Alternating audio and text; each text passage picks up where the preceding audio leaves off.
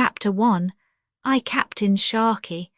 How the Governor of St. Kitts came home when the great wars of the Spanish Succession had been brought to an end by the Treaty of Utrecht.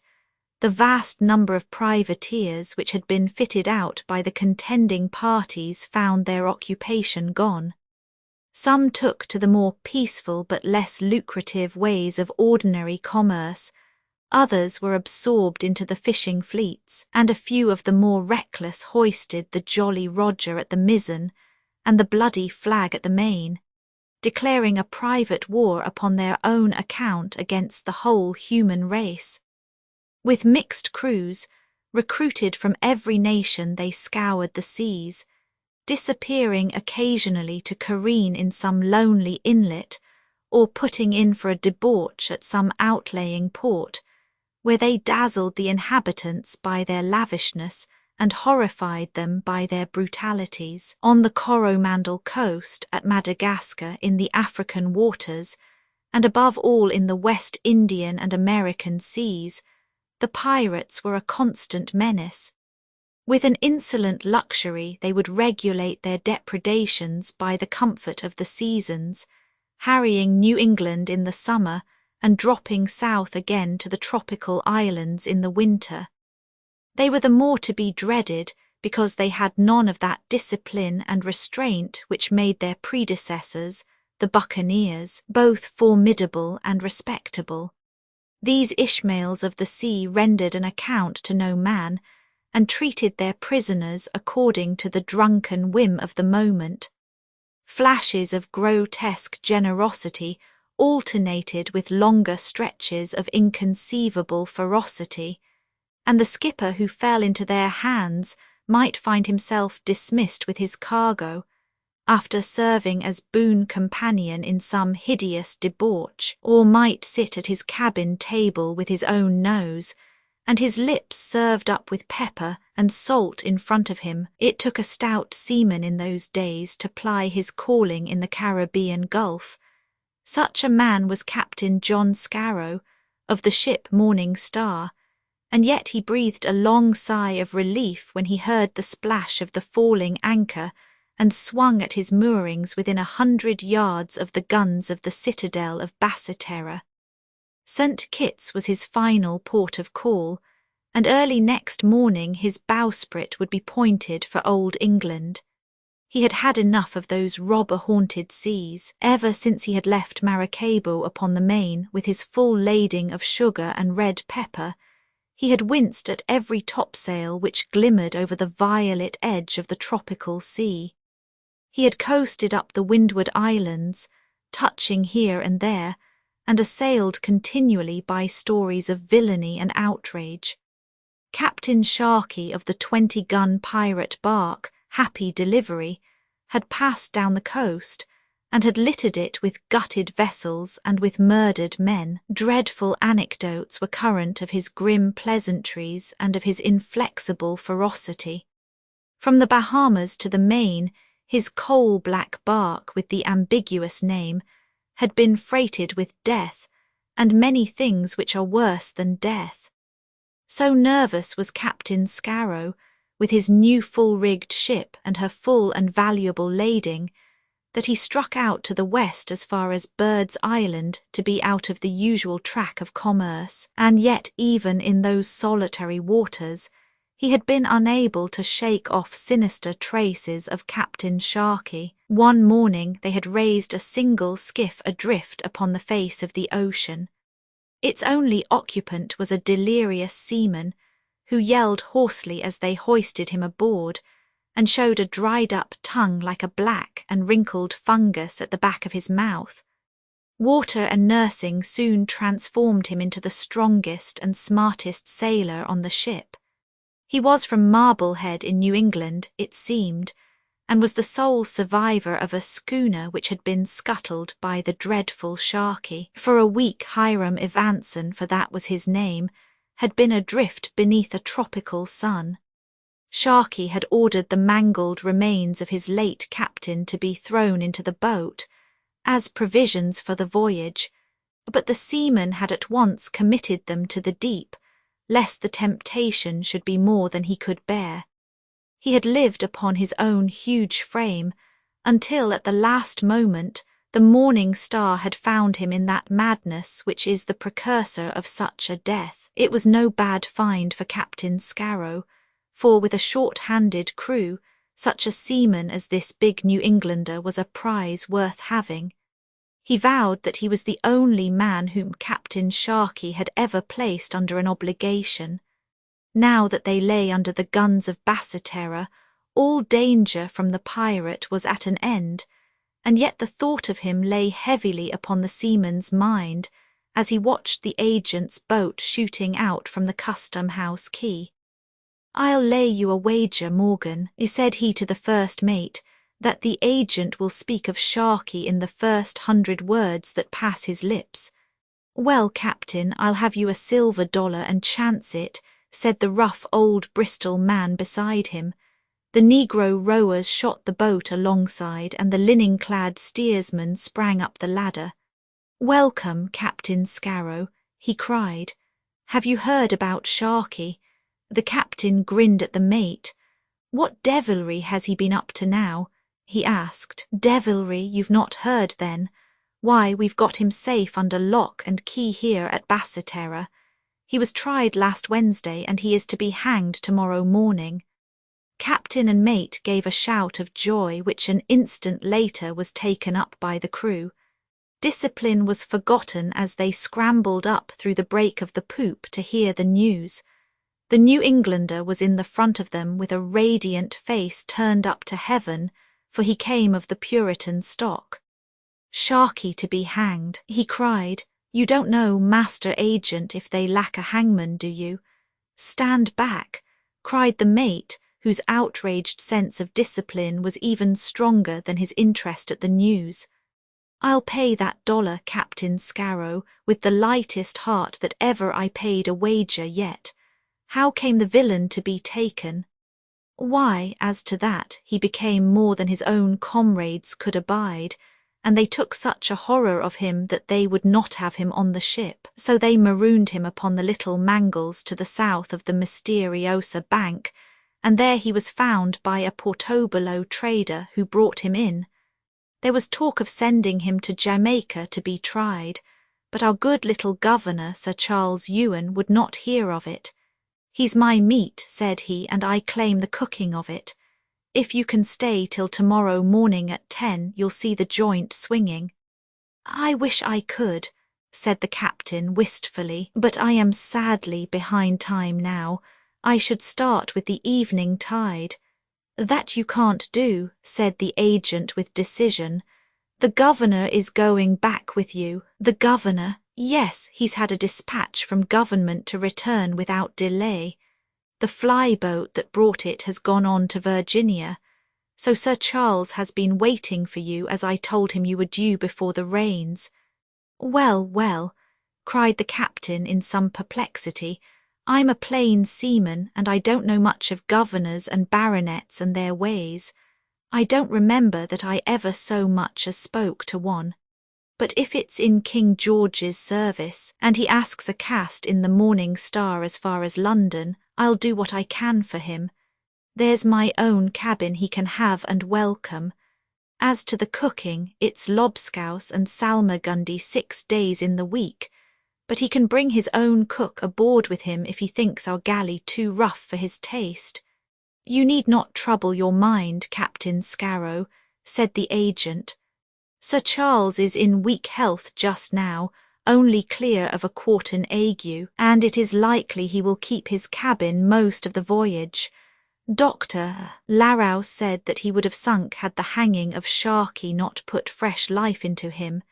He has a great spirit in him, though, and you must not blame him if he is somewhat short in his speech. He may say what he likes and do what he likes so long as he does not come athwart my hawse when I am working the ship," said the captain.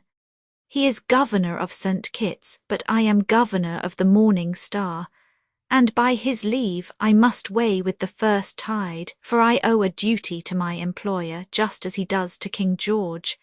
He can scarce be ready tonight, for he has many things to set in order before he leaves. The early morning tide, then. Very good. I shall send his things aboard tonight, and he will follow them tomorrow early if I can prevail upon him to leave St. Kitts without seeing Sharkey do the rogue's hornpipe. His own orders were instant, so it may be that he will come at once. It is likely that Dr. Larrouse may attend him upon the journey. Left to themselves, the captain and mate made the best preparations which they could for their illustrious passenger. The largest cabin was turned out and adorned in his honour, and orders were given by which barrels of fruit and some cases of wine should be brought off to vary the plain food of an ocean-going trader. In the evening the governor's baggage began to arrive, great iron-bound ant-proof trunks and official tin packing cases, with other strange-shaped packages which suggested the cocked hat or the sword within. And then there came a note, with a heraldic device upon the big red seal, to say that Sir Charles Ewan made his compliments to Captain Scarrow, and that he hoped to be with him in the morning as early as his duties and his infirmities would permit. He was as good as his word, for the first grey of dawn had hardly begun to deepen into pink when he was brought alongside, and climbed with some difficulty up the ladder. The captain had heard that the governor was an eccentric, but he was hardly prepared for the curious figure who came limping feebly down his quarter-deck, his steps supported by a thick bamboo cane. He wore a Ramillies wig, all twisted into little tails like a poodle's coat, and cut so low across the brow that the large green glasses which covered his eyes looked as if they were hung from it. A fierce beak of a nose, very long and very thin, cut the air in front of him. His ague had caused him to swat his throat and chin with a broad linen cravat, and he wore a loose damask powdering gown secured by a cord round the waist. As he advanced he carried his masterful nose high in the air, but his head turned slowly from side to side in the helpless manner of the purblind, and he called in a high, querulous voice for the captain. "You have my things?" he asked. "Yes, Sir Charles." "Have you wine aboard?" "I have ordered 5 cases, sir." "And tobacco?" "There is a keg of Trinidad." "You play a hand at piquet?" "Passably well, sir." Then up anchor and to sea. There was a fresh westerly wind, so by the time the sun was fairly through the morning haze, the ship was hull down from the islands. The decrepit governor still limped the deck with one guiding hand upon the quarter-rail. "You are on government service now, Captain," said he. "They are counting the days till I come to Westminster, I promise you. Have you all that she will carry?" "Every inch, Sir Charles." "Keep her so if you blow the sails out of her. I fear, Captain Scarrow, that you will find a blind and broken man a poor companion for your voyage." "I am honoured in enjoying your Excellency's society," said the captain, "but I am sorry that your eyes should be so afflicted." "Yes, indeed. It is the cursed glare of the sun on the white streets of Basseterre which has gone far to burn them out. I had heard also that you had been plagued by a quartan ague." "Yes, I have had a pyrexy which has reduced me much. We had set aside a cabin for your surgeon." "Ah, the rascal, there was no budging him, for he has a snug business amongst the merchants. But hark!" He raised his ring-covered hand in the air. From far astern there came the low, deep thunder of cannon. "It is from the island," cried the captain in astonishment. "Can it be a signal for us to put back?" The governor laughed. "You have heard that Sharkey the pirate is to be hanged this morning. I ordered the batteries to salute when the rascal was kicking his last, so that I might know of it out at sea. There's an end of Sharkey." "There's an end of Sharkey," cried the captain, and the crew took up the cry as they gathered in little knots upon the deck and stared back at the low, purple line of the vanishing land. It was a cheering omen for their start across the Western Ocean, and the invalid governor found himself a popular man on board, for it was generally understood that but for his insistence upon an immediate trial and sentence, the villain might have played upon some more venal judge and so escaped. At dinner that day Sir Charles gave many anecdotes of the deceased pirate, and so affable was he, and so skilful in adapting his conversation to men of lower degree, that captain, mate, and governor smoked their long pipes and drank their claret as three good comrades should. And what figure did Sharkey cut in the dock? Asked the captain. He is a man of some presence, said the governor. I had always understood that he was an ugly, sneering devil, remarked the mate. Well, I dare say he could look ugly upon occasions, said the governor.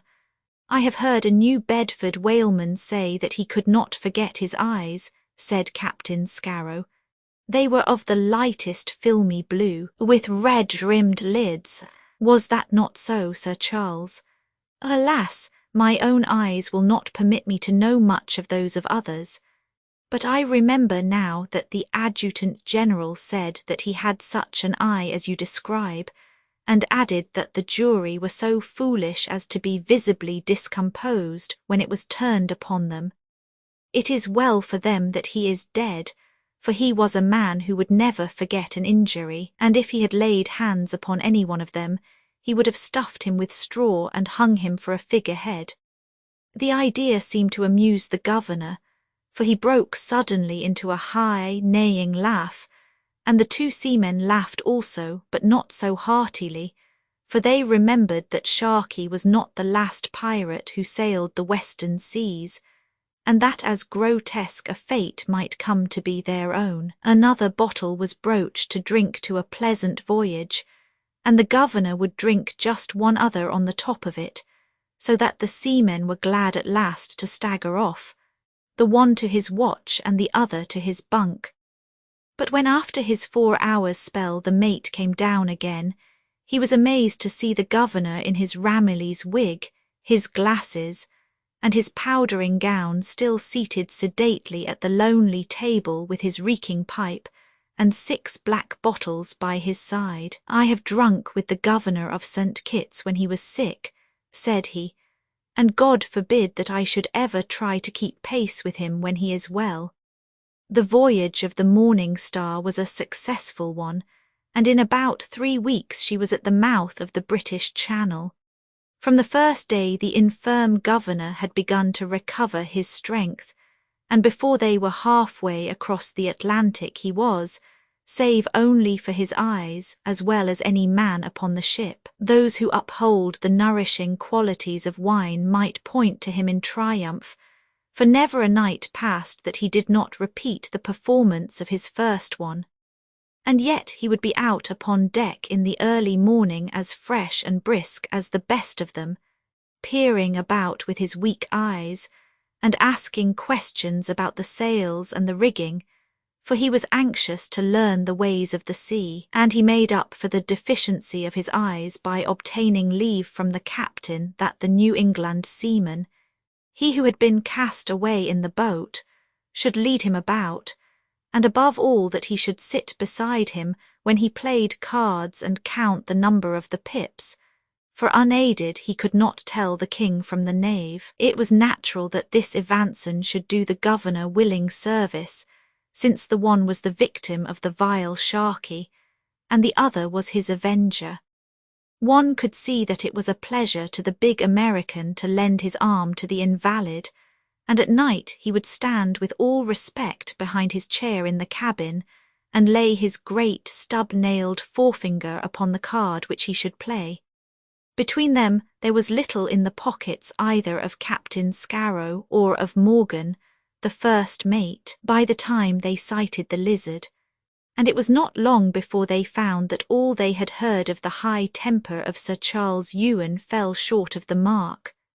At a sign of opposition or a word of argument, his chin would shoot out from his cravat, his masterful nose would be cocked at a higher and more insolent angle, and his bamboo cane would whistle up over his shoulder. He cracked it once over the head of the carpenter, when the man had accidentally jostled him upon the deck. Once, too, when there was some grumbling and talk of a mutiny over the state of the provisions, he was of opinion that they should not wait for the dogs to rise, but that they should march forward and set upon them until they had trounced the devilment out of them. "Give me a knife and a bucket," he cried with an oath, and could hardly be withheld from setting forth alone to deal with the spokesman of the seamen. Captain Scarrow had to remind him that though he might be only answerable to himself at St. Kitts, killing became murder upon the high seas. In politics he was, as became his official position, a stout prop of the House of Hanover, and he swore in his cups that he had never met a Jacobite without pistoling him where he stood. Yet for all his vapouring and his violence he was so good a companion, with such a stream of strange anecdote and reminiscence, that Scarrow and Morgan had never known a voyage pass so pleasantly. And then at length came the last day, when after passing the island they had struck land again at the high white cliffs at Beaky Head. As evening fell, the ship lay rolling in an oily calm, a league off from Winchelsea, with the long dark snout of Dungeness jutting out in front of her. Next morning they would pick up their pilot at the Foreland, and Sir Charles might meet the King's ministers at Westminster before the evening. The boatswain had the watch, and the three friends were met for a last turn of cards in the cabin, the faithful American still serving as eyes to the governor. There was a good stake upon the table, for the sailors had tried on this last night to win their losses back from their passenger. Suddenly he threw his cards down and swept all the money into the pocket of his long-flapped silken waistcoat. "The game's mine," said he. "Heh, Sir Charles, not so fast," cried Captain Scarrow. "You have not played out the hand, and we are not the losers." "Sink you for a liar," said the governor. "I tell you that I have played out the hand and that you are a loser." He whipped off his wig and his glasses as he spoke, and there was a high, bald forehead and a pair of shifty blue eyes with the red rims of a bull terrier. "Good God!" cried the mate. "It's Sharkey." The two sailors sprang from their seats, but the big American castaway had put his huge back against the cabin door, and he held a pistol in each of his hands. The passenger had also laid a pistol upon the scattered cards in front of him, and he burst into his high, neighing laugh. "Captain Sharkey is the name, gentlemen," said he, "and this is Roaring Ned Galloway, the quartermaster of the Happy Delivery. We made it hot, and so they marooned us, me on a dry Tortuga quay, and him in an oarless boat. You dogs, you poor, fond, water-hearted dogs, we hold you at the end of our pistols. You may shoot or you may not," cried Scarrow, striking his hand upon the breast of his frieze jacket. "If it's my last breath, Sharkey, I tell you that you are a bloody rogue and miscreant with a halter and hell-fire in store for you. There's a man of spirit and one of my own kidney, and he's going to make a very pretty death of it," cried Sharkey. "There's no one aft save the man at the wheel, so you may keep your breath, for you'll need it soon. Is the dinghy astern, Ned?" "Aye, aye, Captain, and the other boats scuttled. I board them all in 3 places. Then we shall have to leave you, Captain Scarrow. You look as if you hadn't quite got your bearings yet. Is there anything you'd like to ask me?" "I believe you're the devil himself," cried the captain. "Where is the governor of St. Kitts? When last I saw him, His Excellency was in bed with his throat cut. When I broke prison I learnt from my friends, for Captain Sharkey has those who love him in every port, that the governor was starting for Europe under a master who had never seen him. I climbed his veranda, and I paid him the little debt that I owed him. Then I came aboard you with such of his things as I had need of, and a pair of glasses to hide these telltale eyes of mine, and I have ruffled it as a governor should. Now, Ned, you can get to work upon them. Help, help, watch ahoy! yelled the mate, but the butt of the pirate's pistol crashed down onto his head and he dropped like a pithed ox. Scarrow rushed for the door, but the sentinel clapped his hand over his mouth and threw his other arm round his waist. "No use, Master Scarrow," said Sharkey. "Let us see you go down on your knees and beg for your life." "I'll see you," cried Scarrow, shaking his mouth clear. "Twist his arm round, Ned, now will you?" "No, not if you twist it off. Put an inch of your knife into him. You may put 6 inches and then I won't. Sink me, but I like his spirit," cried Sharkey. "Put your knife in your pocket, Ned. You've saved your skin, Scarrow, and it's a pity so stout a man should not take to the only trade where a pretty fellow can pick up a living. You must be born for no common death, Scarrow, since you have lain at my mercy and lived to tell the story. Tie him up, Ned. To the stove, Captain. Tut, tut, there's a fire in the stove. None of your rover tricks, Ned Galloway, unless they are called for, or I'll let you know which of us two is captain and which is quartermaster. Make him fast to the table." "Nay, I thought you meant to roast him," said the quartermaster. "You surely do not mean to let him go. If you and I were marooned on a Bahama Cay, Ned Galloway, it is still for me to command and for you to obey. Sink you for a villain, do you dare to question my orders?" "Nay, nay, Captain Sharkey, not so hot, sir," said the quartermaster, and lifting Scarrow like a child, he laid him on the table. With the quick dexterity of a seaman, he tied his spread-eagled hands and feet with a rope which was passed underneath, and gagged him securely with the long cravat which used to adorn the chin of the governor of St. Kitts.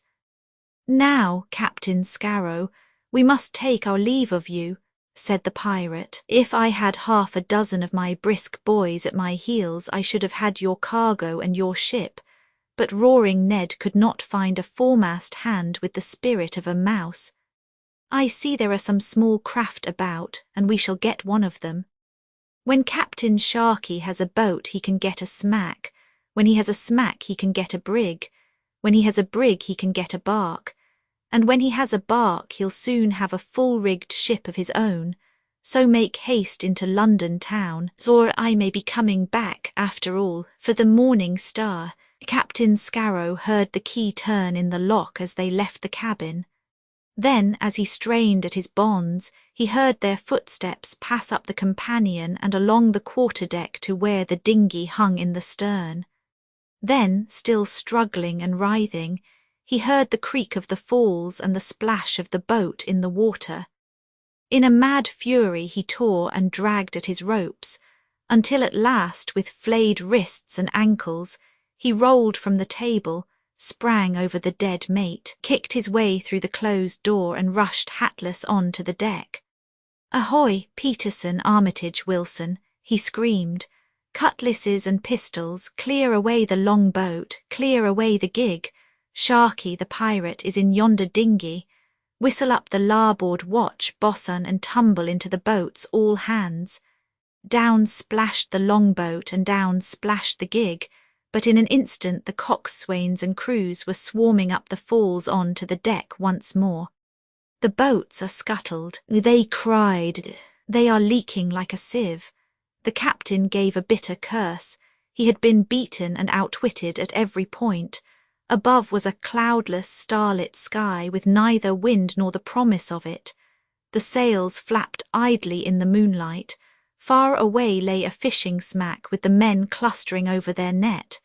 Close to them was the little dinghy dipping and lifting over the shining swell. "They are dead men," cried the captain. "A shout all together, boys, to warn them of their danger." But it was too late. At that very moment the dinghy shot into the shadow of the fishing boat. There were 2 rapid pistol shots, a scream, and then another pistol shot, followed by silence. The clustering fishermen had disappeared.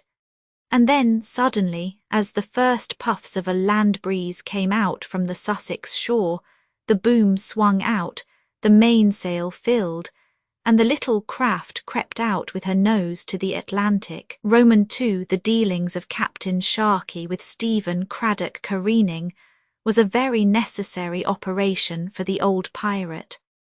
On his superior speed, he depended both for overhauling the trader and escaping the man-of-war. But it was impossible to retain his sailing qualities unless he periodically, once a year at the least, cleared his vessel's bottom from the long, trailing plants and crusting barnacles which gather so rapidly in the tropical seas. For this purpose he lightened his vessel, thrust her into some narrow inlet where she would be left high and dry at low water, fastened blocks and tackles to her masts to pull her over on to her bilge, and then scraped her thoroughly from rudder post to cutwater. During the weeks which were thus occupied the ship was of course defenceless, but on the other hand she was unapproachable by anything heavier than an empty hull, and the place for careening was chosen with an eye to secrecy, so that there was no great danger.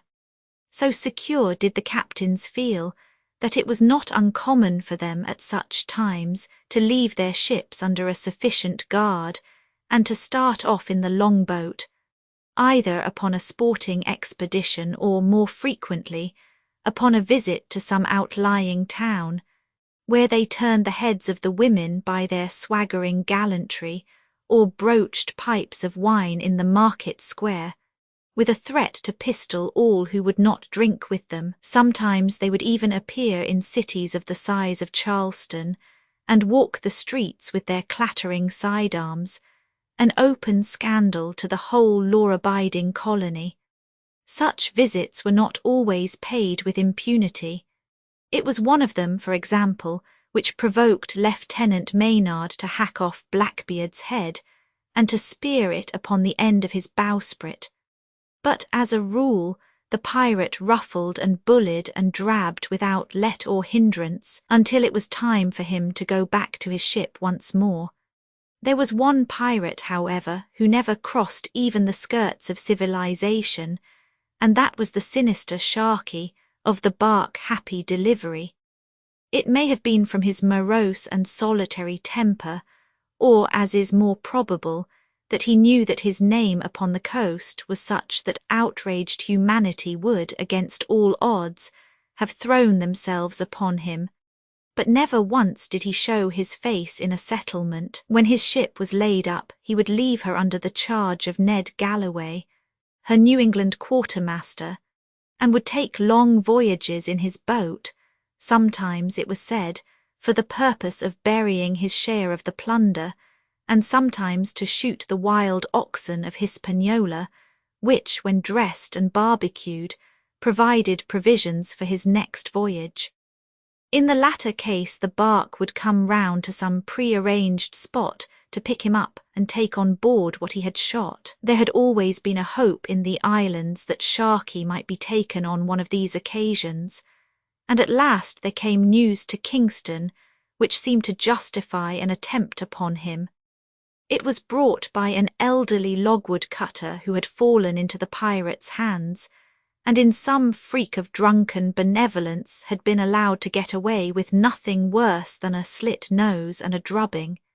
His account was recent and definite. The Happy Delivery was careening at Torbeck on the southwest of Hispaniola. Sharkey, with 4 men, was buccaneering on the outlying island of La Vache. The blood of 100 murdered crews was calling out for vengeance, and now at last it seemed as if it might not call in vain. Sir Edward Compton, the high-nosed, red-faced governor, sitting in solemn conclave with the commandant and the head of the council, was sorely puzzled in his mind as to how he should use his chance. There was no man-of-war nearer than Jamestown, and she was a clumsy old fly-boat which could neither overhaul the pirate on the seas nor reach her in a shallow inlet.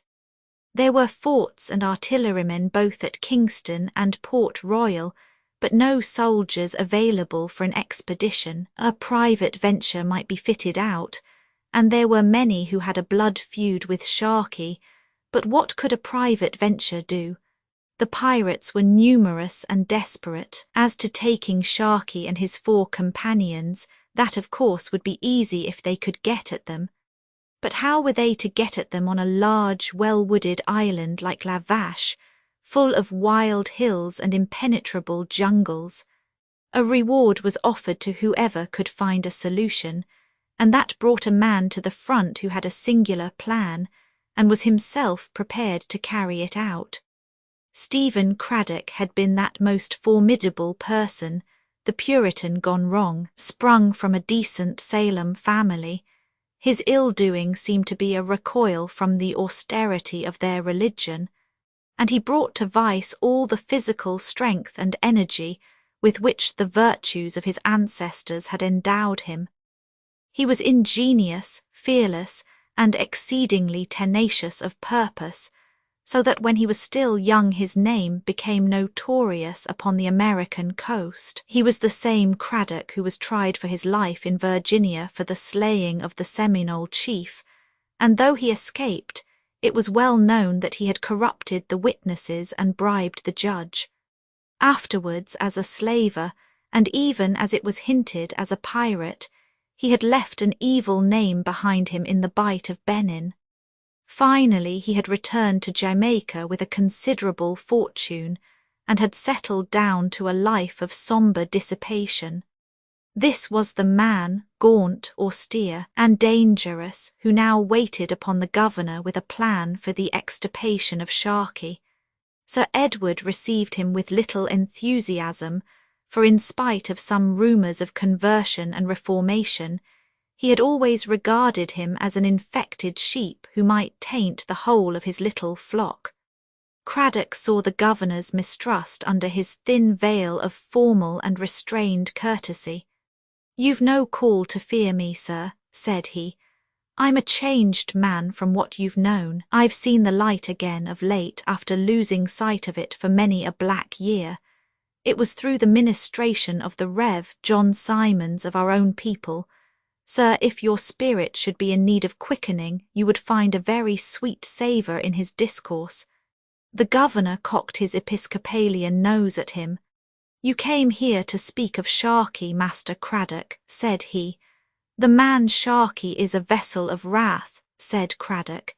"His wicked horn has been exalted over long, and it is borne in upon me that if I can cut him off and utterly destroy him, it will be a goodly deed, and one which may atone for many backslidings in the past.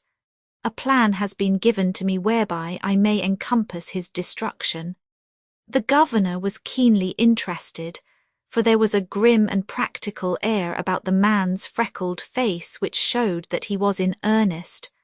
After all, he was a seaman and a fighter, and if it were true that he was eager to atone for his past, no better man could be chosen for the business. "This will be a dangerous task, Master Craddock," said he. "If I meet my death at it, it may be that it will cleanse the memory of an ill-spent life. I have much to atone for." The governor did not see his way to contradict him. "What was your plan?" he asked. "You have heard that Sharkey's bark, the Happy Delivery, came from this very port of Kingston. It belonged to Mr. Codrington, and it was taken by Sharkey, who scuttled his own sloop and moved into her because she was faster," said Sir Edward. "Yes, but it may be that you have never heard that Mr. Codrington has a sister ship, the White Rose, which lies even now in the harbour, and which is so like the pirate that if it were not for a white paint line none could tell them apart." "Ah, and what of that?" asked the governor keenly, with the air of one who is just on the edge of an idea. "By the help of it, this man shall be delivered into our hands. And how? I will paint out the streak upon the White Rose, and make it in all things like the Happy Delivery. Then I will set sail for the island of La Vache, where this man is slaying the wild oxen. When he sees me, he will surely mistake me for his own vessel which he is awaiting, and he will come on board to his own undoing." It was a simple plan, and yet it seemed to the governor that it might be effective. Without hesitation, he gave Craddock permission to carry it out, and to take any steps he liked in order to further the object which he had in view. Sir Edward was not very sanguine, for many attempts had been made upon Sharkey, and their results had shown that he was as cunning as he was ruthless. But this gaunt Puritan with the evil record was cunning and ruthless also. The contest of wits between two such men as Sharkey and Craddock appealed to the governor's acute sense of sport, and though he was inwardly convinced that the chances were against him, he backed his man with the same loyalty which he would have shown to his horse or his cock. Haste was above all things necessary, for upon any day the careening might be finished, and the pirates out at sea once more. But there was not very much to do, and there were many willing hands to do it, so the second day saw the White Rose beating out for the open sea. There were many seamen in the port who knew the lines and rig of the pirate bark, and not one of them could see the slightest difference in this counterfeit. Her white side line had been painted out, her masts and yards were smoked, to give them the dingy appearance of the weather-beaten rover, and a large diamond-shaped patch was let into her foretopsail. Her crew were volunteers, many of them being men who had sailed with Stephen Craddock before. The mate, Joshua Hurd, an old slaver, had been his accomplice in many voyages, and came now at the bidding of his chief. The avenging bark sped across the Caribbean Sea, and at the sight of that patched topsail, the little craft which they met flew left and right like frightened trout in a pool. On the fourth evening point, Abaku bore 5 miles to the north and east of them. On the 5th they were at anchor in the Bay of Tortoises at the island of La Vache, where Sharkey and his 4 men had been hunting. It was a well-wooded place, with the palms and underwood growing down to the thin crescent of silver sand which skirted the shore. They had hoisted the black flag and the red pennant, but no answer came from the shore. Craddock strained his eyes, hoping every instant to see a boat shoot out to them with Sharkey seated in the sheets. But the night passed away, and a day and yet another night, without any sign of the men whom they were endeavouring to trap. It looked as if they were already gone. On the second morning Craddock went ashore in search of some proof whether Sharkey and his men were still upon the island. What he found reassured him greatly. Close to the shore was a boucan of green wood, such as was used for preserving the meat, and a great store of barbecued strips of ox flesh was hung upon lines all round it. The pirate ship had not taken off her provisions, and therefore the hunters were still upon the island. Why had they not shown themselves? Was it that they had detected that this was not their own ship, or was it that they were hunting in the interior of the island and were not on the lookout for a ship yet? Craddock was still hesitating between the 2 alternatives when a Carib Indian came down with information. The pirates were in the island, he said, and their camp was a day's march from the sea. They had stolen his wife, and the marks of their stripes were still pink upon his brown back. Their enemies were his friends, and he would lead them to where they lay. Craddock could not have asked for anything better, so early next morning, with a small party armed to the teeth, he set off under the guidance of the Carib.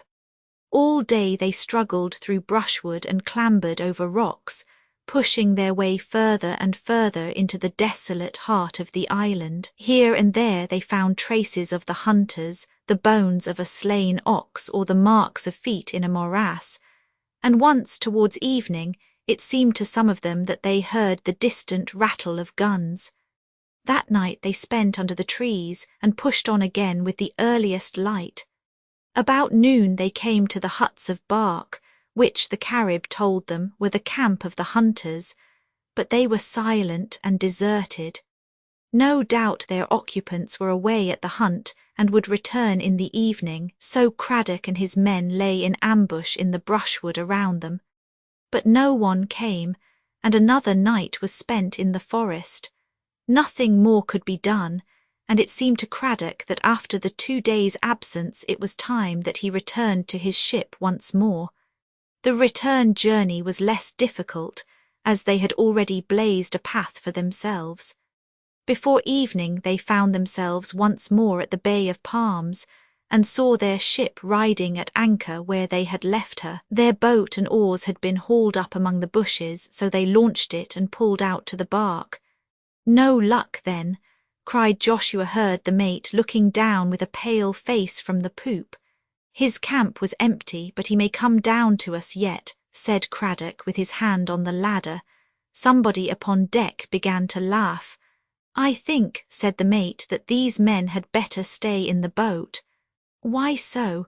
If you will come aboard, sir, you will understand it." He spoke in a curious, hesitating fashion.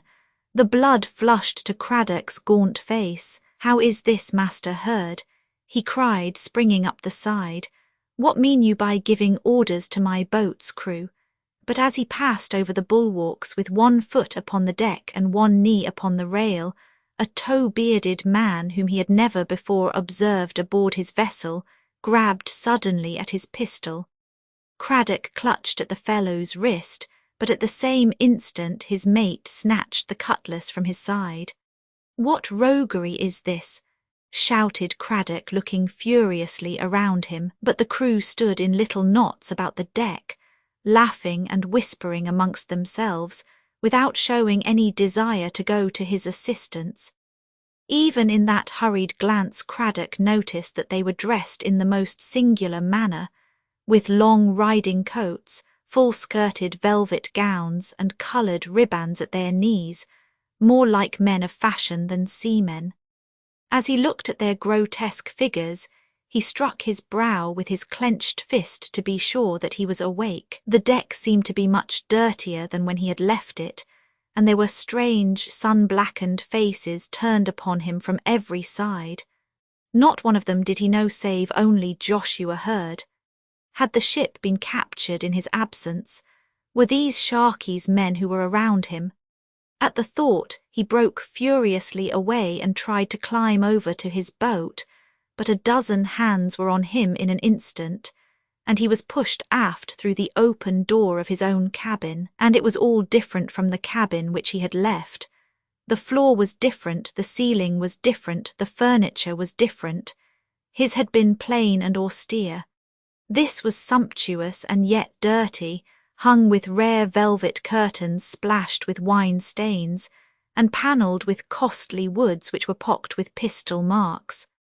On the table was a great chart of the Caribbean Sea, and beside it, with compasses in his hand, sat a clean-shaven, pale-faced man with a fur cap and a claret-coloured coat of damask. Craddock turned white under his freckles as he looked upon the long, thin, high-nostriled nose and the red-rimmed eyes which were turned upon him with the fixed, humorous gaze of the master player who has left his opponent without a move.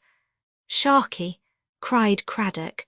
Sharkey's thin lips opened and he broke into his high, sniggering laugh.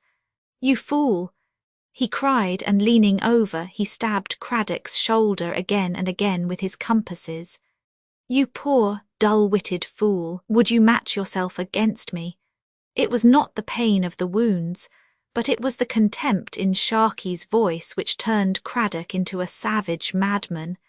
He flew at the pirate, roaring with rage, striking, kicking, writhing and foaming. It took 6 men to drag him down onto the floor amidst the splintered remains of the table, and not one of the 6 who did not bear the prisoner's mark upon him. But Sharkey still surveyed him with the same contemptuous eye. From outside there came the crash of breaking wood and the clamour of startled voices. "What is that?" asked Sharkey. "They have stove the boat with cold shot and the men are in the water." "Let them stay there," said the pirate. "Now, Craddock, you know where you are. You are aboard my ship, the Happy Delivery, and you lie at my mercy. I knew you for a stout seaman, you rogue, before you took to this longshore canting. Your hands, then, were no cleaner than my own. Will you sign articles, as your mate has done, and join us, or shall I heave you over to follow your ship's company?" "Where is my ship?" asked Craddock. "Scuttled in the bay." "And the hands?" "In the bay too." "Hock him and heave him over," said Sharkey. Many rough hands had dragged Craddock out upon deck, and Galloway, the quartermaster, had already drawn his hanger to cripple him when Sharkey came hurrying from his cabin with an eager face. "We can do better with the hound," he cried. "Sink me if it is not a rare plan. Throw him into the sail-room with the irons on, and do you come here, quartermaster, that I may tell you what I have in my mind." So Craddock, bruised and wounded in soul and body, was thrown into the dark sail-room, so fettered that he could not stir hand or foot, but his northern blood was running strong in his veins, and his grim spirit aspired only to make such an ending as might go some way towards atoning for the evil of his life. All night he lay in the curve of the bilge, listening to the rush of the water and the straining of the timbers, which told him that the ship was at sea and driving fast. In the early morning someone came crawling to him in the darkness over the heaps of sails. "Here's rum and biscuits," said the voice of his late mate. "It's at the risk of my life, Master Craddock, that I bring them to you. It was you who trapped me and caught me as in a snare." Cried Craddock, "How shall you answer for what you have done?" "What I did with the point of a knife betwixt my blade bones." "God forgive you for a coward," Joshua heard. "How came you into their hands?" "Why, Master Craddock, the pirate ship came back from its careening upon the very day that you left us. They laid us aboard, and short-handed as we were, with the best of the men ashore with you, we could offer but a poor defence. Some were cut down, and they were the happiest. The others were killed afterwards. As to me, I saved my life by signing on with them. And they scuttled my ship. They scuttled her, and then Sharkey and his men, who had been watching us from the brushwood, came off to the ship. His main-yard had been cracked and fished last voyage, so he had suspicions of us, seeing that ours was whole. Then he thought of laying the same trap for you which you had set for him." Craddock groaned. "How came I not to see that fished main-yard?" he muttered. "But whither are we bound?" "We are running north and west." "North and west, then we are heading back towards Jamaica, with an 8-knot wind. Have you heard what they mean to do with me?" "I have not heard, if you would but sign the articles." "Enough," Joshua heard. "I have risked my soul too often." "As you wish. I have done what I could. Farewell." All that night and the next day the Happy Delivery ran before the easterly trades, and Stephen Craddock lay in the dark of the sail-room working patiently at his wrist-irons. One he had slipped off at the cost of a row of broken and bleeding knuckles, but do what he would, he could not free the other, and his ankles were securely fastened. From hour to hour he heard the swish of the water, and knew that the bark must be driving with all set in front of the trade wind. In that case they must be nearly back again to Jamaica by now. What plan could Sharkey have in his head, and what use did he hope to make of him? Craddock set his teeth, and vowed that if he had once been a villain from choice he would, at least, never be one by compulsion. On the second morning Craddock became aware that sail had been reduced in the vessel, and that she was tacking slowly with a light breeze on her beam. The varying slope of the sail-room and the sounds from the deck told his practised senses exactly what she was doing. The short reaches showed him that she was manoeuvring near shore and making for some definite point. If so, she must have reached Jamaica. But what could she be doing there? And then suddenly there was a burst of hearty cheering from the deck, and then the crash of a gun above his head, and then the answering booming of guns from far over the water. Craddock sat up and strained his ears. Was the ship in action? Only the one gun had been fired, and though many had answered, there were none of the crashings which told of a shot coming home. Then, if it was not an action, it must be a salute. But who would salute Sharkey the pirate? It could only be another pirate ship which would do so, So Craddock lay back again with a groan and continued to work at the manacle which still held his right wrist. But suddenly there came the shuffling of steps outside, and he had hardly time to wrap the loose links round his free hand when the door was unbolted and 2 pirates came in. "Got your hammer, carpenter?" asked one whom Craddock recognised as the big quartermaster. "Knock off his leg shackles then. Better leave the bracelets, he's safer with them on." With hammer and chisel the carpenter loosened the irons. "What are you going to do with me?" asked Craddock. "Come on deck and you'll see." The sailor seized him by the arm and dragged him roughly to the foot of the companion. Above him was a square of blue sky cut across by the mizzen gaff with the colours flying at the peak. But it was the sight of those colours which struck the breath from Stephen Craddock's lips, for there were 2 of them, and the British ensign was flying above the Jolly Roger, the honest flag above that of the Rogue. For an instant Craddock stopped in amazement, but a brutal push from the pirates behind drove him up the companion ladder. As he stepped out upon deck, his eyes turned up to the main, and there again were the British colours flying above the red pennant, and all the shrouds and rigging were garlanded with streamers. Had the ship been taken then? But that was impossible, for there were the pirates clustering in swarms along the port bulwarks and waving their hats joyously in the air. Most prominent of all was the renegade mate, standing on the forecastle head and gesticulating wildly. Craddock looked over the side to see what they were cheering at, and then in a flash he saw how critical was the moment. On the port bow and about a mile off lay the white houses and forts of Port Royal, with flags breaking out everywhere over their roofs. Right ahead was the opening of the palisades leading to the town of Kingston. Not more than a quarter of a mile off was a small sloop working out against the very slight wind. The British ensign was at her peak, and her rigging was all decorated.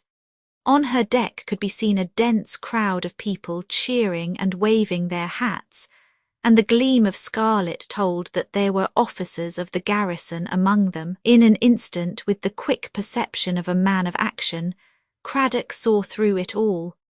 Sharkey, with that diabolical cunning and audacity which were among his main characteristics, was simulating the part which Craddock would himself have played had he come back victorious. It was in his honour that the salutes were firing and the flags flying. It was to welcome him that this ship with the governor, the commandant, and the chiefs of the island was approaching. In another 10 minutes they would all be under the guns of the Happy Delivery, and Sharkey would have won the greatest stake that ever a pirate played for yet. "Bring him forward," cried the pirate captain as Craddock appeared between the carpenter and the quartermaster. "Keep the ports closed, but clear away the port guns and stand by for a broadside. Another 2 cable lengths and we have them." "They are edging away," said the boatswain. "I think they smell us." "That's soon set right," said Sharkey, turning his filmy eyes upon Craddock. "Stand there, you right there where they can recognise you with your hand on the guy and wave your hat to them. Quick, or your brains will be over your coat. Put an inch of your knife into him, Ned. Now will you wave your hat? Try him again then. Hey, shoot him, stop him." But it was too late. Relying upon the manacles, the quartermaster had taken his hands for a moment off Craddock's arm. In that instant he had flung off the carpenter and, amid a spatter of pistol bullets, had sprung the bulwarks and was swimming for his life. He had been hit and hit again, but it takes many pistols to kill a resolute and powerful man who has his mind set upon doing something before he dies. He was a strong swimmer, and in spite of the red trail which he left in the water behind him, he was rapidly increasing his distance from the pirate. "Give me a musket," cried Sharkey, with a savage oath. He was a famous shot, and his iron nerves never failed him in an emergency. The dark head appearing on the crest of a roller, and then swooping down on the other side, was already halfway to the sloop. Sharkey dwelt long upon his aim before he fired. With the crack of the gun, the swimmer reared himself up in the water, waved his hands in a gesture of warning, and roared out in a voice which rang over the bay. Then, as the sloop swung round her head sails, and the pirate fired an impotent broadside, Stephen Craddock, smiling grimly in his death agony, sank slowly down to that golden couch which glimmered far beneath him. Roman 3, the blighting of Sharkey, the abominable Sharkey, was out again. After 2 years of the Coromandel coast, his black bark of death, the Happy Delivery, was prowling off the Spanish Main, while trader and fisher flew for dear life at the menace of that patched foretopsail, rising slowly over the violet rim of the tropical sea, as the birds cower when the shadow of the hawk falls athwart the field, or as the jungle folk crouch and shiver when the coughing cry of the tiger is heard in the night time. So through all the busy world of ships, from the whalers of Nantucket to the tobacco ships of Charleston, and from the Spanish supply ships of Cadiz to the sugar merchants of the Main, there spread the rumour of the black curse of the ocean. Some hugged the shore, ready to make for the nearest port, while others struck far out beyond the known lines of commerce, but none were so stout-hearted that they did not breathe more freely when their passengers and cargoes were safe under the guns of some mothering fort. Through all the islands there ran tales of charred derelicts at sea, of sudden glares seen afar in the night time, and of withered bodies stretched upon the sand of waterless Bahama Keys. All the old signs were there to show that Sharkey was at his bloody game once more. These fair waters and yellow-rimmed palm-nodding islands are the traditional home of the sea rover. First it was the gentleman adventurer, the man of family and honour, who fought as a patriot, though he was ready to take his payment in Spanish plunder. Then, within a century, his debonair figure had passed to make room for the buccaneers, robbers pure and simple, yet with some organised code of their own, commanded by notable chieftains, and taking in hand great concerted enterprises. They too passed with their fleets and their sacking of cities, to make room for the worst of all, the lonely, outcast pirate, the bloody Ishmael of the seas, at war with the whole human race. This was the vile brood which the early 18th century had spawned forth, and of them all there was none who could compare in audacity, wickedness and evil repute with the unutterable Sharkey. It was early in May, in the year 1720, that the Happy Delivery lay with her foreyard aback some 5 leagues west of the Windward Passage, waiting to see what rich, helpless craft the trade wind might bring down to her.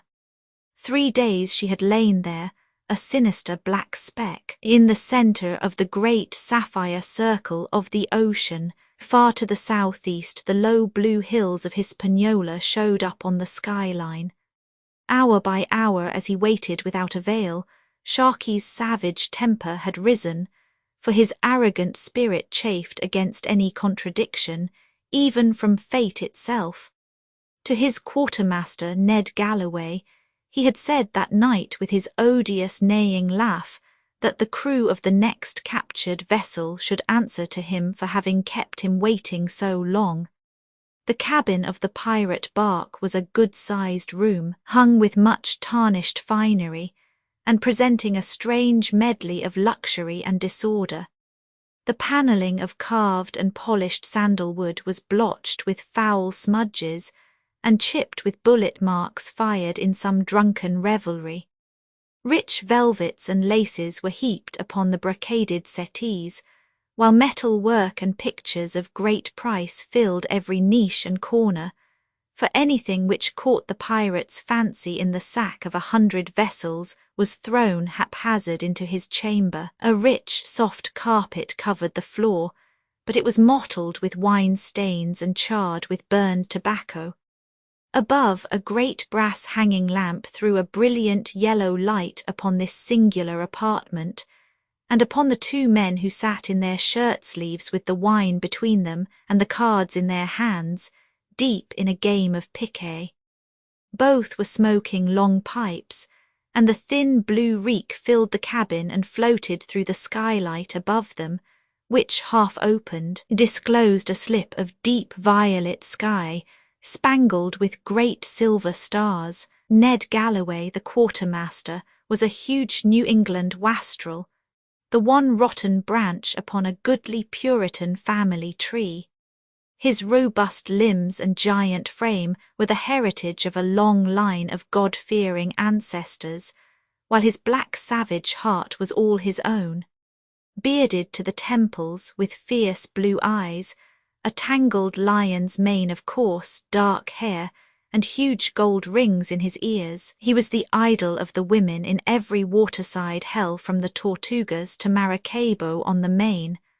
A red cap, a blue silken shirt, brown velvet breeches with gaudy knee ribbons, and high sea boots made up the costume of the rover Hercules. A very different figure was Captain John Sharkey. His thin, drawn, clean-shaven face was corpse-like in its pallor, and all the suns of the Indies could but turn it to a more deathly parchment tint. He was part bald, with a few lank locks of tow-like hair, and a steep, narrow forehead. His thin nose jutted sharply forth, and near set on either side of it were those filmy blue eyes, red-rimmed like those of a white bull-terrier, from which strong men winced away in fear and loathing. His bony hands, with long, thin fingers which quivered ceaselessly like the antennae of an insect, were toying constantly with the cards and the heap of gold moidores which lay before him. His dress was of some sober drab material, but indeed the men who looked upon that fearsome face had little thought for the costume of its owner. The game was brought to a sudden interruption, for the cabin door was swung rudely open and two rough fellows, Israel Martin the boatswain and Red Foley the gunner, rushed into the cabin. In an instant Sharkey was on his feet with a pistol in either hand and murder in his eyes. "Sink you for villains," he cried. "I see well that if I do not shoot one of you from time to time, you will forget the man I am. What mean you by entering my cabin as though it were a wapping alehouse?" "Nay, Captain Sharkey," said Martin with a sullen frown upon his brick-red face, "it is even such talk as this which has set us by the ears. We have had enough of it." "And more than enough," said Red Foley the gunner. "There be no mates aboard a pirate craft, and so the boatswain, the gunner, and the quartermaster are the officers." "Did I gainsay it?" asked Sharkey with an oath. "You have miscalled us and mishandled us before the men, and we scarce know at this moment why we should risk our lives in fighting for the cabin and against the forecastle." Sharkey saw that something serious was in the wind. He laid down his pistols and leaned back in his chair with a flash of his yellow fangs. "Nay, this is sad talk," said he, "that two stout fellows who have emptied many a bottle and cut many a throat with me should now fall out over nothing. I know you to be roaring boys who would go with me against the devil himself if I bid you. Let the steward bring cups and drown all unkindness between us." "It is no time for drinking, Captain Sharkey," said Martin. "The men are holding council round the mainmast and may be aft at any minute. They mean mischief, Captain Sharkey, and we have come to warn you." Sharkey sprang for the brass-handled sword which hung from the wall. "Sink them for rascals," he cried. "When I have gutted one or two of them, they may hear reason." But the others barred his frantic way to the door. "There are 40 of them under the lead of Sweetlocks, the master," said Martin, "and on the open deck they would surely cut you to pieces. Here within the cabin it may be that we can hold them off at the points of our pistols." He had hardly spoken when there came the tread of many heavy feet upon the deck. Then there was a pause with no sound but the gentle lapping of the water against the sides of the pirate vessel. Finally, a crashing blow as from a pistol butt fell upon the door, and an instant afterwards Sweetlocks himself, a tall dark man with a deep red birthmark blazing upon his cheek, strode into the cabin. His swaggering air sank somewhat as he looked into those pale and filmy eyes. "Captain Sharkey," said he, "I come as spokesman of the crew." "So I have heard, Sweetlocks," said the captain softly. "I may live to rip you the length of your vest for this night's work." "That is as it may be, Captain Sharkey," the master answered, "but if you will look up you will see that I have those at my back who will not see me mishandled."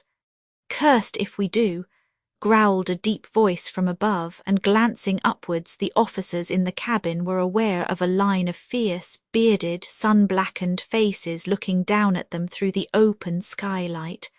"Well, what would you have?" asked Sharkey. "Put it in words, man, and let us have an end of it." "The men think," said Sweetlocks, "that you are the devil himself, and that there will be no luck for them whilst they sail the sea in such company. Time was when we did our 2 or 3 craft a day, and every man had women and dollars to his liking. But now for a long week we have not raised a sail, and save for 3 beggarly sloops, have taken never a vessel since we passed the Bahama Bank. Also they know that you killed Jack Bartholomew the carpenter by beating his head in with a bucket, so that each of us goes in fear of his life. Also the rum has given out, and we are hard put to it for liquor. Also you sit in your cabin whilst it is in the articles that you should drink and roar with the crew. For all these reasons it has been this day in general meeting decreed." Sharkey had stealthily cocked a pistol under the table, so it may have been as well for the mutinous master that he never reached the end of his discourse, for even as he came to it there was a swift patter of feet upon the deck, and a ship lad, wild with his tidings, rushed into the room. "A craft!" he yelled, "a great craft, and close aboard us." In a flash the quarrel was forgotten, and the pirates were rushing to quarters. Sure enough, surging slowly down before the gentle trade wind, a great full-rigged ship with all sail set was close beside them. It was clear that she had come from afar and knew nothing of the ways of the Caribbean Sea, for she made no effort to avoid the low, dark craft which lay so close upon her bow, but blundered on as if her mere size would avail her. So daring was she that for an instant the rovers, as they flew to loose the tackles of their guns and hoisted their battle lanterns, believed that a man-of-war had caught them napping. But at the sight of her bulging, portless sides and merchant rig, a shout of exultation broke from amongst them, and in an instant they had swung round their foreyard, and darting alongside they had grappled with her and flung a spray of shrieking, cursing ruffians upon her deck. 6 seamen of the night watch were cut down where they stood. The mate was felled by Sharkey and tossed overboard by Ned Galloway, and before the sleepers had time to sit up in their berths, the vessel was in the hands of the pirates. The prize proved to be the full-rigged ship Portobello, Captain Hardy master, bound from London to Kingston in Jamaica, with a cargo of cotton goods and hoop iron. Having secured their prisoners, all huddled together in a dazed, distracted group, the pirates spread over the vessel in search of plunder, handing all that was found to the giant quartermaster, who in turn passed it over the side of the Happy Delivery and laid it under guard at the foot of her mainmast. The cargo was useless, but there were 1,000 guineas in the ship's strong box, and there were some 8 or 10 passengers, 3 of them wealthy Jamaica merchants, all bringing home well-filled boxes from their London visit. When all the plunder was gathered, the passengers and crew were dragged to the waist, and under the cold smile of Sharkey each in turn was thrown over the side, Sweetlock standing by the rail and hamstringing them with his cutlass as they passed over, lest some strong swimmer should rise in judgment against them. A portly, grey-haired woman, the wife of one of the planters, was among the captives, but she also was thrust screaming and clutching over the side. "Mercy, you hussy," neighed Sharkey, "you are surely a good 20 years too old for that." The captain of the Portobello, a hale, blue-eyed grey-beard, was the last upon the deck. He stood, a thick-set, resolute figure in the glare of the lanterns, while Sharkey bowed and smirked before him. "One skipper should show courtesy to another," said he, "and sink me if Captain Sharkey would be behind in good manners. I have held you to the last, as you see where a brave man should be. So now, my bully, you have seen the end of them and may step over with an easy mind." "So I shall, Captain Sharkey," said the old seaman, "for I have done my duty so far as my power lay. But before I go over I would say a word in your ear. If it be to soften me, you may save your breath. You have kept us waiting here for 3 days, and curse me if one of you shall live. Nay, it is to tell you what you should know. You have not yet found what is the true treasure aboard of this ship." "Not found it, sink me, but I will slice your liver, Captain Hardy, if you do not make good your words. Where is this treasure you speak of?" "It is not a treasure of gold, but it is a fair maid which may be no less welcome." "Where is she then, and why was she not with the others?" "I will tell you why she was not with the others. She is the only daughter of the Count and Countess Ramirez, who are amongst those whom you have murdered. Her name is Inez Ramirez, and she is of the best blood of Spain, her father being governor of Chaga, to which he was now bound. It chanced that she was found to have formed an attachment, as maids will, to one far beneath her in rank aboard this ship. So her parents, being people of great power, whose word is not to be gainsaid, constrained me to confine her close in a special cabin aft of my own. Here she was held straitly, all food being carried to her, and she allowed to see no one.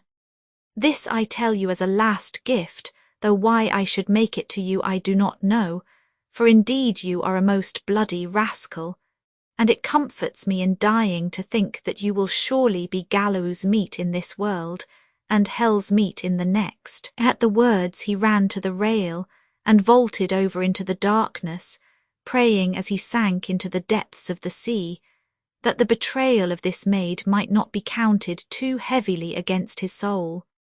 The body of Captain Hardy had not yet settled upon the sand 40 fathoms deep before the pirates had rushed along the cabin gangway.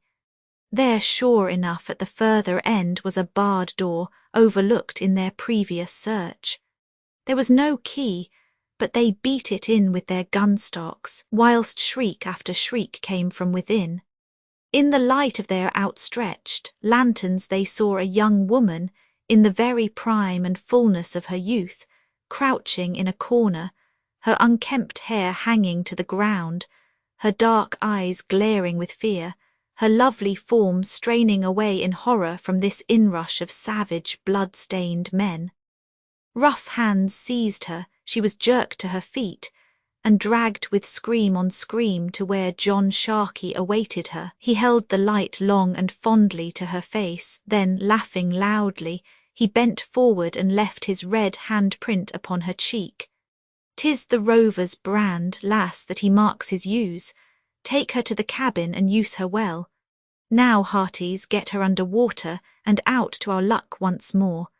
Within an hour the good ship Portobello had settled down to her doom, till she lay beside her murdered passengers upon the Caribbean sand, while the pirate bark, her deck littered with plunder, was heading northward in search of another victim. There was a carouse that night in the cabin of the Happy Delivery, at which 3 men drank deep. They were the captain, the quartermaster, and Baldy Stable, the surgeon, a man who had held the first practice in Charleston, until, misusing a patient, he fled from justice and took his skill over to the pirates. A bloated fat man he was, with a creased neck and a great shining scalp, which gave him his name. Sharkey had put for the moment all thought of mutiny out of his head, knowing that no animal is fierce when it is overfed, and that whilst the plunder of the great ship was new to them, he need fear no trouble from his crew. He gave himself up, therefore, to the wine and the riot, shouting and roaring with his boon companions. All three were flushed and mad, ripe for any devilment, when the thought of the woman crossed the pirate's evil mind. He yelled to the Negro steward that he should bring her on the instant. Inez Ramirez had now realized it all, the death of her father and mother, and her own position in the hands of their murderers. Yet calmness had come with the knowledge, and there was no sign of terror in her proud, dark face as she was led into the cabin, but rather a strange, firm set of the mouth and an exultant gleam of the eyes, like one who sees great hopes in the future. She smiled at the pirate captain as he rose and seized her by the waist. "'Fore God, this is a lass of spirit," cried Sharkey, passing his arm round her. "She was born to be a rover's bride. Come, my bird, and drink to our better friendship." "Article 6, hiccuped the doctor. "All boner robers in common." "Aye, we hold you to that, Captain Sharkey," said Galloway. "It is so writ in Article 6. "I will cut the man into ounces who comes betwixt us," cried Sharkey as he turned his fish-like eyes from one to the other. "Nay, lass, the man is not born that will take you from John Sharkey. Sit here upon my knee and place your arm round me so. Sink me if she has not learned to love me at sight. Tell me, my pretty, why you were so mishandled and laid in the bilboes aboard yonder craft." The woman shook her head and smiled. "No Inglese, no Inglese," she lisped. She had drunk off the bumper of wine which Sharkey held to her, and her dark eyes gleamed more brightly than before. Sitting on Sharkey's knee, her arm encircled his neck, and her hand toyed with his hair, his ear, his cheek.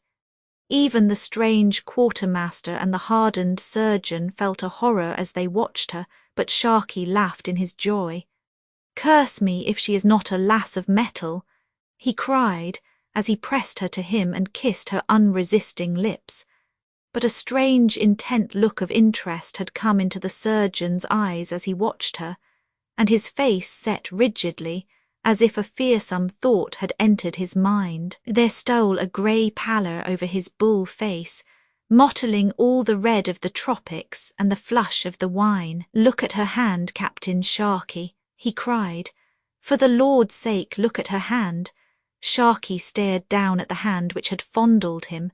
It was of a strange dead pallor, with a yellow shiny web betwixt the fingers. All over it was a white fluffy dust like the flour of a new-baked loaf. It lay thick on Sharkey's neck and cheek. With a cry he flung the woman from his lap, but in an instant, with a wildcat bound and a scream of triumphant malice, she had sprung at the surgeon, who vanished yelling under the table. One of her clawing hands grasped Galloway by the beard, but he tore himself away and, snatching a pike, held her off from him as she gibbered and mowed with the blazing eyes of a maniac. The black steward had run in on the sudden turmoil, and among them they forced the mad creature back into the cabin and turned the key upon her. Then the three sank panting into their chairs and looked with eyes of horror upon each other. The same word was in the mind of each, but Galloway was the first to speak it. "A leper," he cried. "She has us all, curse her." "Not me," said the surgeon. "She never laid her finger on me." "For that matter," cried Galloway, "it was but my beard that she touched. I will have every hair of it off before morning. Dolts that we are," the surgeon shouted, beating his head with his hand. "Tainted or no, we shall never know a moment's peace till the year is up and the time of danger past. 'Fore God, that merchant skipper has left his mark on us, and pretty fools we were to think that such a maid would be quarantined for the cause he gave. It is easy to see now that her corruption broke forth in the journey, and that save throwing her over they had no choice but to board her up until they should come to some port with a lazarette. Sharkey had sat leaning back in his chair with a ghastly face while he listened to the surgeon's words. He mopped himself with his red handkerchief and wiped away the fatal dust with which he was smeared. "What of me?" he croaked. "What say you, Baldy Stable? Is there a chance for me? Curse you for a villain, speak out, or I will drub you within an inch of your life, and that inch also. Is there a chance for me, I say?" But the surgeon shook his head. "Captain Sharkey," said he, "it would be an ill deed to speak you false. The taint is on you. No man on whom the leper scales have rested is ever clean again." Sharkey's head fell forward on his chest, and he sat motionless, stricken by this great and sudden horror, looking with his smouldering eyes into his fearsome future. Softly the mate and the surgeon rose from their places, and stealing out from the poisoned air of the cabin, came forth into the freshness of the early dawn with the soft, scent-laden breeze in their faces, and the first red feathers of cloud, catching the earliest gleam of the rising sun as it shot its golden rays over the palm-clad ridges of distant Hispaniola. That morning, a second council of the rovers was held at the base of the mainmast, and a deputation chosen to see the captain. They were approaching the after cabins when Sharkey came forth, the old devil in his eyes, and his bandolier with a pair of pistols over his shoulder. "Sink you all for villains," he cried. "Would you dare cross my hawse? Stand out, Sweetlocks, and I will lay you open. Here, Galloway, Martin, Foley, stand by me and lash the dogs to their kennel." But his officers had deserted him, and there was none to come to his aid. There was a rush of the pirates. One was shot through the body, but an instant afterwards Sharkey had been seized and was triced to his own mainmast. His filmy eyes looked round from face to face, and there was none who felt the happier for having met them. "Captain Sharkey," said Sweetlocks, "you have mishandled many of us, and you have now pistoled John Masters, besides killing Bartholomew the carpenter, by braining him with a bucket. All this might have been forgiven you in that you have been our leader for years, and that we have signed articles to serve under you while the voyage lasts. But now we have heard of this Bona Rober on board, and we know that you are poisoned to the marrow, and that while you rot there will be no safety for any of us, but that we shall all be turned into filth and corruption. Therefore, John Sharkey, we rovers of the happy delivery in council assembled, have decreed that while there be yet time, before the plague spreads, you shall be set adrift in a boat to find such a fate as fortune may be pleased to send you." John Sharkey said nothing, but slowly circling his head, he cursed them all with his baleful gaze. The ship's dinghy had been lowered, and he, with his hands still tied, was dropped into it on the bight of a rope. "Cast her off," cried Sweetlocks. "Nay, hold hard a moment, Master Sweetlocks," shouted one of the crew. "What of the wench? Is she to bide aboard and poison us all?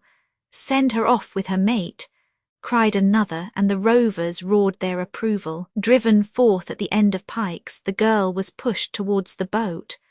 With all the spirit of Spain in her rotting body, she flashed triumphant glances on her captors. "Perros, perros ingleses, lepero, lepero," she cried in exultation as they thrust her over into the boat. "Good luck, Captain, God speed you on your honeymoon," cried a chorus of mocking voices as the painter was unloosed, and the happy delivery, running full before the trade wind, left the little boat astern, a tiny dot upon the vast expanse of the lonely sea, extract from the log of H.M. 50-gun ship Hecate in her cruise off the American Main. Jan. 26, 1721. This day, the junk having become unfit for food and 5 of the crew down with scurvy, I ordered that we send 2 boats ashore at the northwestern point of Hispaniola to seek for fresh fruit, and perchance shoot some of the wild oxen with which the island abounds. 7 p.m. The boats have returned with good store of green stuff and 2 bullocks. Mr. Woodruff, the master, reports that near the landing place at the edge of the forest was found the skeleton of a woman, clad in European dress, of such sort as to show that she may have been a person of quality. Her head had been crushed by a great stone which lay beside her. Hard by was a grass hut, and signs that a man had dwelt therein for some time, as was shown by charred wood, bones, and other traces. There is a rumour upon the coast that Sharkey, the bloody pirate, was marooned in these parts last year, but whether he has made his way into the interior, or whether he has been picked up by some craft, there is no means of knowing. If he be once again afloat, then I pray that God send him under our guns. Roman for how Copley Banks slew Captain Sharkey, the buccaneers were something higher than a mere band of marauders. They were a floating republic, with laws, usages, and discipline of their own. In their endless and remorseless quarrel with the Spaniards, they had some semblance of right upon their side. Their bloody harryings of the cities of the Main were not more barbarous than the inroads of Spain upon the Netherlands, or upon the Caribs in these same American lands. The chief of the buccaneers, were he English or French, a Morgan or a Granmont, was still a responsible person, whose country might countenance him, or even praise him, so long as he refrained from any deed which might shock the leathery 17th-century conscience too outrageously. Some of them were touched with religion, and it is still remembered how Sawkins threw the dice overboard upon the Sabbath, and Daniel pistoled a man before the altar for irreverence. But there came a day when the fleets of the buccaneers no longer mustered at the Tortugas, and the solitary and outlawed pirate took their place. Yet even with him the tradition of restraint and of discipline still lingered, and among the early pirates, the Averys, the Englands, and the Robertses, there remained some respect for human sentiment. They were more dangerous to the merchant than to the seaman, but they in turn were replaced by more savage and desperate men who frankly recognized that they would get no quarter in their war with the human race, and who swore that they would give as little as they got. Of their histories we know little that is trustworthy. They wrote no memoirs and left no trace, save an occasional blackened and blood-stained derelict adrift upon the face of the Atlantic.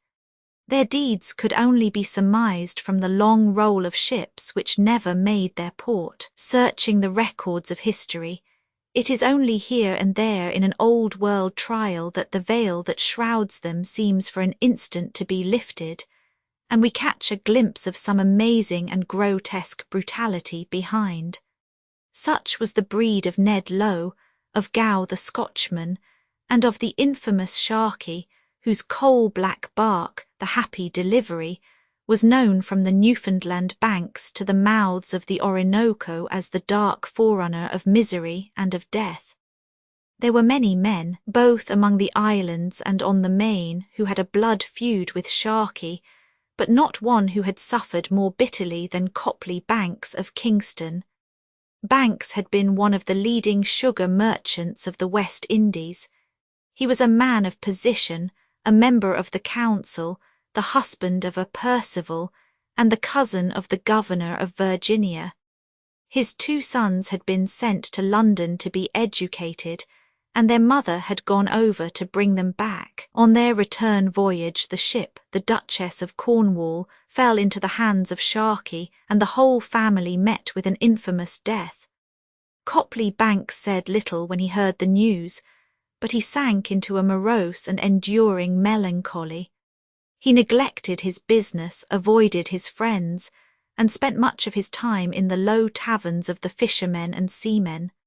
There, amidst riot and devilry, he sat silently puffing at his pipe, with a set face and a smouldering eye. It was generally supposed that his misfortunes had shaken his wits, and his old friends looked at him askance, for the company which he kept was enough to bar him from honest men.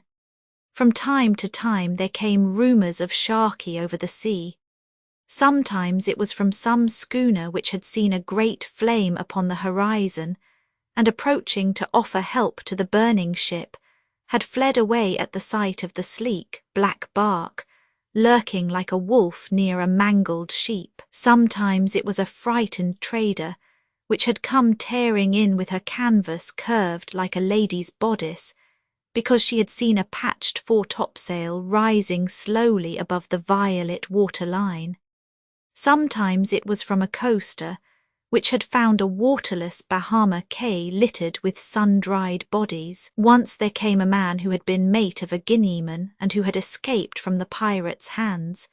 He could not speak, for reasons which Sharkey could best supply, but he could write, and he did write, to the very great interest of Copley Banks.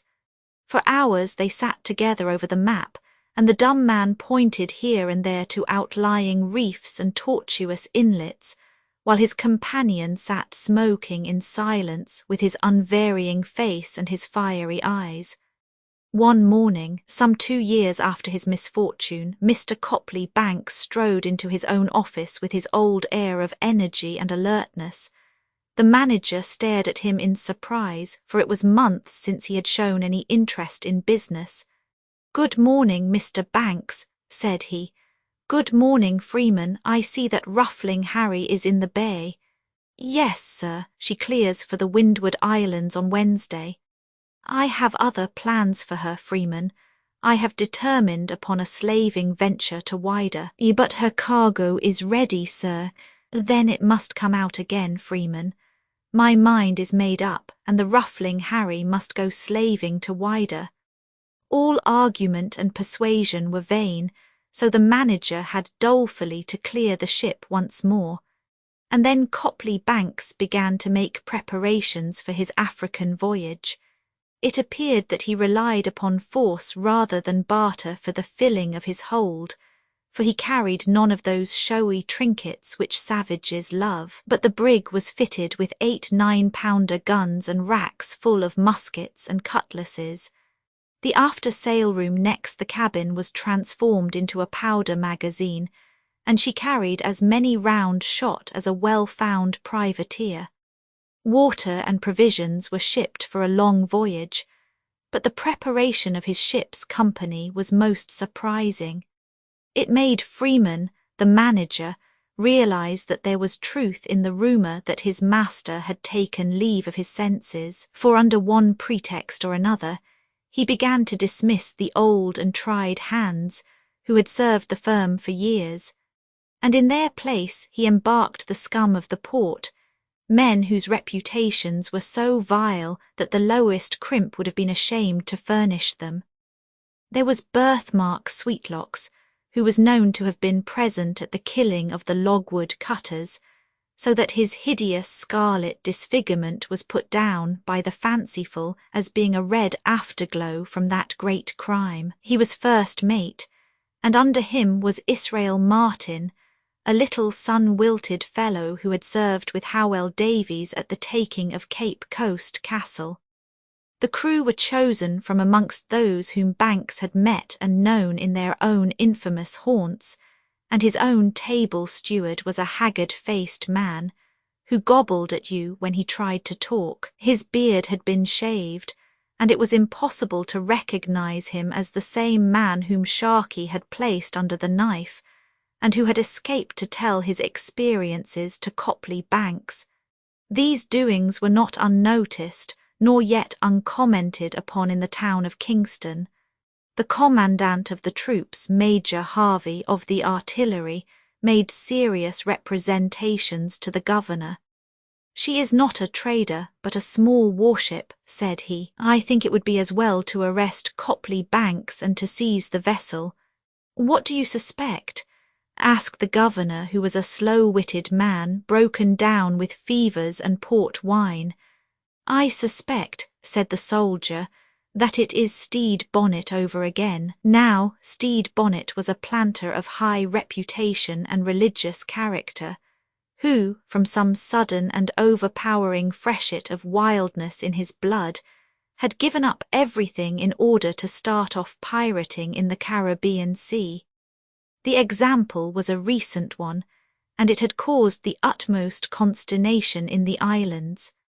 Governors had before now been accused of being in league with pirates, and of receiving commissions upon their plunder, so that any want of vigilance was open to a sinister construction. "Well, Major Harvey," said he, "I am vastly sorry to do anything which may offend my friend Copley Banks, for many a time have my knees been under his mahogany, but in face of what you say there is no choice for me but to order you to board the vessel, and to satisfy yourself as to her character and destination." So at 1 in the morning, Major Harvey, with a launchful of his soldiers, paid a surprise visit to the Ruffling Harry, with the result that they picked up nothing more solid than a hempen cable floating at the moorings. It had been slipped by the brig, whose owner had scented danger. She had already passed the Palisades, and was beating out against the northeast trades on a course for the Windward Passage, when upon the next morning the brig had left Morant Point a mere haze upon the southern horizon. The men were called aft, and Copley Banks revealed his plans to them. He had chosen them, he said, as brisk boys and lads of spirit, who would rather run some risk upon the sea than starve for a living upon the shore. King's ships were few and weak, and they could master any trader who might come their way. Others had done well at the business, and with a handy, well-found vessel, there was no reason why they should not turn their tarry jackets into velvet coats. If they were prepared to sail under the black flag, he was ready to command them. But if any wished to withdraw, they might have the gig and row back to Jamaica. 4 men out of 46 asked for their discharge, went over the ship's side into the boat, and rowed away amidst the jeers and howlings of the crew. The rest assembled aft and drew up the articles of their association. A square of black tarpaulin had the white skull painted upon it, and was hoisted amidst cheering at the main. Officers were elected, and the limits of their authority fixed. Copley Banks was chosen captain, but as there are no mates upon a pirate craft, Birthmark Sweetlocks became quartermaster, and Israel Martin the boatswain. There was no difficulty in knowing what was the custom of the brotherhood, for half the men at least had served upon pirates before. Food should be the same for all, and no man should interfere with another man's drink. The captain should have a cabin, but all hands should be welcome to enter it when they chose. All should share and share alike, save only the captain, quartermaster, boatswain, carpenter, and master gunner, who had from a quarter to a whole share extra. He who saw a prize first should have the best weapon taken out of her. He who boarded her first should have the richest suit of clothes aboard of her. Every man might treat his own prisoner, be it man or woman, after his own fashion. If a man flinched from his gun, the quartermaster should pistol him. These were some of the rules which the crew of the Ruffling Harry subscribed by putting 42 crosses at the foot of the paper upon which they had been drawn. So a new rover was afloat upon the seas, and her name before a year was over became as well known as that of the Happy Delivery. From the Bahamas to the leewards, and from the leewards to the windwards, Copley Banks became the rival of Sharkey and the terror of traders. For a long time the bark and the brig never met, which was the more singular, as the Ruffling Harry was for ever looking in at Sharkey's resorts. But at last one day, when she was passing down the inlet of Coxon's Hole, at the east end of Cuba, with the intention of careening, there was the Happy Delivery, with her blocks and tackle falls already rigged for the same purpose. Copley Banks fired a shotted salute and hoisted the green trumpeter ensign, as the custom was among gentlemen of the sea. Then he dropped his boat and went aboard. Captain Sharkey was not a man of a genial mood, nor had he any kindly sympathy for those who were of the same trade as himself. Copley Banks found him seated astride upon one of the after guns, with his New England quartermaster, Ned Galloway, and a crowd of roaring ruffians standing about him. Yet none of them roared with quite such assurance when Sharkey's pale face and filmy blue eyes were turned upon him. He was in his shirt-sleeves, with his cambric frills, breaking through his open red satin long-flapped vest. The scorching sun seemed to have no power upon his fleshless frame, for he wore a low fur cap, as though it had been winter. A many-coloured band of silk passed across his body and supported a short murderous sword, while his broad, brass-buckled belt was stuffed with pistols. "Sink you for a poacher," he cried as Copley Banks passed over the bulwarks. "I will drub you within an inch of your life, and that inch also. What mean you by fishing in my waters?" Copley Banks looked at him, and his eyes were like those of a traveller who sees his home at last. "I am glad that we are of one mind," said he, "for I am myself of opinion that the seas are not large enough for the two of us. But if you will take your sword and pistols and come upon a sandbank with me, then the world will be rid of a damned villain whichever way it goes."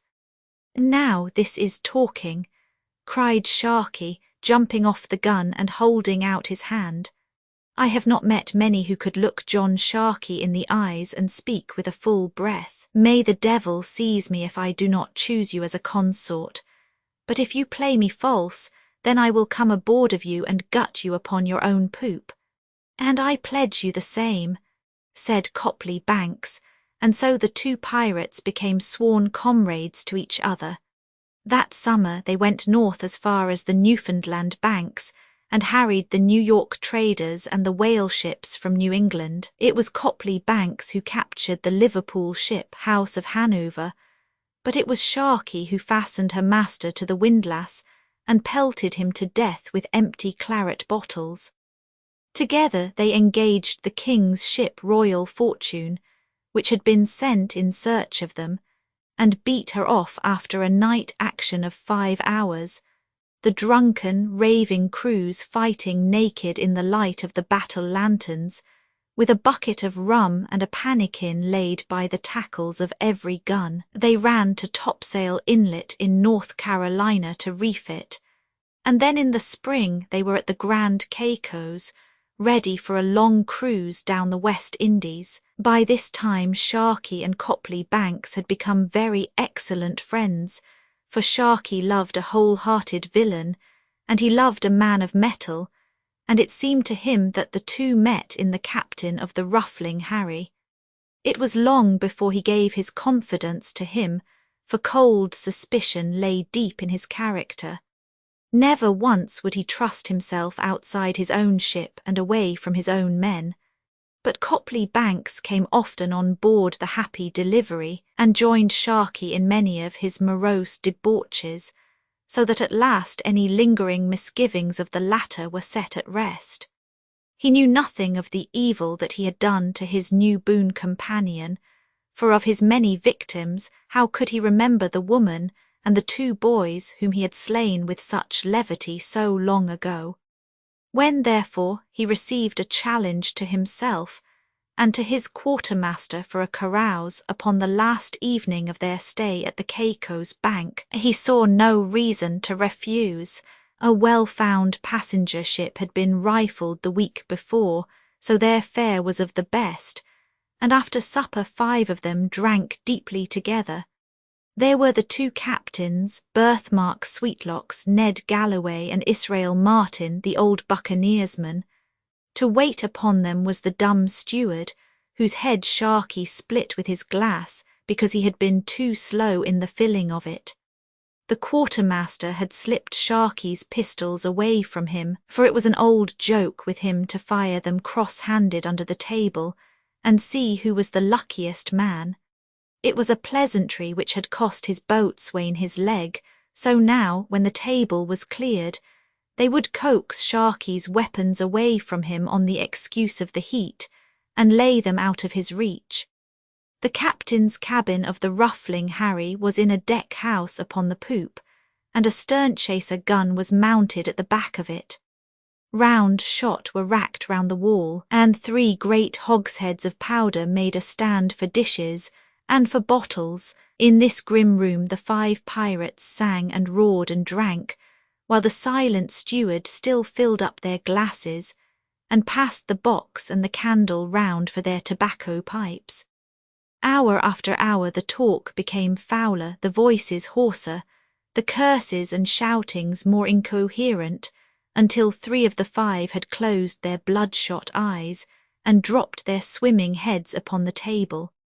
Copley Banks and Sharkey were left face to face, the one because he had drunk the least, the other because no amount of liquor would ever shake his iron nerve or warm his sluggish blood. Behind him stood the watchful steward, forever filling up his waning glass. From without came the low lapping of the tide, and from over the water a sailor's chanty from the bark. In the windless tropical night the words came clearly to their ears.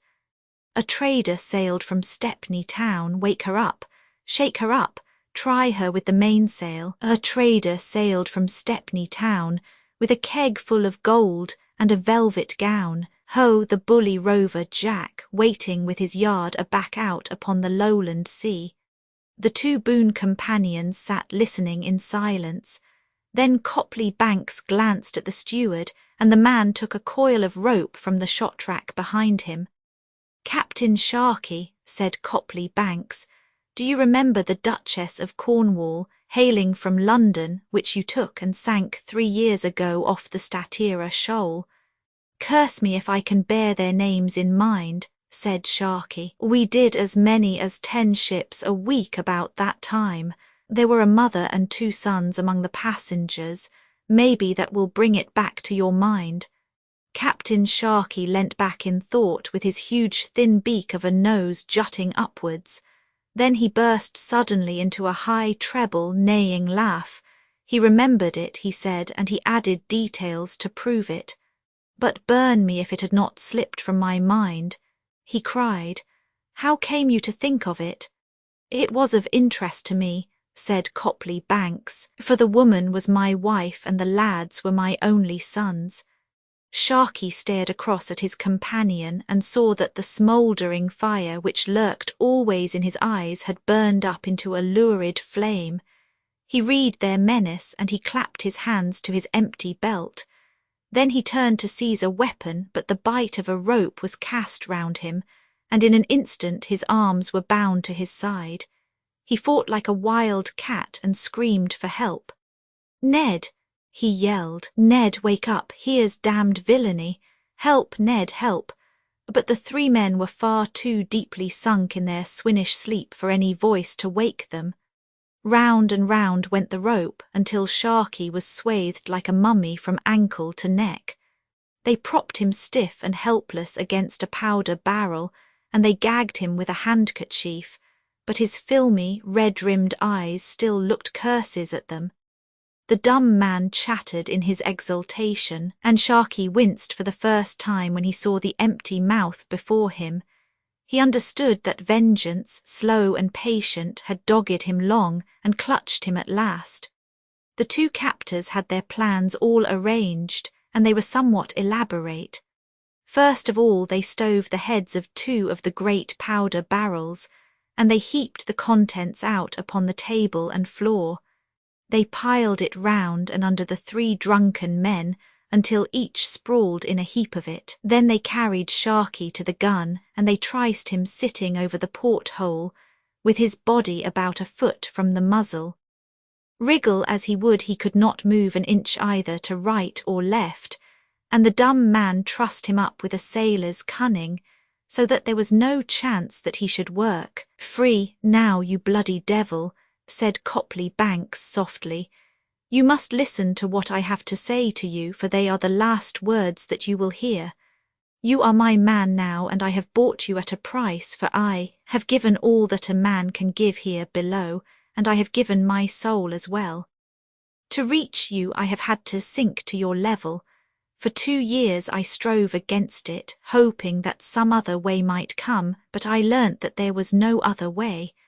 I've robbed and I have murdered, worse still, I have laughed and lived with you, and all for the one end. And now my time has come, and you will die as I would have you die, seeing the shadow creeping slowly upon you and the devil waiting for you in the shadow.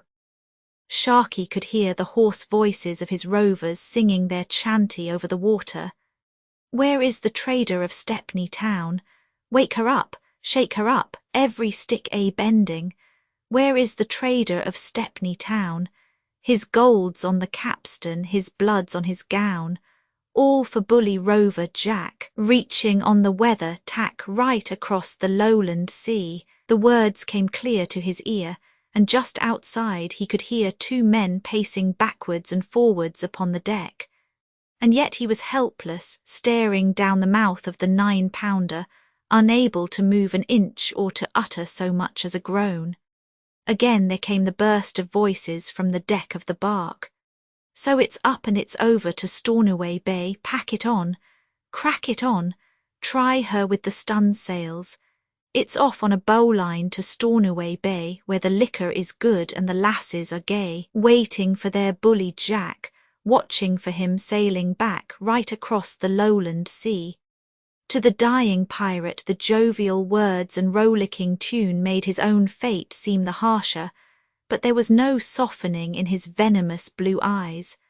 Copley Banks had brushed away the priming of the gun, and had sprinkled fresh powder over the touch-hole. Then he had taken up the candle and cut it to the length of about an inch.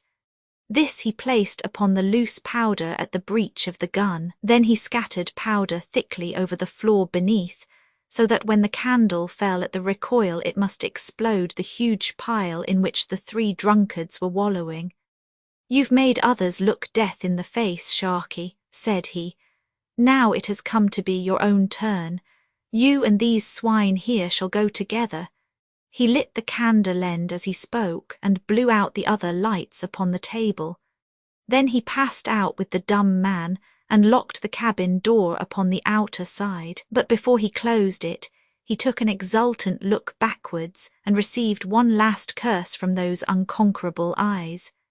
In the single dim circle of light, that ivory-white face, with the gleam of moisture upon the high, bald forehead, was the last that was ever seen of Sharkey.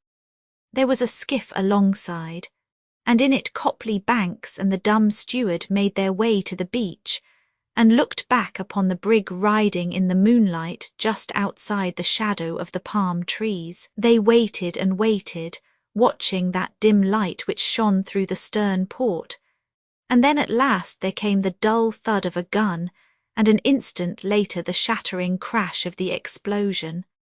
The long, sleek black bark, the sweep of white sand, and the fringe of nodding, feathery palm trees sprang into dazzling light and back into darkness again.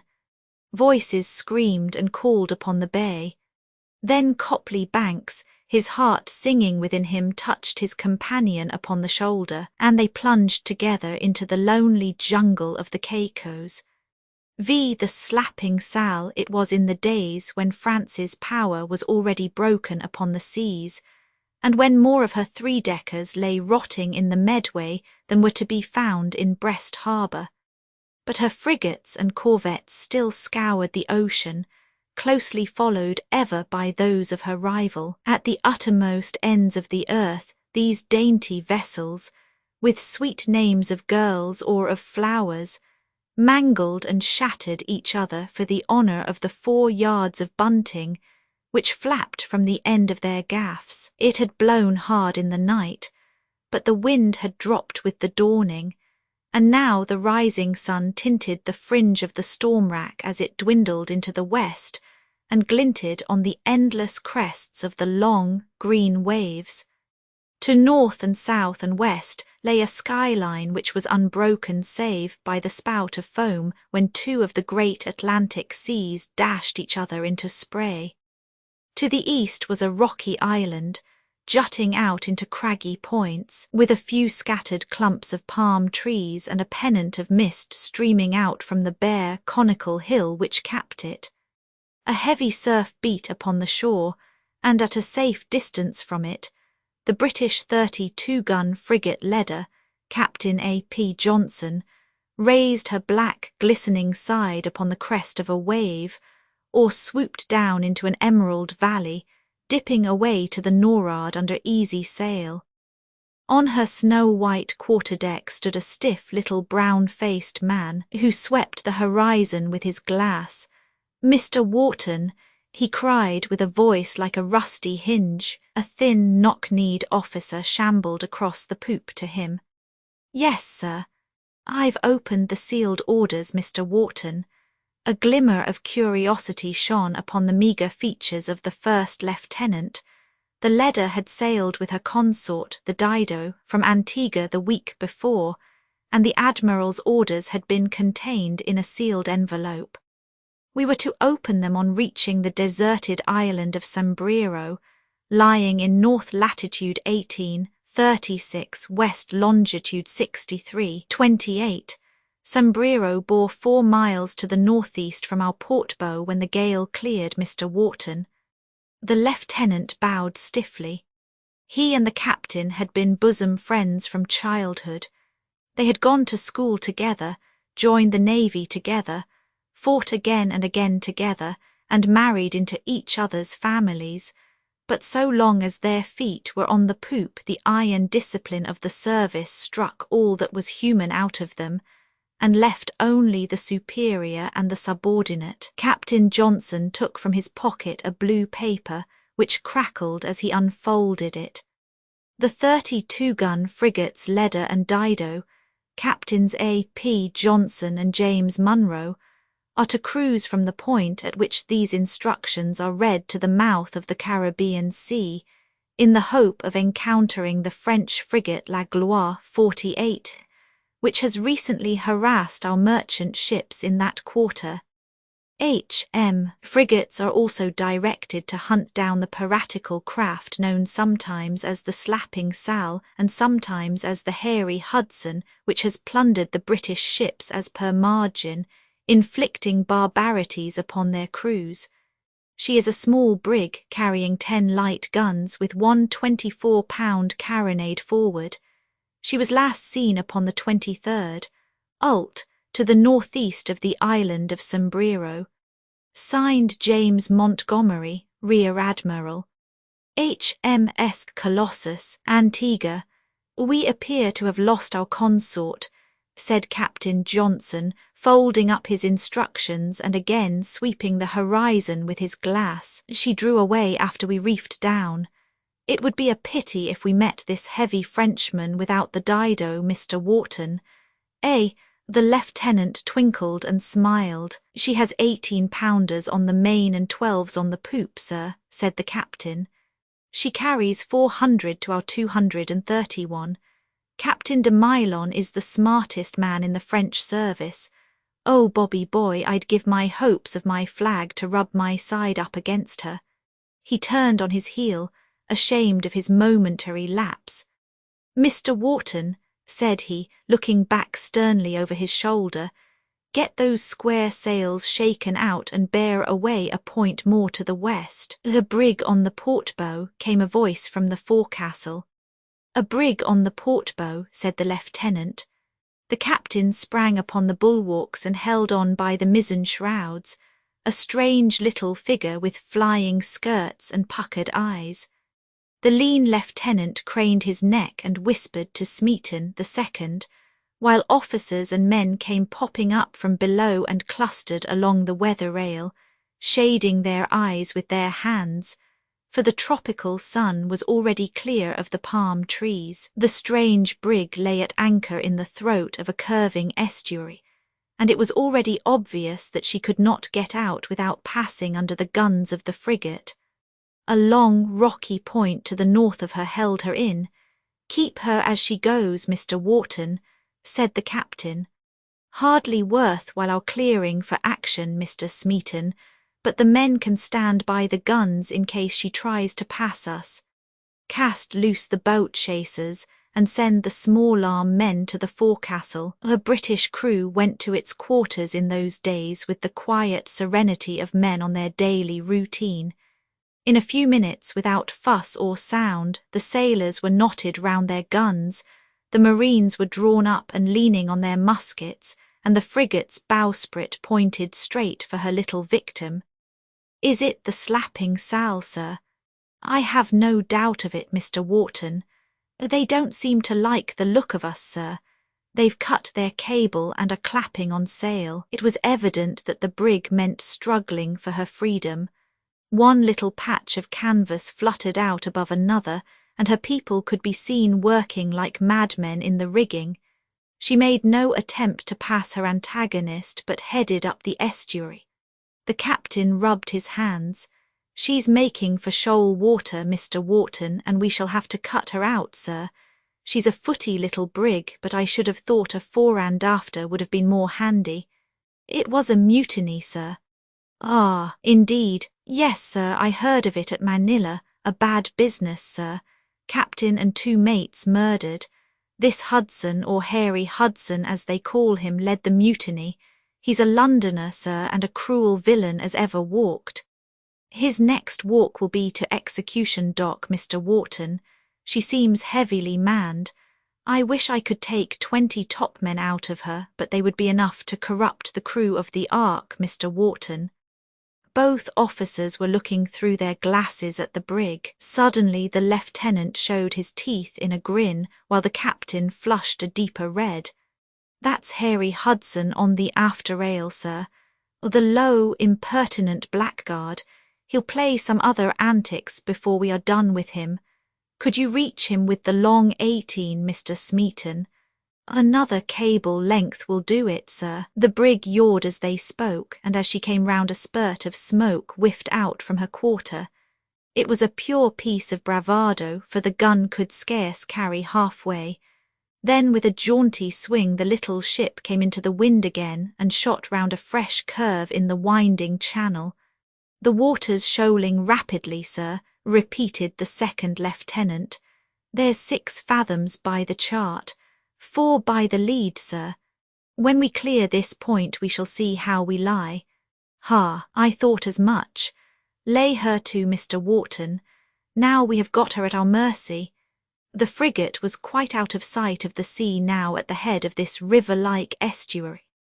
As she came round the curve, the 2 shores were seen to converge at a point about a mile distant. In the angle, as near shore as she could get, the brig was lying with her broadside towards her pursuer, and a wisp of black cloth streaming from her mizzen. The lean lieutenant, who had reappeared upon deck with a cutlass strapped to his side and 2 pistols rammed into his belt, peered curiously at the ensign. "Is it the Jolly Roger, sir?" he asked, but the captain was furious. "He may hang where his breeches are hanging before I have done with him," said he. "What boats will you want, Mr. Wharton? We should do it with the launch and the jolly boat. Take 4 and make a clean job of it. Pipe away the crews at once, and I'll work her in and help you with the long 18s. With a rattle of ropes and a creaking of blocks, the 4 boats splashed into the water.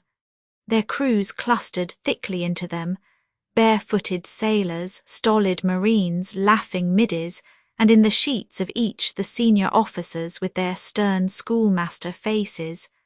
The captain, his elbows on the binnacle, still watched the distant brig. Her crew were tricing up the boarding netting, dragging round the starboard guns, knocking new portholes for them, and making every preparation for a desperate resistance.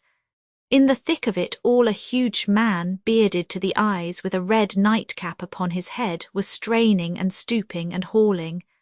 The captain watched him with a sour smile, and then snapping up his glass he turned upon his heel.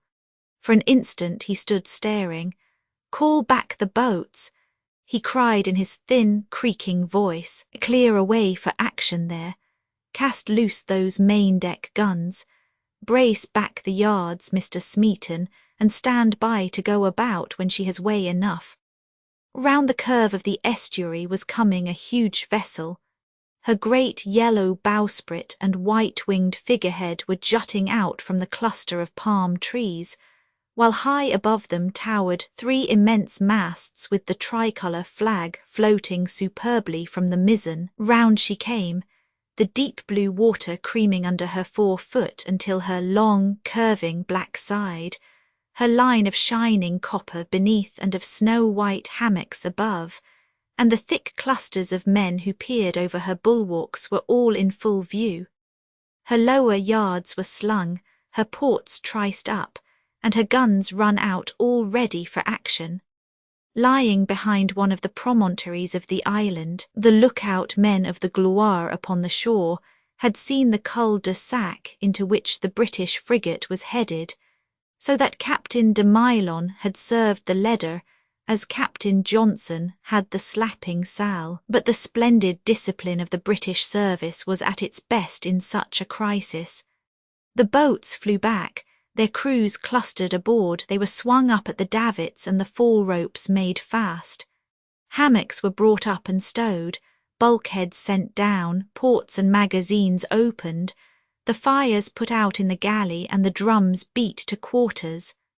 Swarms of men set the head sails and brought the frigate round, while the gun crews threw off their jackets and shirts, tightened their belts, and ran out their 18-pounders, peering through the open portholes at the stately Frenchmen. The wind was very light. Hardly a ripple showed itself upon the clear blue water, but the sails blew gently out as the breeze came over the wooded banks. The Frenchmen had gone about also, and both ships were now heading slowly for the sea under fore and aft canvas, the Gloire 100 yards in advance. She luffed up to cross the leader's bows, but the British ship came round also, and the two rippled slowly on in such a silence that the ringing of ramrods as the French marines drove home their charges clanged quite loudly upon the ear. "Not much sea-room, Mr. Wharton," remarked the captain. "I have fought actions in less, sir. We must keep our distance and trust to our gunnery. She is very heavily manned, and if she got alongside we might find ourselves in trouble. I see the charcots of soldiers aboard of her. 2 companies of light infantry from Martinique. Now we have her. Hard a port and let her have it as we cross her stern." The keen eye of the little commander had seen the surface ripple which told of a passing breeze. He had used it to dart across the big Frenchman and to rake her with every gun as he passed. But once past her, the leader had to come back into the wind to keep out of shoal water. The Manot of her brought her on to the starboard side of the Frenchman, and the trim little frigate seemed to heel right over under the crashing broadside which burst from the gaping ports. A moment later her topmen were swarming aloft to set her topsails and royals, and she strove to cross the Gloire's bows and rake her again. The French captain, however, brought his frigate's head round, and the two rowed side by side within easy pistol shot, pouring broadsides into each other in one of those murderous duels which, could they all be recorded, would mottle our charts with blood. In that heavy tropical air, with so faint a breeze, the smoke formed a thick bank round the 2 vessels, from which the topmasts only protruded. Neither could see anything of its enemy save the throbs of fire in the darkness, and the guns were sponged and trained and fired into a dense wall of vapour. On the poop and forecastle the marines, in 2 little red lines, were pouring in their volleys, but neither they nor the seamen gunners could see what effect their fire was having. Nor indeed could they tell how far they were suffering themselves, for standing at a gun, one could but hazily see that upon the right and the left. But above the roar of the cannon came the sharper sound of the piping shot, the crashing of riven planks, and the occasional heavy thud as spar or block came hurtling on to the deck. The lieutenants paced up and down the line of guns, while Captain Johnson fanned the smoke away with his cocked hat and peered eagerly out. "This is rare, Bobby," said he as the lieutenant joined him. Then, suddenly restraining himself, "What have we lost, Mr. Wharton?" "Our maintopsail yard and our gaff, sir." "Where's the flag?" "Gone overboard, sir." "They'll think we've struck. Lash a boat's ensign on the starboard arm of the mizzen cross-jack yard." "Yes, sir." A round shot dashed the binnacle to pieces between them. A second knocked two marines into a bloody, palpitating mash. For a moment the smoke rose, and the English captain saw that his adversary's heavier metal was producing a horrible effect. The leader was a shattered wreck. Her deck was strewed with corpses. Several of her portholes were knocked into one, and one of her 18-pounder guns had been thrown right back onto her breech and pointed straight up to the sky. The thin line of marines still loaded and fired, but half the guns were silent, and their crews were piled thickly round them.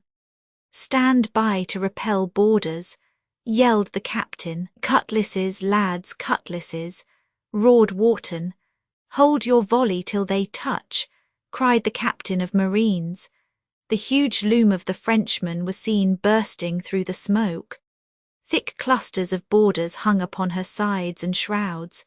A final broadside leapt from her ports, and the mainmast of the leader, snapping short off a few feet above the deck, spun into the air and crashed down upon the port guns, killing 10 men and putting the whole battery out of action. An instant later the two ships scraped together, and the starboard bower anchor of the Gloire caught the mizzen chains of the leader upon the port side. With a yell the black swarm of boarders steadied themselves for a spring, but their feet were never to reach that blood-stained deck. From somewhere there came a well-aimed whiff of grape, and another and another. The English marines and seamen, waiting with cutlass and musket behind the silent guns, saw with amazement the dark masses thinning and shredding away. At the same time the port broadside of the Frenchman burst into a roar. "Clear away the wreck," roared the captain. "What the devil are they firing at? Get the guns clear," panted the lieutenant. "We'll do them yet, boys." The wreckage was torn and hacked and splintered until first one gun and then another roared into action again. The Frenchman's anchor had been cut away, and the leader had worked herself free from that fatal hug. But now, suddenly, there was a scurry up the shrouds of the Gloire, and 100 Englishmen were shouting themselves hoarse. "They are running, they are running, they are running."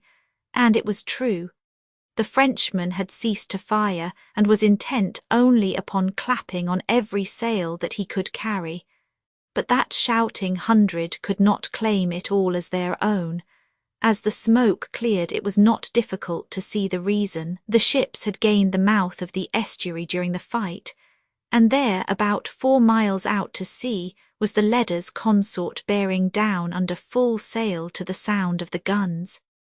Captain de Milon had done his part for one day, and presently the Gloire was drawing off swiftly to the north, while the Dido was bowling along at her skirts, rattling away with her boat chasers, until a headland hid them both from view. But the leader lay sorely stricken, with her mainmast gone, her bulwarks shattered, her mizzen topmast and gaff shot away, her sails like a beggar's rags, and 100 of her crew dead and wounded. Close beside her a mass of wreckage floated upon the waves. It was the stern post of a mangled vessel, and across it in white letters on a black ground was painted the slapping Sal. "By the Lord, it was the brig that saved us," cried Mr. Wharton. Hudson brought her into action with the Frenchman and was blown out of the water by a broadside. The little captain turned on his heel and paced up and down the deck. Already his crew were plugging the shot holes, knotting and splicing and mending. When he came back, the lieutenant saw a softening of the stern lines about his eyes and mouth. "Are they all gone?" "Every man. They must have sunk with the wreck." The two officers looked down at the sinister name and at the stump of wreckage which floated in the discoloured water, something black washed to and fro beside a splintered gaff and a tangle of halyards. It was the outrageous ensign, and near it a scarlet cap was floating. "He was a villain, but he was a Briton," said the captain at last. "He lived like a dog, but by God he died like a man. Vi a pirate of the land one crowded our the place was the Eastbourne Tunbridge road, not very far from the cross in hand, a lonely stretch with a heath running upon either side. The time was 11:30 upon a Sunday night in the late summer. A motor was passing slowly down the road.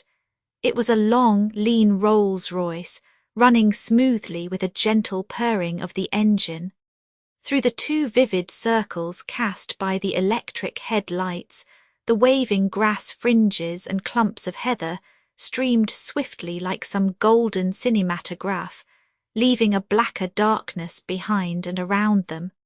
One ruby-red spot shone upon the road, but no number plate was visible within the dim ruddy halo of the tail lamp which cast it. The car was open and of a tourist type, but even in that obscure light, for the night was moonless, an observer could hardly fail to have noticed a curious indefiniteness in its lines. As it slid into and across the broad stream of light, from an open cottage door the reason could be seen. The body was hung with a singular loose arrangement of brown holland. Even the long black bonnet was banded with some close-drawn drapery. The solitary man who drove this curious car was broad and burly. He sat hunched up over his steering wheel, with the brim of a Tyrolean hat drawn down over his eyes. The red end of a cigarette smouldered under the black shadow thrown by the headgear.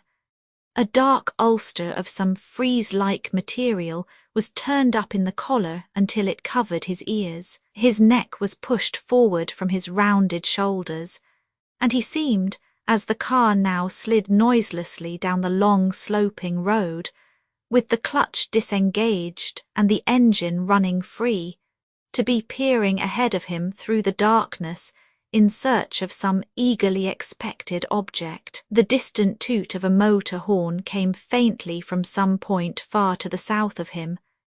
On such a night, at such a place, all traffic must be from south to north when the current of London weekenders sweeps back from the watering place to the capital, from pleasure to duty. The man sat straight and listened intently. Yes, there it was again, and certainly to the south of him. His face was over the wheel and his eyes strained through the darkness. Then suddenly he spat out his cigarette and gave a sharp intake of the breath. Far away down the road 2 little yellow points had rounded a curve. They vanished into a dip, shot upwards once more, and then vanished again. The inert man in the draped car woke suddenly into intense life.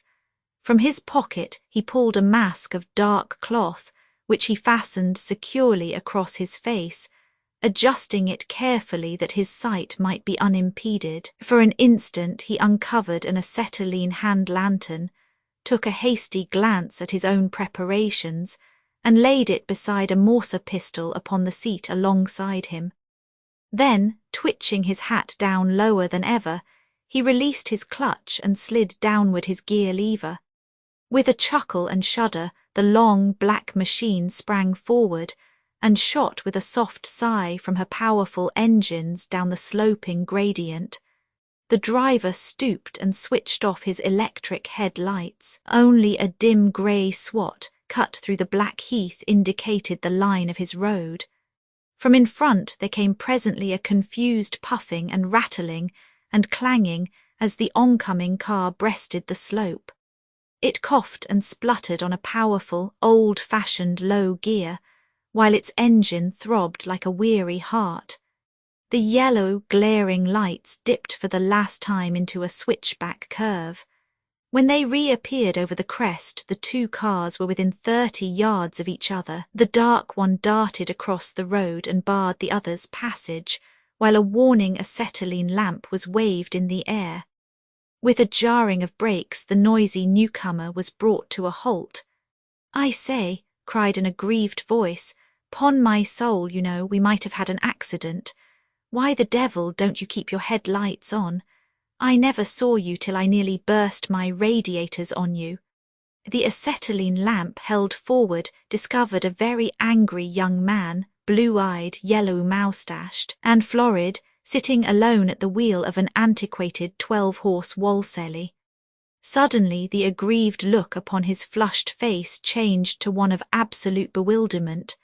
The driver in the dark car had sprung out of the seat. A black, long-barreled, wicked-looking pistol was poked in the traveller's face, and behind the further sights of it was a circle of black cloth with two deadly eyes looking from as many slits. "Hands up," said a quick, stern voice. "Hands up, or by the Lord." The young man was as brave as his neighbours, but the hands went up all the same. "Get down," said his assailant curtly. The young man stepped forth into the road, followed closely by the covering lantern and pistol. Once he made as if he would drop his hands, but a short, stern word jerked them up again. "I say, look here, this is rather out o' date, ain't it?" said the traveller. "I expect you're joking, what?" "Your watch," said the man behind the Morser pistol. "You can't really mean it. Your watch, I say. Well, take it if you must. It's only plated anyhow. You're 2 centuries out in time or a few thousand miles longitude. The bush is your mark or America. You don't seem in the picture on a Sussex road." "Purse," said the man. There was something very compelling in his voice and methods. The purse was handed over. "Any rings? Don't wear 'em. Stand there, don't move." The highwayman passed his victim and threw open the bonnet of the Walsally. His hand, with a pair of steel pliers, was thrust deep into the works. There was the snap of a parting wire. "Hang it all, don't crock my car," cried the traveller. He turned, but quick as a flash the pistol was at his head once more. And yet even in that flash, whilst the robber whisked round from the broken circuit, something had caught the young man's eye which made him gasp and start. He opened his mouth as if about to shout some words. Then with an evident effort he restrained himself. "Get in," said the highwayman. The traveller climbed back to his seat. "What is your name?" "Ronald Barker. What's yours?" The masked man ignored the impertinence. "Where do you live?" he asked. "My cards are in my purse, take one." The highwayman sprang into his car, the engine of which had hissed and whispered in gentle accompaniment to the interview. With a clash he threw back his side brake, flung in his gears, twirled the wheel hard round, and cleared the motionless Walsally.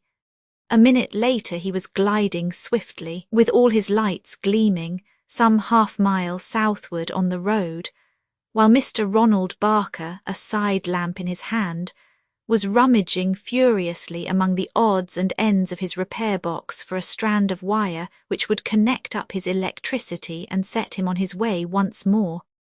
When he had placed a safe distance between himself and his victim, the adventurer eased up, took his booty from his pocket, replaced the watch, opened the purse and counted out the money. 7 shillings constituted the miserable spoil.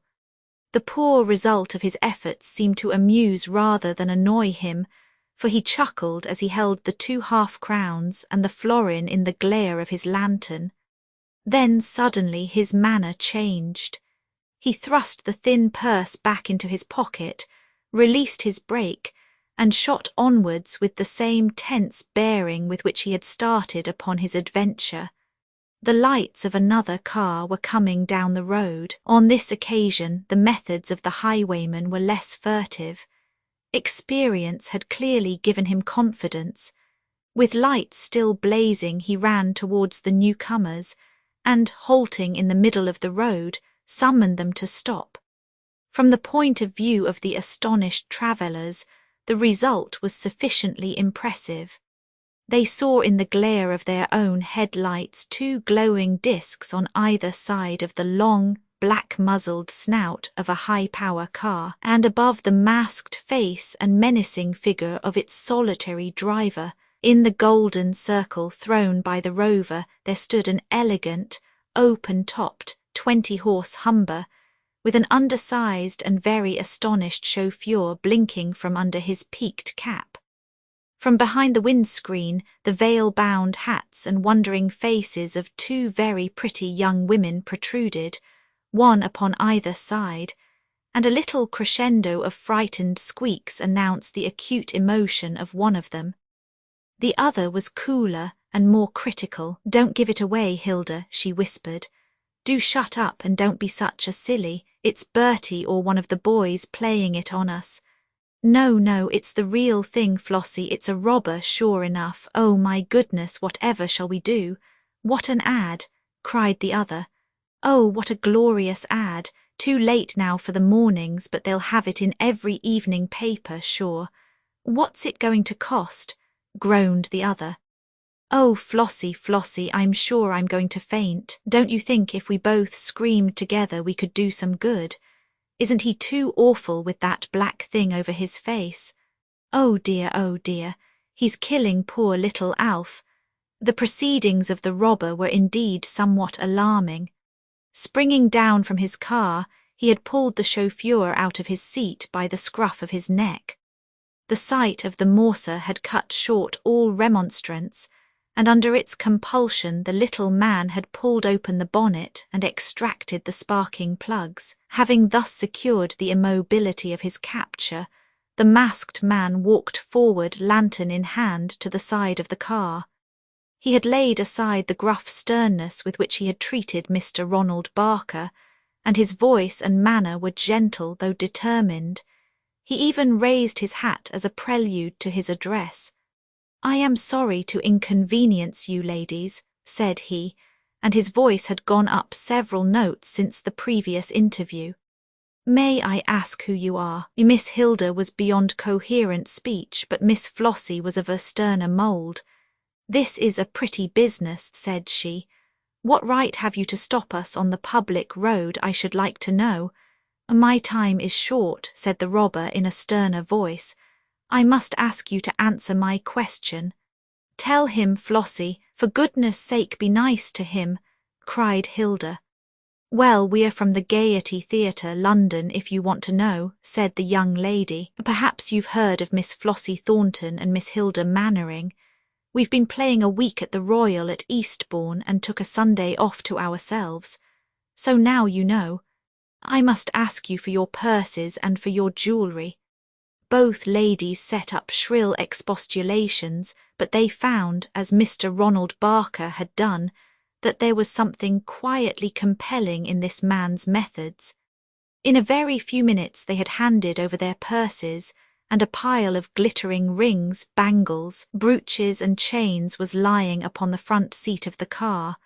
The diamonds glowed and shimmered like little electric points in the light of the lantern. He picked up the glittering tangle and weighed it in his hand. "Anything you particularly value?" he asked the ladies, but Miss Flossie was in no humour for concessions. "Don't come the Claude Duval over us," said she. "Take the lot or leave the lot. We don't want bits of our own given back to us, except just Billy's necklace," cried Hilda, and snatched at a little rope of pearls. The robber bowed and released his hold of it.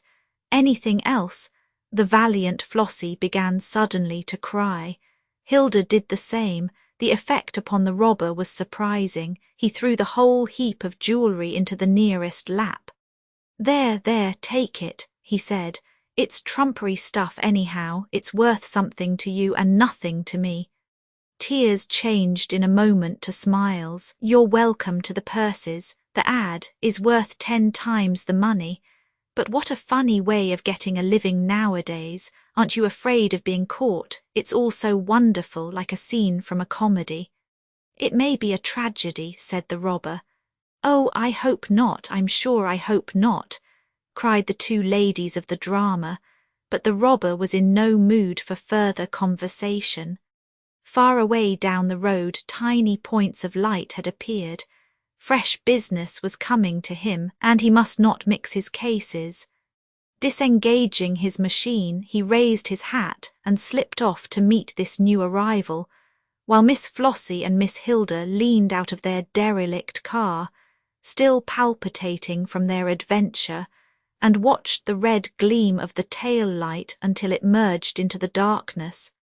This time there was every sign of a rich prize. Behind its 4 grand lamps set in a broad frame of glittering brasswork, the magnificent 60-horse Daimler breasted the slope with the low, deep, even snore which proclaimed its enormous latent strength. Like some rich-laden, high-pooped Spanish galleon, she kept her course until the prowling craft ahead of her swept across her bows and brought her to a sudden halt. An angry face, red, blotched and evil, shot out of the open window of the closed limousine. The robber was aware of a high, bald forehead, gross, pendulous cheeks and 2 little crafty eyes which gleamed between creases of fat.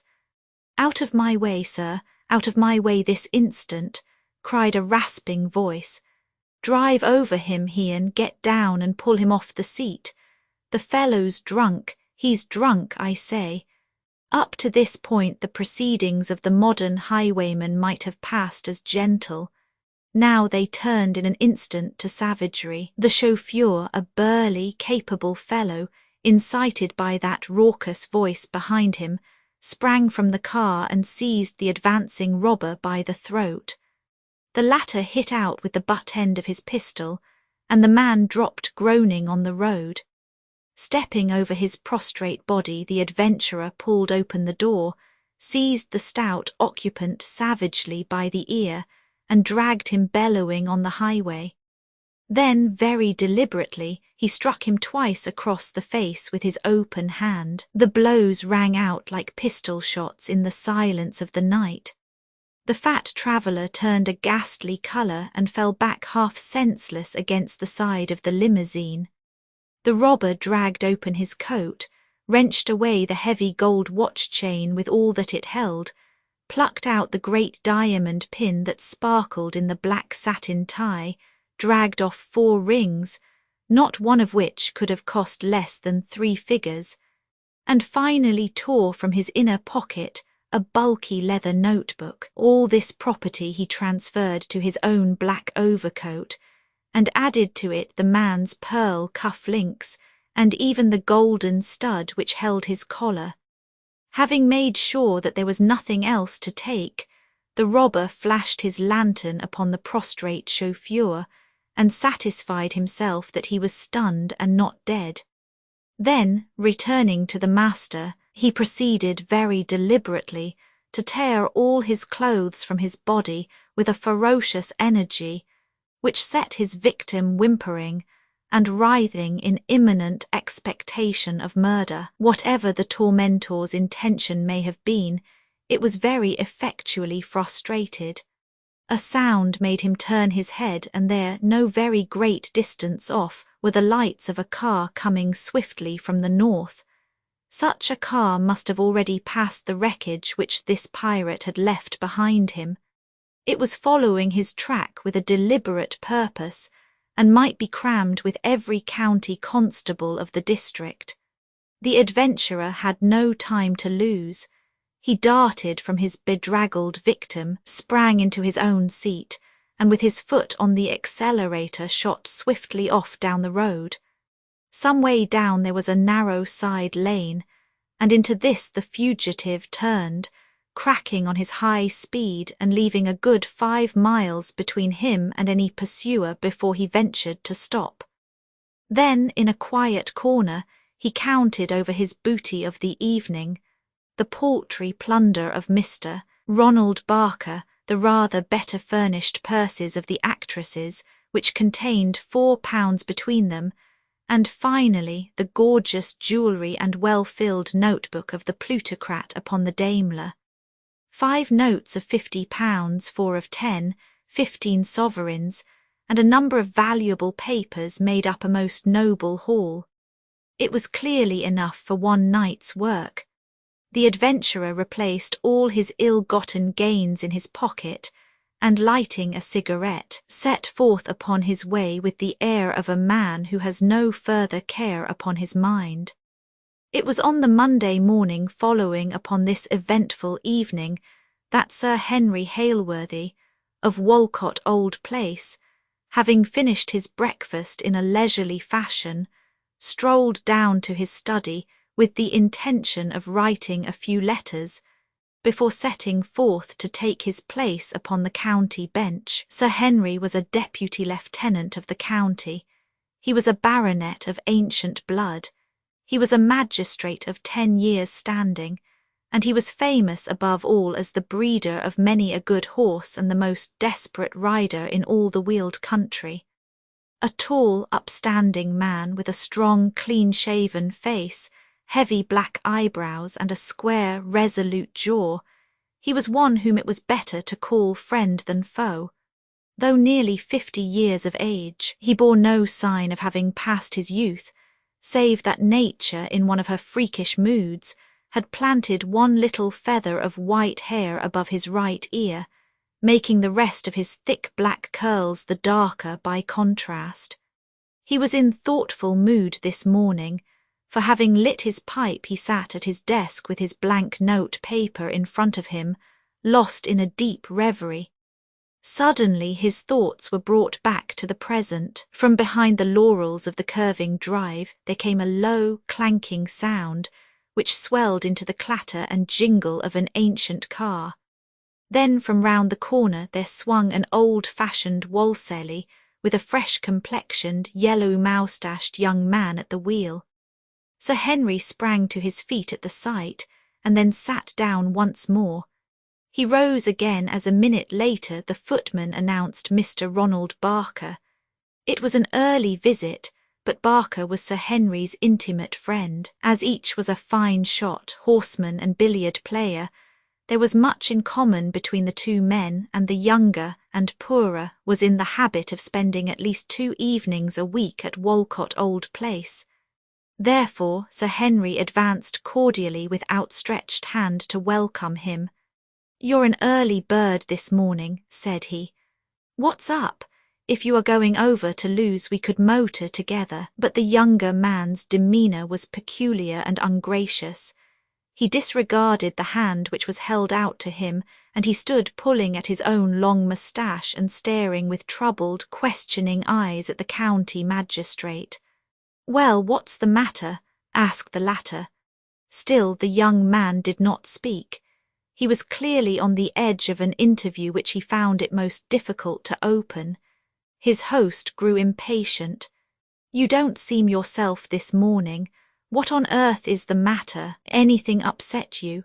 "Yes," said Ronald Barker with emphasis. "What has?" "You have," Sir Henry smiled. "Sit down, my dear fellow. If you have any grievance against me, let me hear it." Barker sat down. He seemed to be gathering himself for reproach. When it did come, it was like a bullet from a gun. "Why did you rob me last night?" The magistrate was a man of iron nerve. He showed neither surprise nor resentment. Not a muscle twitched upon his calm, set face. "Why do you say that I robbed you last night?" "A big, tall fellow in a motor car stopped me on the Mayfield road. He poked a pistol in my face and took my purse and my watch." "Sir Henry, that man was you." The magistrate smiled. "Am I the only big, tall man in the district? Am I the only man with a motor car? Do you think I couldn't tell a Rolls-Royce when I see it? I, who spend half my life on a car and the other half under it, who has a Rolls-Royce about here except you? My dear Barker, don't you think that such a modern highwayman as you describe would be more likely to operate outside his own district? How many hundred Rolls-Royces are there in the south of England?" "No, it won't do, Sir Henry, it won't do. Even your voice, though you sunk it a few notes, was familiar enough to me. But hang it, man, what did you do it for? That's what gets over me, that you should stick up me, one of your closest friends, a man that worked himself to the bone when you stood for the division, and all for the sake of a Brummagem watch and a few shillings, is simply incredible." "Simply incredible," repeated the magistrate with a smile. "And then those actresses, poor little devils who have to earn all they get. I followed you down the road, you see. That was a dirty trick if ever I heard one. The city shark was different. If a chap must go robbing, that sort of fellow is fair game, but your friend and then the girls, well, I say again, I couldn't have believed it. Then why believe it? Because it is so. Well, you seem to have persuaded yourself to that effect. You don't seem to have much evidence to lay before anyone else. I could swear to you in a police court. What put the lid on it was that when you were cutting my wire, and an infernal liberty it was. I saw that white tuft of yours sticking out from behind your mask. If for the first time an acute observer might have seen some slight sign of emotion upon the face of the baronet. You seem to have a fairly vivid imagination, said he. His visitor flushed with anger. See here, Hailworthy, said he, opening his hand and showing a small, jagged triangle of black cloth. Do you see that? It was on the ground near the car of the young women. You must have ripped it off as you jumped out from your seat. Now send for that heavy black driving coat of yours. If you don't ring the bell, I'll ring it myself, and we shall have it in. I'm going to see this thing through, and don't you make any mistake about that. The baronet's answer was a surprising one. He rose past Barker's chair and walking over to the door he locked it and placed the key in his pocket. You are going to see it through, said he. I'll lock you in until you do. Now we must have a straight talk, Barker, as man to man, and whether it ends in tragedy or not depends on you. He had half opened one of the drawers in his desk as he spoke. His visitor frowned in anger. You won't make matters any better by threatening me. Hailworthy, I am going to do my duty and you won't bluff me out of it. I have no wish to bluff you. When I spoke of a tragedy, I did not mean to you. What I meant was that there are some turns which this affair cannot be allowed to take. I have neither kith nor kin, but there is the family honour, and some things are impossible. It is late to talk like that. Well, perhaps it is, but not too late. And now I have a good deal to say to you. First of all, you are quite right, and it was I who held you up last night on the Mayfield Road. But why on earth? All right, let me tell it my own way. First, I want you to look at these. He unlocked a drawer and he took out 2 small packages. These were to be posted in London tonight. This one is addressed to you, and I may as well hand it over to you at once. It contains your watch and your purse. So, you see, bar your cut wire, you would have been none the worse for your adventure. This other packet is addressed to the young ladies of the Gaiety Theatre, and their properties are enclosed. I hope I have convinced you that I had intended full reparation in each case before you came to accuse me. Well, asked Barker. Well, we will now deal with Sir George Wilder, who is, as you may not know, the senior partner of Wilder and Guggendorf, the founders of the Ludgate Bank of infamous memory. His chauffeur is a case apart. You may take it from me upon my word of honour that I had plans for the chauffeur. But it is the master that I want to speak of. You know that I am not a rich man myself. I expect all the county knows that. When Black Tulip lost the Derby, I was hard hit, and other things as well. Then I had a legacy of 1,000. This infernal bank was paying 7% on deposits. I knew Wilder. I saw him. I asked him if it was safe. He said it was. I paid it in, and within 48 hours the whole thing went to bits. It came out before the official receiver that Wilder had known for 3 months that nothing could save him, and yet he took all my cargo aboard his sinking vessel. He was all right, confound him. He had plenty besides, but I had lost all my money and no law could help me, yet he had robbed me as clearly as one man could rob another. I saw him and he laughed in my face, told me to stick to consols, and that the lesson was cheap at the price, so I just swore that by hook or by crook I would get level with him. I knew his habits, for I had made it my business to do so. I knew that he came back from Eastbourne on Sunday nights. I knew that he carried a good sum with him in his pocket-book. Well, it's my pocket-book now. Do you mean to tell me that I'm not morally justified in what I have done? By the Lord, I'd have left the devil as bare as he left many a widow and orphan if I'd had the time. That's all very well, but what about me? What about the girls? Have some common sense, Barker. Do you suppose that I could go and stick up this one personal enemy of mine and escape detection? It was impossible. I was bound to make myself out to be just a common robber who had run up against him by accident. So I turned myself loose on the high road and took my chance. As the devil would have it, the first man I met was yourself. I was a fool not to recognize that old ironmonger's store of yours by the row it made coming up the hill. When I saw you, I could hardly speak for laughing. But I was bound to carry it through, the same with the actresses. I'm afraid I gave myself away, for I couldn't take their little fallals, but I had to keep up a show.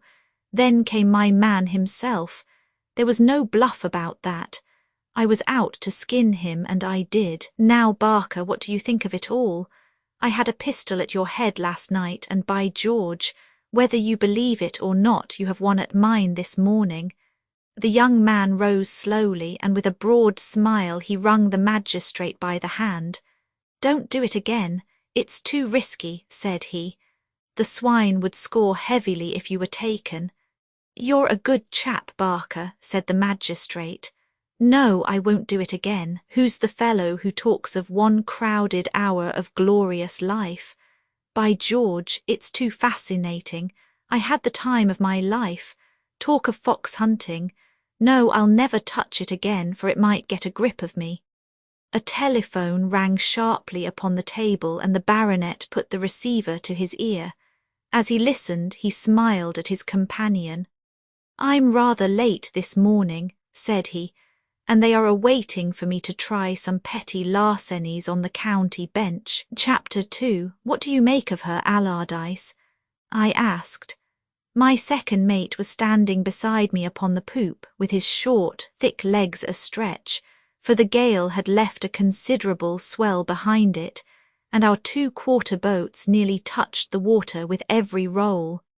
He steadied his glass against the mizzen shrouds, and he looked long and hard at this disconsolate stranger every time she came reeling up on to the crest of a roller, and hung balanced for a few seconds before swooping down upon the other side.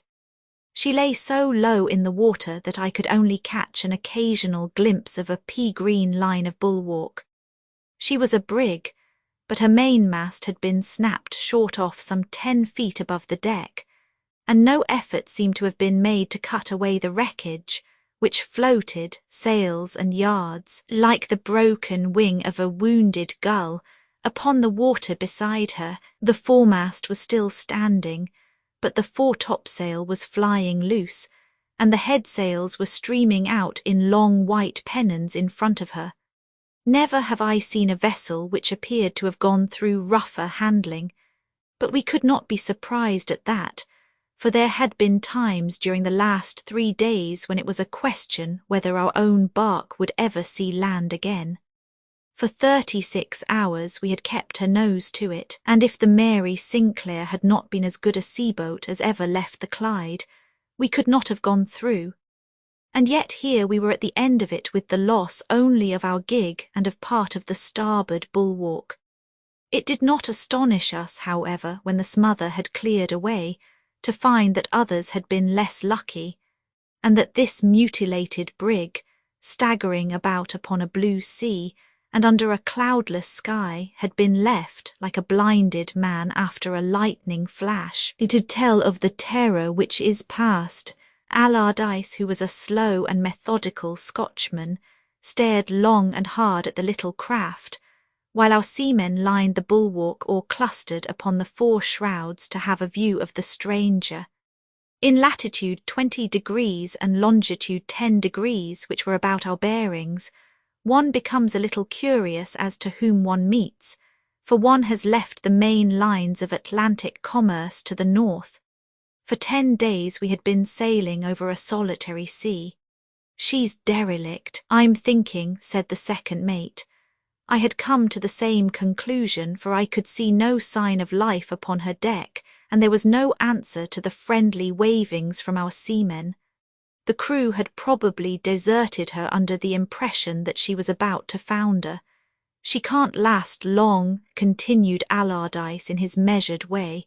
"She may put her nose down and her tail up any minute, the water's lipping up to the edge of her rail." "What's her flag?" I asked. "I'm trying to make out. It's got all twisted and tangled with the halyards. Yes, I've got it now, clear enough. It's the Brazilian flag, but it's wrong side up. She had hoisted a signal of distress then before her people abandoned her. Perhaps they had only just gone." I took the mate's glass and looked round over the tumultuous face of the deep blue Atlantic, still veined and starred with white lines and spoutings of foam, but nowhere could I see anything human beyond ourselves. "There may be living men aboard," said I. "There may be salvage," muttered the second mate. "Then we will run down upon her lee side and lie to." We were not more than 100 yards from her when we swung our foreyard aback, and there we were, the bark and the brig, ducking and bowing like two clowns in a dance. "Drop one of the quarter boats," said I. "Take 4 men, Mr. Allardyce, and see what you can learn of her." But just at that moment my first officer, Mr. Armstrong, came on deck, for 7 bells had struck, and it was but a few minutes off his watch. It would interest me to go myself to this abandoned vessel and to see what there might be aboard of her. So, with a word to Armstrong, I swung myself over the side, slipped down the falls, and took my place in the sheets of the boat. It was but a little distance, but it took some time to traverse, and so heavy was the roll that often, when we were in the trough of the sea, we could not see either the bark which we had left or the brig which we were approaching. The sinking sun did not penetrate down there, and it was cold and dark in the hollows of the waves, but each passing billow heaved us up into the warmth and the sunshine once more. At each of these moments, as we hung upon a white-capped ridge between the 2 dark valleys, I caught a glimpse of the long, pea-green line and the nodding foremast of the brig, and I steered so as to come round by her stern, so that we might determine which was the best way of boarding her. As we passed her, we saw the name Nossa Senhora da Vitória painted across her dripping counter. "The weather side, sir," said the second mate. "Stand by with the boat-hook, carpenter." An instant later we had jumped over the bulwarks, which were hardly higher than our boat, and found ourselves upon the deck of the abandoned vessel.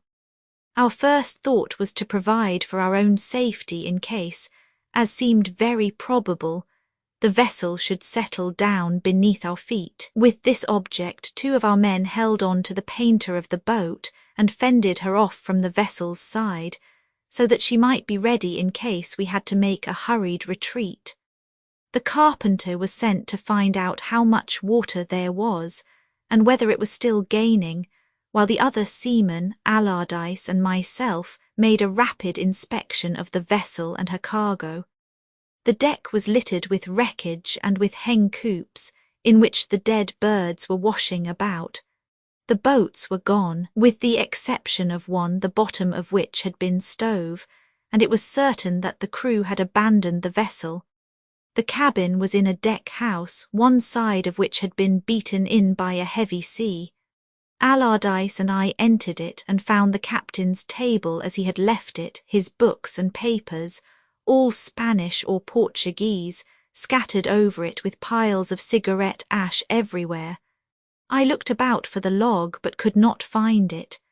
"As likely as not he never kept one," said Allardyce. "Things are pretty slack aboard a South American trader, and they don't do more than they can help. If there was one, it must have been taken away with him in the boat." "I should like to take all these books and papers," said I. "Ask the carpenter how much time we have." His report was reassuring. The vessel was full of water, but some of the cargo was buoyant, and there was no immediate danger of her sinking. Probably she would never sink, but would drift about as one of those terrible, unmarked reefs which have sent so many stout vessels to the bottom. In that case there is no danger in your going below, Mr. Allardyce, said I. See what you can make of her and find out how much of her cargo may be saved. I'll look through these papers while you are gone.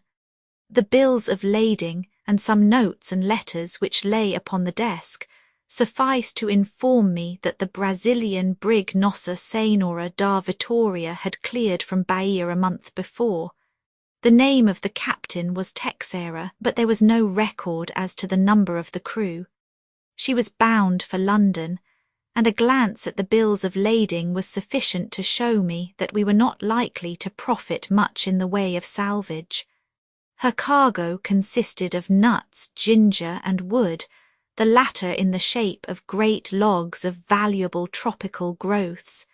It was these, no doubt, which had prevented the ill-fated vessel from going to the bottom, but they were of such a size as to make it impossible for us to extract them. Besides these there were a few fancy goods, such as a number of ornamental birds for millinery purposes and 100 cases of preserved fruits. And then, as I turned over the papers, I came upon a short note in English which arrested my attention.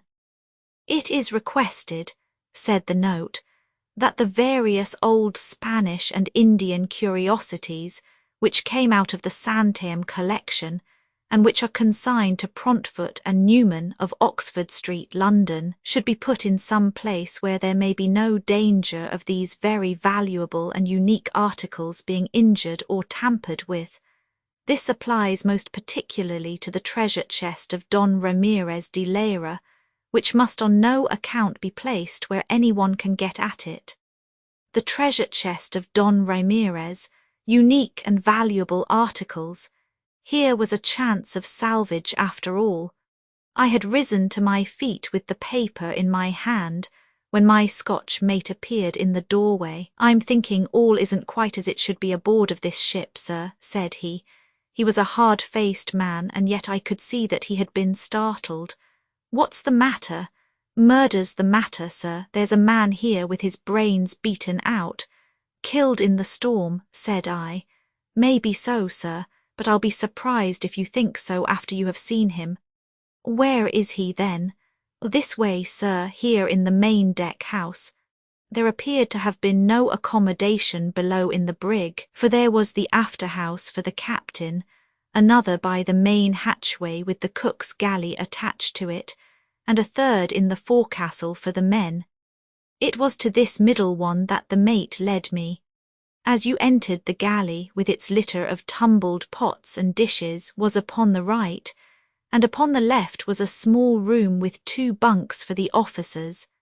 Then beyond there was a place about 12 feet square, which was littered with flags and spare canvas. All round the walls were a number of packets done up in coarse cloth and carefully lashed to the woodwork.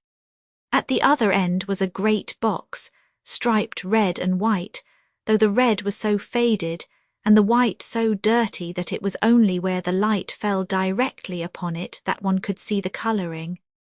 The box was, by subsequent measurement, 4 feet 3 inches in length, 3 feet 2 inches in height, and 3 feet across, considerably larger than a seaman's chest, but it was not to the box that my eyes or my thoughts were turned as I entered the storeroom. On the floor, lying across the litter of bunting, there was stretched a small, dark man with a short, curling beard. He lay as far as it was possible from the box, with his feet towards it and his head away. A crimson patch was printed upon the white canvas on which his head was resting, and little red ribbons wreathed themselves round his swarthy neck and trailed away on to the floor, but there was no sign of a wound that I could see, and his face was as placid as that of a sleeping child. It was only when I stooped that I could perceive his injury, and then I turned away with an exclamation of horror. He had been poleaxed, apparently by some person standing behind him. A frightful blow had smashed in the top of his head and penetrated deeply into his brain. His face might well be placid, for death must have been absolutely instantaneous, and the position of the wound showed that he could never have seen the person who had inflicted it. "Is that foul play or accident, Captain Barclay?" asked my second mate demurely. "You are quite right, Mr. Allardyce. The man has been murdered, struck down from above by a sharp and heavy weapon. But who was he, and why did they murder him?" "He was a common seaman, sir," said the mate. "You can see that if you look at his fingers." He turned out his pockets as he spoke and brought to light a pack of cards, some tarred string, and a bundle of Brazilian tobacco. "Hullo, look at this," said he.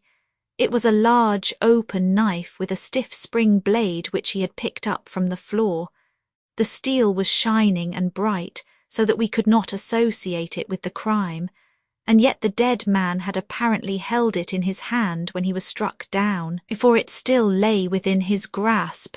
"It looks to me, sir, as if he knew he was in danger and kept his knife handy," said the mate. "However, we can't help the poor beggar now. I can't make out these things that are lashed to the wall. They seem to be idols and weapons and curios of all sorts done up in old sacking." "That's right," said I. "They are the only things of value that we are likely to get from the cargo. Hail the barque and tell them to send the other quarter boat to help us to get the stuff aboard." While he was away, I examined this curious plunder which had come into our possession. The curiosities were so wrapped up that I could only form a general idea as to their nature, but the striped box stood in a good light where I could thoroughly examine it. On the lid, which was clamped and cornered with metal work, there was engraved a complex coat of arms, and beneath it was a line of Spanish which I was able to decipher as meaning, "The treasure chest of Don Ramirez de Leyra, Knight of the Order of St. James, Governor and Captain General of Terra Firma and of the province of Veraguas." In one corner was the date 1606, and on the other a large white label upon which was written in English, "You are earnestly requested, upon no account, to open this box." The same warning was repeated underneath in Spanish. As to the lock, it was a very complex and heavy one of engraved steel, with a Latin motto which was above a seaman's comprehension. By the time I had finished this examination of the peculiar box, the other quarter boat with Mr. Armstrong, the first officer, had come alongside, and we began to carry out and place in her the various curiosities which appeared to be the only objects worth moving from the derelict ship. When she was full, I sent her back to the barque, and then Allardyce and I, with a carpenter and one seaman, shifted the striped box, which was the only thing left, to our boat, and lowered it over, balancing it upon the two middle thwarts, for it was so heavy that it would have given the boat a dangerous tilt had we placed it at either end. As to the dead man, we left him where we had found him. The mate had a theory that at the moment of the desertion of the ship, this fellow had started plundering, and that the captain, in an attempt to preserve discipline, had struck him down with a hatchet or some other heavy weapon. It seemed more probable than any other explanation, and yet it did not entirely satisfy me either. But the ocean is full of mysteries, and we were content to leave the fate of the dead seaman of the Brazilian brig to be added to that long list which every sailor can recall. The heavy box was slung up by ropes on to the deck of the Mary Sinclair, and was carried by 4 seamen into the cabin, where, between the table and the after lockers, there was just space for it to stand. There it remained during supper, and after that meal the mates remained with me, and discussed over a glass of grog the event of the day. Mr. Armstrong was a long, thin, vulture-like man, an excellent seaman, but famous for his nearness and cupidity. Our treasure trove had excited him greatly, and already he had begun with glistening eyes to reckon up how much it might be worth to each of us when the shares of the salvage came to be divided. If the paper said that they were unique, Mr. Barclay, then they may be worth anything that you like to name. You wouldn't believe the sums that the rich collectors give. £1,000 is nothing to them. We'll have something to show for our voyage, or I am mistaken. I don't think that, said I. As far as I can see, they are not very different from any other South American curios. Well, sir, I've traded there for 14 voyages, and I have never seen anything like that chest before. That's worth a pile of money, just as it stands, but it's so heavy that surely there must be something valuable inside it. Don't you think we ought to open it and see? If you break it open you will spoil it as likely as not, said the second mate. Armstrong squatted down in front of it with his head on one side and his long, thin nose within a few inches of the lock. The wood is oak, said he, and it has shrunk a little with age. If I had a chisel or a strong-bladed knife, I could force the lock back without doing any damage at all. The mention of a strong-bladed knife made me think of the dead seaman upon the brig. I wonder if he could have been on the job when someone came to interfere with him, said I. I don't know about that, sir, but I am perfectly certain that I could open the box. There's a screwdriver here in the locker. Just hold the lamp, Allardyce, and I'll have it done in a brace of shakes. Wait a bit, said I, for already, with eyes which gleamed with curiosity and with avarice, he was stooping over the lid. I don't see that there is any hurry over this matter. You've read that card which warns us not to open it. It may mean anything or it may mean nothing, but somehow I feel inclined to obey it. After all, whatever is in it will keep, and if it is valuable it will be worth as much if it is opened in the owner's offices as in the cabin of the Mary Sinclair. The first officer seemed bitterly disappointed at my decision. Surely, sir, you are not superstitious about it, said he with a slight sneer upon his thin lips. If it gets out of our own hands and we don't see for ourselves what is inside it, we may be done out of our rights, besides. That's enough, Mr. Armstrong, said I abruptly. You may have every confidence that you will get your rights, but I will not have that box opened tonight. Why, the label itself shows that the box has been examined by Europeans, Allardyce added. Because a box is a treasure box is no reason that it has treasures inside it now. A good many folk have had a peep into it since the days of the old governor of terra firma. Armstrong threw the screwdriver down upon the table and shrugged his shoulders. Just as you like, said he, but for the rest of the evening, although we spoke upon many subjects, I noticed that his eyes were continually coming round, with the same expression of curiosity and greed, to the old striped box. And now I come to that portion of my story which fills me even now with a shuddering horror when I think of it.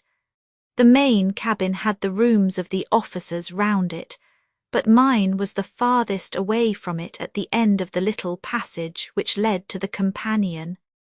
No regular watch was kept by me, except in cases of emergency, and the 3 mates divided the watches among them.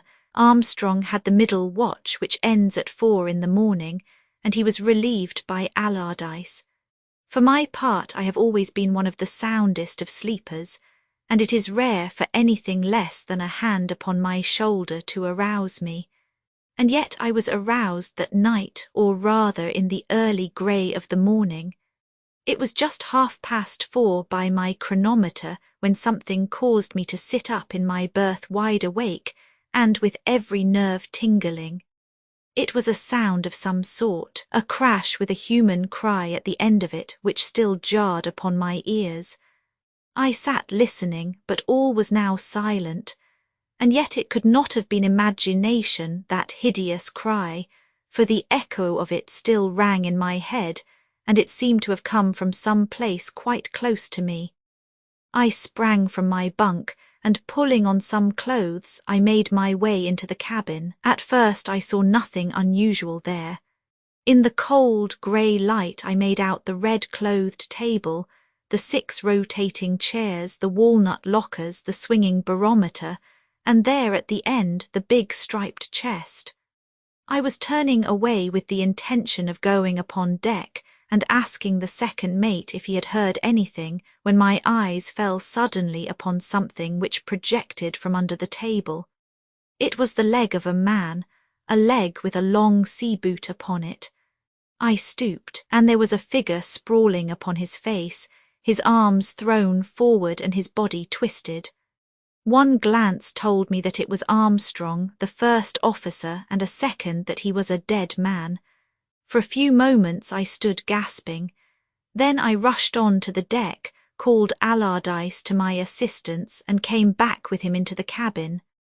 Together we pulled the unfortunate fellow from under the table, and as we looked at his dripping head, we exchanged glances, and I do not know which was the paler of the two. The same as the Spanish sailor, said I. The very same, God preserve us, it's that infernal chest. Look at Armstrong's hand. He held up the mate's right hand, and there was the screwdriver which he had wished to use the night before. He's been at the chest, sir. He knew that I was on deck and you asleep. He knelt down in front of it, and he pushed the lock back with that tool. Then something happened to him, and he cried out so that you heard him. Allardyce, I whispered, what could have happened to him? The second mate put his hand upon my sleeve and drew me into his cabin. We can talk here, sir, and we don't know who may be listening to us in there. What do you suppose is in that box, Captain Barclay? I give you my word, Allardyce, that I have no idea. Well, I can only find one theory which will fit all the facts. Look at the size of the box. Look at all the carving and metal work which may conceal any number of holes. Look at the weight of it. It took 4 men to carry it. On the top of that, remember that 2 men have tried to open it, and both have come to their end through it. Now, sir, what can it mean except one thing? You mean there is a man in it. Of course there is a man in it. You know how it is in these South American states, sir. A man may be president one week and hunted like a dog the next. They are forever flying for their lives. My idea is that there is some fellow in hiding there who is armed and desperate, and who will fight to the death before he is taken. But his food and drink, it's a roomy chest, sir, and he may have some provisions stowed away. As to his drink, he had a friend among the crew upon the brig who saw that he had what he needed. You think, then, that the label asking people not to open the box was simply written in his interest? Yes, sir, that is my idea. Have you any other way of explaining the facts? I had to confess that I had not. The question is, what are we to do? I asked. The man's a dangerous ruffian who sticks at nothing. I'm thinking it wouldn't be a bad thing to put a rope round the chest and tow it alongside for half an hour. Then we could open it at our ease. Or if we just tied the box up and kept him from getting any water, maybe that would do as well.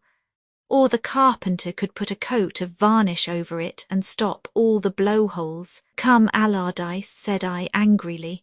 You don't seriously mean to say that a whole ship's company are going to be terrorized by a single man in a box? If he's there, I'll engage to fetch him out. I went to my room and came back with my revolver in my hand. Now, Allardyce, said I, do you open the lock and I'll stand on guard. For God's sake, think what you are doing, sir, cried the mate. 2 men have lost their lives over it, and the blood of one not yet dry upon the carpet. The more reason why we should revenge him. Well, sir, at least let me call the carpenter. 3 are better than 2, and he is a good stout man. He went off in search of him, and I was left alone with the striped chest in the cabin. I don't think that I'm a nervous man, but I kept the table between me and this solid old relic of the Spanish Main. In the growing light of morning, the red and white striping was beginning to appear, and the curious scrolls and wreaths of metal and carving which showed the loving pains which cunning craftsmen had expended upon it. Presently the carpenter and the mate came back together, the former with a hammer in his hand. "It's a bad business this, sir," said he, shaking his head as he looked at the body of the mate. "And you think there's someone hiding in the box?" "There's no doubt about it," said Allardyce, picking up the screwdriver and setting his jaw like a man who needs to brace his courage. "I'll drive the lock back if you will both stand by. If he rises, let him have it on the head with your hammer, carpenter. Shoot at once, sir, if he raises his hand. Now," he had knelt down in front of the striped chest and passed the blade of the tool under the lid. With a sharp snick the lock flew back. "Stand by," yelled the mate, and with a heave he threw open the massive top of the box. As it swung up, we all three sprang back, I with my pistol levelled, and the carpenter with the hammer above his head. Then, as nothing happened, we each took a step forward and peeped in. The box was empty. Not quite empty either, for in one corner was lying an old yellow candlestick, elaborately engraved, which appeared to be as old as the box itself. Its rich yellow tone and artistic shape suggested that it was an object of value. For the rest, there was nothing more weighty or valuable than dust in the old striped treasure chest. "Well, I'm blessed," cried Allardyce, staring blankly into it. "Where does the weight come in then? Look at the thickness of the sides and look at the lid. Why, it's 5 inches through, and see that great metal spring across it." "That's for holding the lid up," said the mate. "You see, it won't lean back. What's that German printing on the inside?" "It means that it was made by Johann Rothstein of Augsburg in 1606. And a solid bit of work too, but it doesn't throw much light on what has passed, does it, Captain Barclay? That candlestick looks like gold. We shall have something for our trouble after all." He leant forward to grasp it, and from that moment I have never doubted as to the reality of inspiration, for on the instant I caught him by the collar and pulled him straight again. It may have been some story of the Middle Ages which had come back to my mind, or it may have been that my eye had caught some red, which was not that of rust upon the upper part of the lock. But to him and to me it will always seem an inspiration, so prompt and sudden was my action. "There's devilry here," said I. "Give me the crooked stick from the corner." It was an ordinary walking cane with a hooked top. I passed it over the candlestick and gave it a pull. With a flash, a row of polished steel fangs shot out from below the upper lip, and the great striped chest snapped at us like a wild animal. Clang came the huge lid into its place, and the glasses on the swinging rack sang and tinkled with the shock. The mate sat down on the edge of the table and shivered like a frightened horse. "You've saved my life, Captain Barclay," said he. So this was the secret of the striped treasure chest of old Don Ramirez de Leyra, and this was how he preserved his ill-gotten gains from the terra firma and the province of Veraquas. Be the thief ever so cunning, he could not tell that golden candlestick from the other articles of value, and the instant that he laid hand upon it, the terrible spring was unloosed, and the murderous steel spikes were driven into his brain, while the shock of the blow sent the victim backwards and enabled the chest to automatically close itself. How many, I wondered, had fallen victims to the ingenuity of the mechanic of Augsburg, and as I thought of the possible history of that grim striped chest, my resolution was very quickly taken.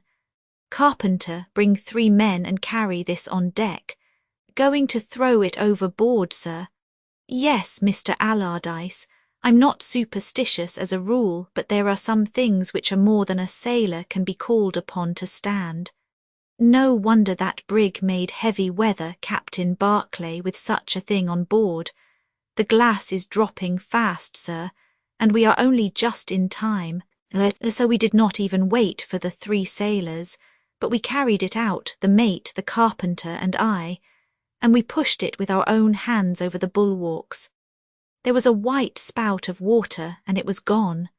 There it lies, the striped chest, 1,000 fathoms deep, and if, as they say, the sea will some day be dry land, I grieve for the man who finds that old box and tries to penetrate into its secret. Roman 8, the captain of the Pole Star, being an extract from the singular journal of John M. Alister Ray, student of medicine, September 11th, lat. 81 degrees 40 N, long 2 degrees E, still lying to amid enormous ice fields, the one which stretches away to the north of us and to which our ice anchor is attached cannot be smaller than an English county.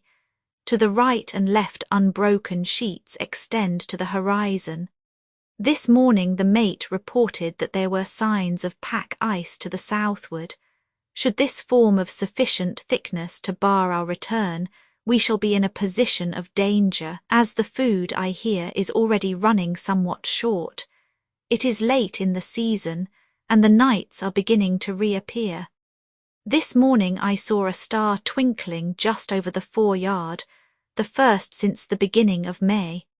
There is considerable discontent among the crew, many of whom are anxious to get back home to be in time for the herring season, when labour always commands a high price upon the Scotch coast. As yet their displeasure is only signified by sullen countenances and black looks, but I heard from the second mate this afternoon that they contemplated sending a deputation to the captain to explain their grievance.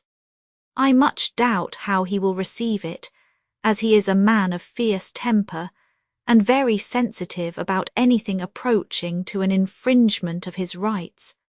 I shall venture after dinner to say a few words to him upon the subject. I have always found that he will tolerate from me what he would resent from any other member of the crew. Amsterdam Island at the northwest corner of Spitzbergen is visible upon our starboard quarter, a rugged line of volcanic rocks, intersected by white seams, which represent glaciers. It is curious to think that at the present moment there is probably no human being nearer to us than the Danish settlements in the south of Greenland. A good 900 miles as the crow flies. A captain takes a great responsibility upon himself when he risks his vessel under such circumstances. No whaler has ever remained in these latitudes till so advanced a period of the year. 9 p.m. I have spoken to Captain Craigie, and though the result has been hardly satisfactory, I am bound to say that he listened to what I had to say very quietly and even deferentially. When I had finished, he put on that air of iron determination which I have frequently observed upon his face, and paced rapidly backwards and forwards across the narrow cabin for some minutes. At first I feared that I had seriously offended him, but he dispelled the idea by sitting down again and putting his hand upon my arm with a gesture which almost amounted to a caress. There was a depth of tenderness, too, in his wild dark eyes which surprised me considerably. "Look here, doctor," he said, "I'm sorry I ever took you, I am indeed, and I would give £50 this minute to see you standing safe upon the Dundee Quay. It's hit or miss with me this time. There are fish to the north of us. How dare you shake your head, sir, when I tell you I saw them blowing from the masthead?" This in a sudden burst of fury, though I was not conscious of having shown any signs of doubt. 22 fish in as many minutes as I am a living man, and not one under 10 foot. One now, doctor, do you think I can leave the country when there is only one infernal strip of ice between me and my fortune? If it came on to blow from the north tomorrow, we could fill the ship and be away before the frost could catch us. If it came on to blow from the south, well, I suppose the men are paid for risking their lives, and as for myself it matters but little to me, for I have more to bind me to the other world than to this one. I confess that I am sorry for you, though. I wish I had old Angus Tate who was with me last voyage, for he was a man that would never be missed, and you said once that you were engaged, did you not?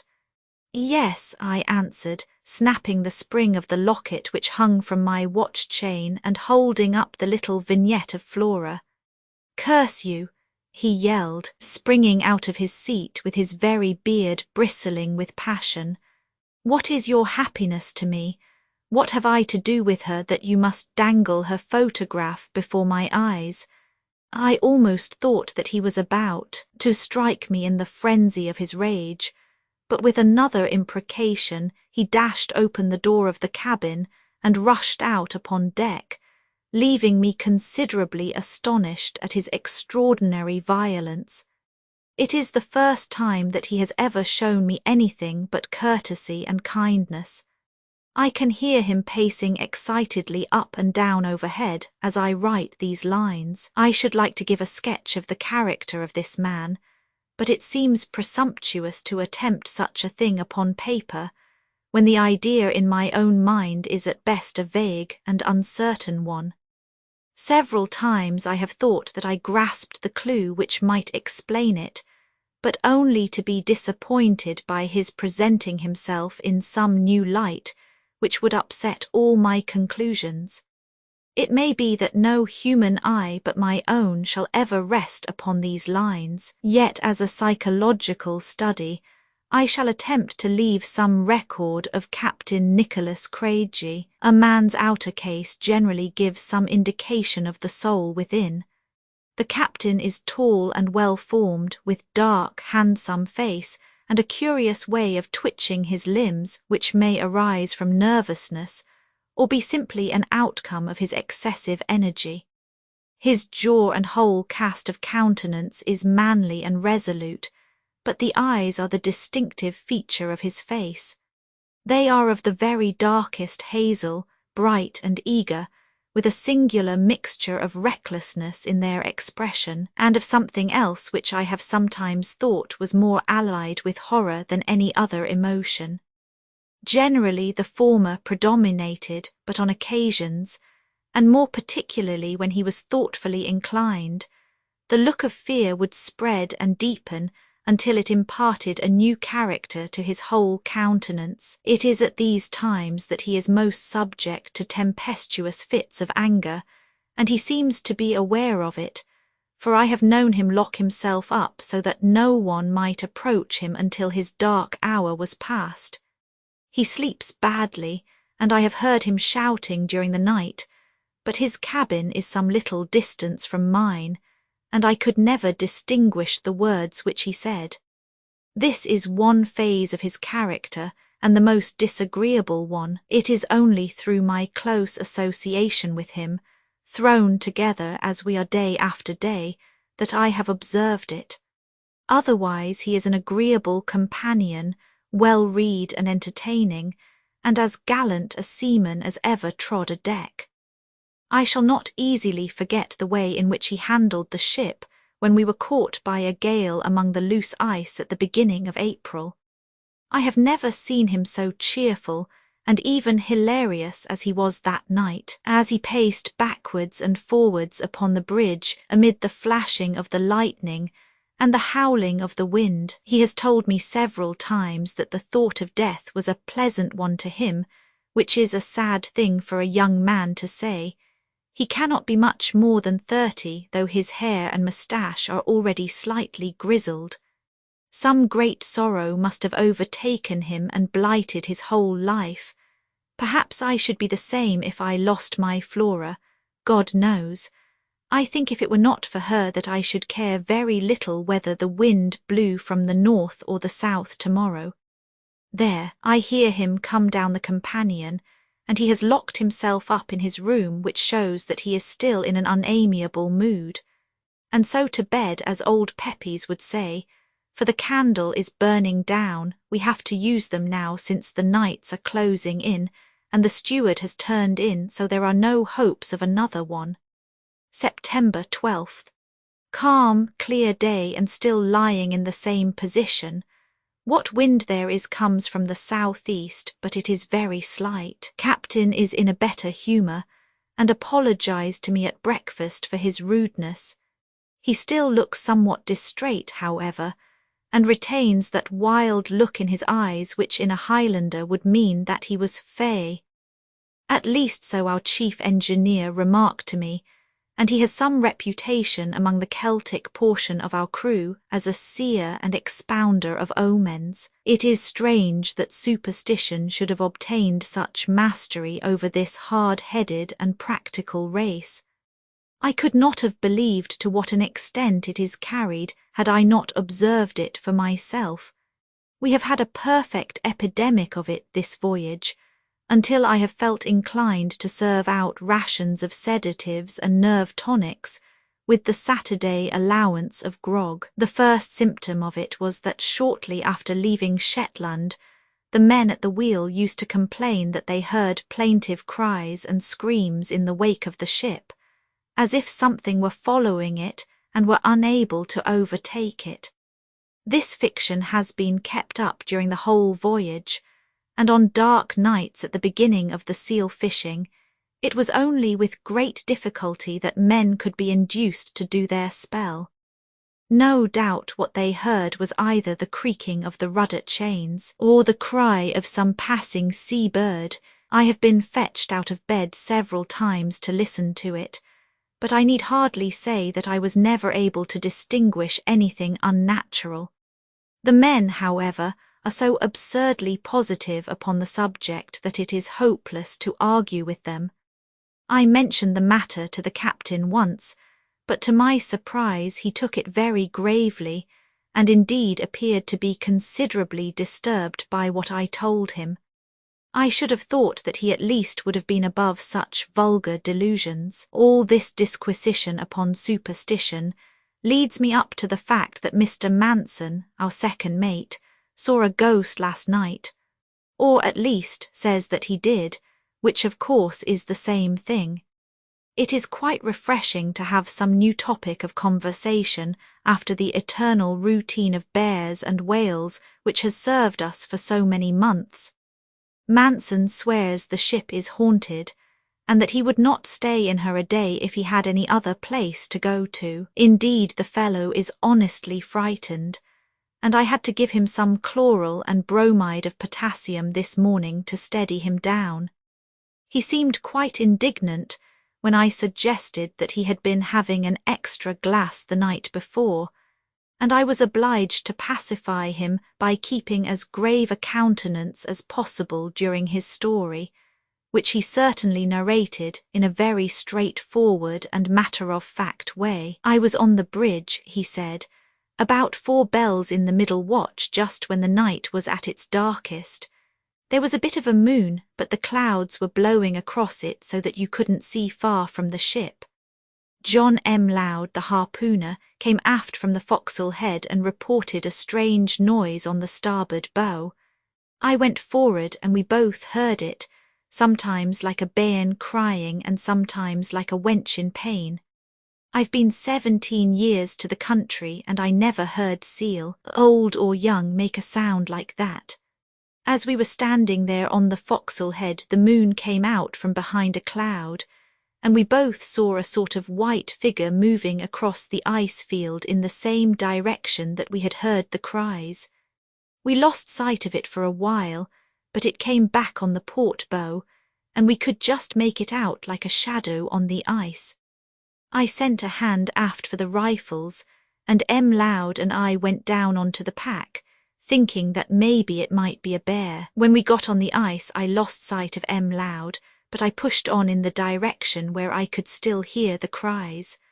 I followed them for a mile or maybe more, and then running round a hummock I came right onto the top of it, standing and waiting for me seemingly. I don't know what it was. It wasn't a bear anyway.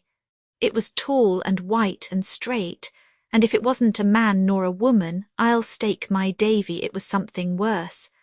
I made for the ship as hard as I could run, and precious glad I was to find myself aboard. I signed articles to do my duty by the ship, and on the ship I'll stay, but you don't catch me on the ice again after sundown. That is his story, given as far as I can in his own words. I fancy what he saw must, in spite of his denial, have been a young bear erect upon its hind legs, an attitude which they often assume when alarmed. In the uncertain light, this would bear a resemblance to a human figure, especially to a man whose nerves were already somewhat shaken. Whatever it may have been, the occurrence is unfortunate, for it has produced a most unpleasant effect upon the crew. Their looks are more sullen than before, and their discontent more open. The double grievance of being debarred from the herring fishing and of being detained in what they choose to call a haunted vessel may lead them to do something rash. Even the harpooners, who are the oldest and steadiest among them, are joining in the general agitation. Apart from this absurd outbreak of superstition, things are looking rather more cheerful. The pack which was forming to the south of us has partly cleared away, and the water is so warm as to lead me to believe that we are lying in one of those branches of the Gulf Stream which run up between Greenland and Spitzbergen. There are numerous small medusae and sea lemons about the ship, with abundance of shrimps, so that there is every possibility of fish being sighted. Indeed, one was seen blowing about dinner time, but in such a position that it was impossible for the boats to follow it. September 13th. Had an interesting conversation with the chief mate, Mr. Milne, upon the bridge. It seems that our captain is as great an enigma to the seamen, and even to the owners of the vessel, as he has been to me. Mr. Milne tells me that when the ship is paid off upon returning from a voyage, Captain Craigie disappears, and is not seen again until the approach of another season, when he walks quietly into the office of the company and asks whether his services will be required. He has no friend in Dundee, nor does anyone pretend to be acquainted with his early history.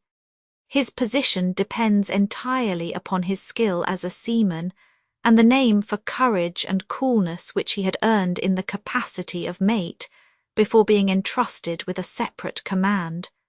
The unanimous opinion seems to be that he is not a Scotchman, and that his name is an assumed one.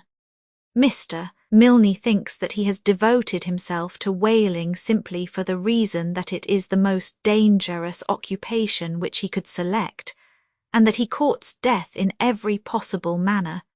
He mentioned several instances of this, one of which is rather curious if true. It seems that on one occasion he did not put in an appearance at the office, and a substitute had to be selected in his place. That was at the time of the last Russian and Turkish war. When he turned up again next spring, he had a puckered wound in the side of his neck which he used to endeavour to conceal with his cravat. Whether the mate's inference that he had been engaged in the war is true or not I cannot say. It was certainly a strange coincidence. The wind is veering round in an easterly direction, but is still very slight. I think the ice is lying closer than it did yesterday. As far as the eye can reach on every side there is one wide expanse of spotless white, only broken by an occasional rift or the dark shadow of a hummock. To the south there is the narrow lane of blue water which is our sole means of escape, and which is closing up every day. The captain is taking a heavy responsibility upon himself. I hear that the tank of potatoes has been finished, and even the biscuits are running short, but he preserves the same impassible countenance, and spends the greater part of the day at the crow's nest, sweeping the horizon with his glass. His manner is very variable, and he seems to avoid my society, but there has been no repetition of the violence which he showed the other night. 7:30 p.m. My deliberate opinion is that we are commanded by a madman. Nothing else can account for the extraordinary vagaries of Captain Craigie.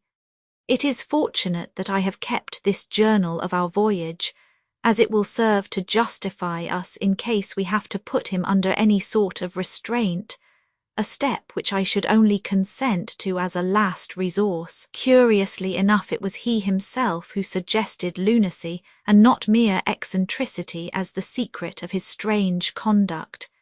He was standing upon the bridge about an hour ago, peering as usual through his glass, while I was walking up and down the quarter-deck. The majority of the men were below at their tea, for the watches have not been regularly kept of late. Tired of walking, I leaned against the bulwarks and admired the mellow glow cast by the sinking sun upon the great ice fields which surround us. I was suddenly aroused from the reverie into which I had fallen by a hoarse voice at my elbow, and starting round, I found that the captain had descended and was standing by my side. He was staring out over the ice with an expression in which horror, surprise, and something approaching to joy were contending for the mastery. In spite of the cold, great drops of perspiration were coursing down his forehead, and he was evidently fearfully excited. His limbs twitched like those of a man upon the verge of an epileptic fit, and the lines about his mouth were drawn and hard. "Look!" he gasped, seizing me by the wrist, but still keeping his eyes upon the distant ice, and moving his head slowly in a horizontal direction, as if following some object which was moving across the field of vision. "Look there, man, there, between the hummocks. Now coming out from behind the far one, you see her, you must see her, there still. Flying from me, by God, flying from me, and gone." He uttered the last two words in a whisper of concentrated agony which shall never fade from my remembrance. Clinging to the ratlines, he endeavoured to climb up upon the top of the bulwarks as if in the hope of obtaining a last glance at the departing object. His strength was not equal to the attempt, however, and he staggered back against the saloon skylights, where he leaned panting and exhausted. His face was so livid that I expected him to become unconscious, so lost no time in leading him down the companion and stretching him upon one of the sofas in the cabin. I then poured him out some brandy, which I held to his lips, and which had a wonderful effect upon him, bringing the blood back into his white face and steadying his poor shaking limbs. He raised himself up upon his elbow, and looking round to see that we were alone, he beckoned to me to come and sit beside him. "You saw it, didn't you?" he asked, still in the same subdued, awesome tone so foreign to the nature of the man. "No, I saw nothing." His head sank back again upon the cushions. "No, he wouldn't without the glass," he murmured. "He couldn't. It was the glass that showed her to me, and then the eyes of love, the eyes of love. I say, Doc, don't let the steward in, he'll think I'm mad. Just bolt the door, will you?" I rose and did what he commanded. He lay quiet for a while, lost in thought apparently, and then raised himself up upon his elbow again and asked for some more brandy. "You don't think I am, do you, Doc?" he asked as I was putting the bottle back into the after locker. "Tell me now, as man to man, do you think that I am mad?" "I think you have something on your mind," I answered, "which is exciting you and doing you a good deal of harm." "Right there, lad," he cried, his eyes sparkling from the effects of the brandy. "Plenty on my mind, plenty. But I can work out the latitude and the longitude, and I can handle my sextant and manage my logarithms. You couldn't prove me mad in a court of law, could you now?" It was curious to hear the man lying back and coolly arguing out the question of his own sanity. "Perhaps not," I said. "But still I think you would be wise to get home as soon as you can and settle down to a quiet life for a while." "Get home, eh?" he muttered with a sneer upon his face. "One word for me and two for yourself, lad. Settle down with Flora, pretty little Flora. Are bad dreams signs of madness?" "Sometimes," I answered. "What else? What would be the first symptoms?" Pains in the head, noises in the ears, flashes before the eyes, delusions. Ah, what about them? He interrupted. What would you call a delusion? Seeing a thing which is not there is a delusion. But she was there, he groaned to himself. She was there, and rising, he unbolted the door and walked with slow and uncertain steps to his own cabin, where I have no doubt that he will remain until tomorrow morning. His system seems to have received a terrible shock, whatever it may have been that he imagined himself to have seen. The man becomes a greater mystery every day, though I fear that the solution which he has himself suggested is the correct one, and that his reason is affected. I do not think that a guilty conscience has anything to do with his behaviour. The idea is a popular one among the officers and, I believe, the crew, but I have seen nothing to support it. He has not the air of a guilty man, but of one who has had terrible usage at the hands of fortune, and who should be regarded as a martyr rather than a criminal. The wind is veering round to the south tonight. God help us if it blocks that narrow pass which is our only road to safety. Situated as we are on the edge of the main Arctic pack, or the barrier as it is called by the whalers, any wind from the north has the effect of shredding out the ice around us and allowing our escape, while a wind from the south blows up all the loose ice behind us and hems us in between two packs. God help us, I say again. September 14th. Sunday and a day of rest.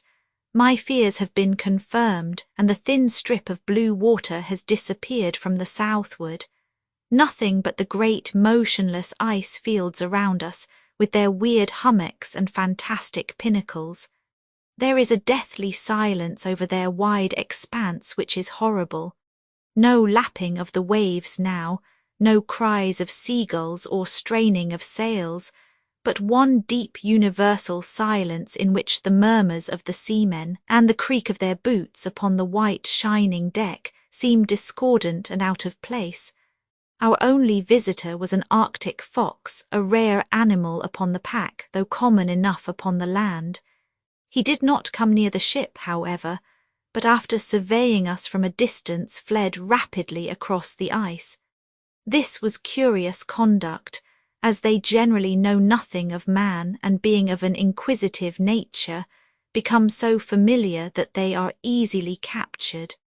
Incredible as it may seem, even this little incident produced a bad effect upon the crew. "Yon pure beastie kens mair I and sees mair nor you nor me," was the comment of one of the leading harpooners, and the others nodded their acquiescence. It is vain to attempt to argue against such puerile superstition. They have made up their minds that there is a curse upon the ship, and nothing will ever persuade them to the contrary.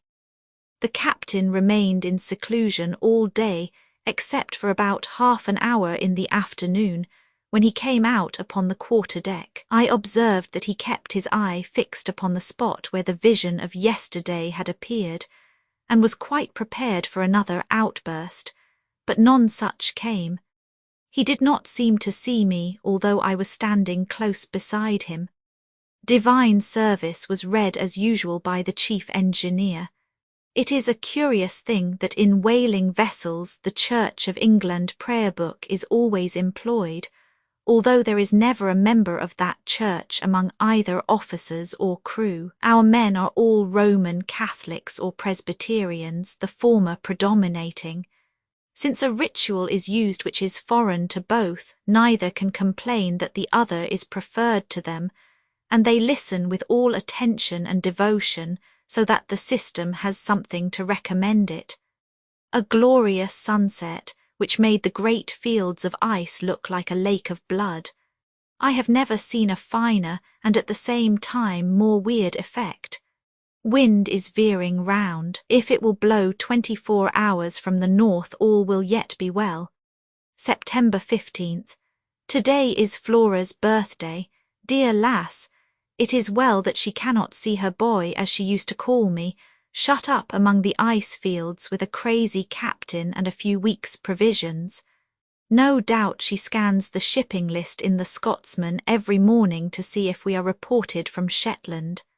I have to set an example to the men and look cheery and unconcerned, but God knows, my heart is very heavy at times. The thermometer is at 19 Fahrenheit today. There is but little wind, and what there is comes from an unfavourable quarter. Captain is in an excellent humour. I think he imagines he has seen some other omen or vision, poor fellow, during the night, for he came into my room early in the morning and, stooping down over my bunk, whispered, "It wasn't a delusion, Doc, it's all right." After breakfast he asked me to find out how much food was left, which the second mate and I proceeded to do. It is even less than we had expected.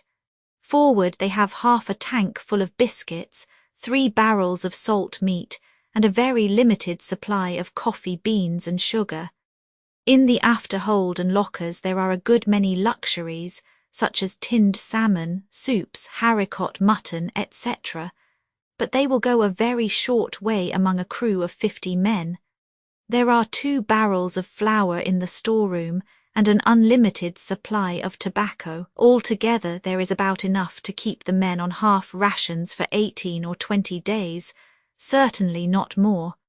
When we reported the state of things to the captain, he ordered all hands to be piped and addressed them from the quarter-deck. I never saw him to better advantage.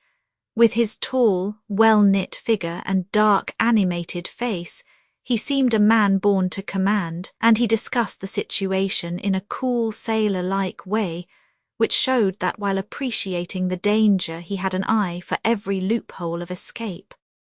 "My lads," he said, "no doubt you think I brought you into this fix, if it is a fix, and maybe some of you feel bitter against me on account of it. But you must remember that for many a season no ship that comes to the country has brought in as much oil money as the old Pole Star, and every one of you has had his share of it. You can leave your wives behind you in comfort, while other poor fellows come back to find their lasses on the parish. If you have to thank me for the one, you have to thank me for the other, and we may call it quits. We've tried a bold venture before this and succeeded, so now that we've tried one and failed, we've no cause to cry out about it. If the worst comes to the worst, we can make the land across the ice, and lay in a stock of seals which will keep us alive until the spring. It won't come to that, though, for you'll see the Scotch coast again before 3 weeks are out. At present every man must go on half rations, share and share alike, and no favour to any. Keep up your hearts and you'll pull through this as you've pulled through many a danger before."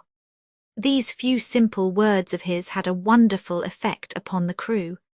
His former unpopularity was forgotten, and the old harpooner whom I have already mentioned for his superstition led off 3 cheers, which were heartily joined in by all hands. September 16th.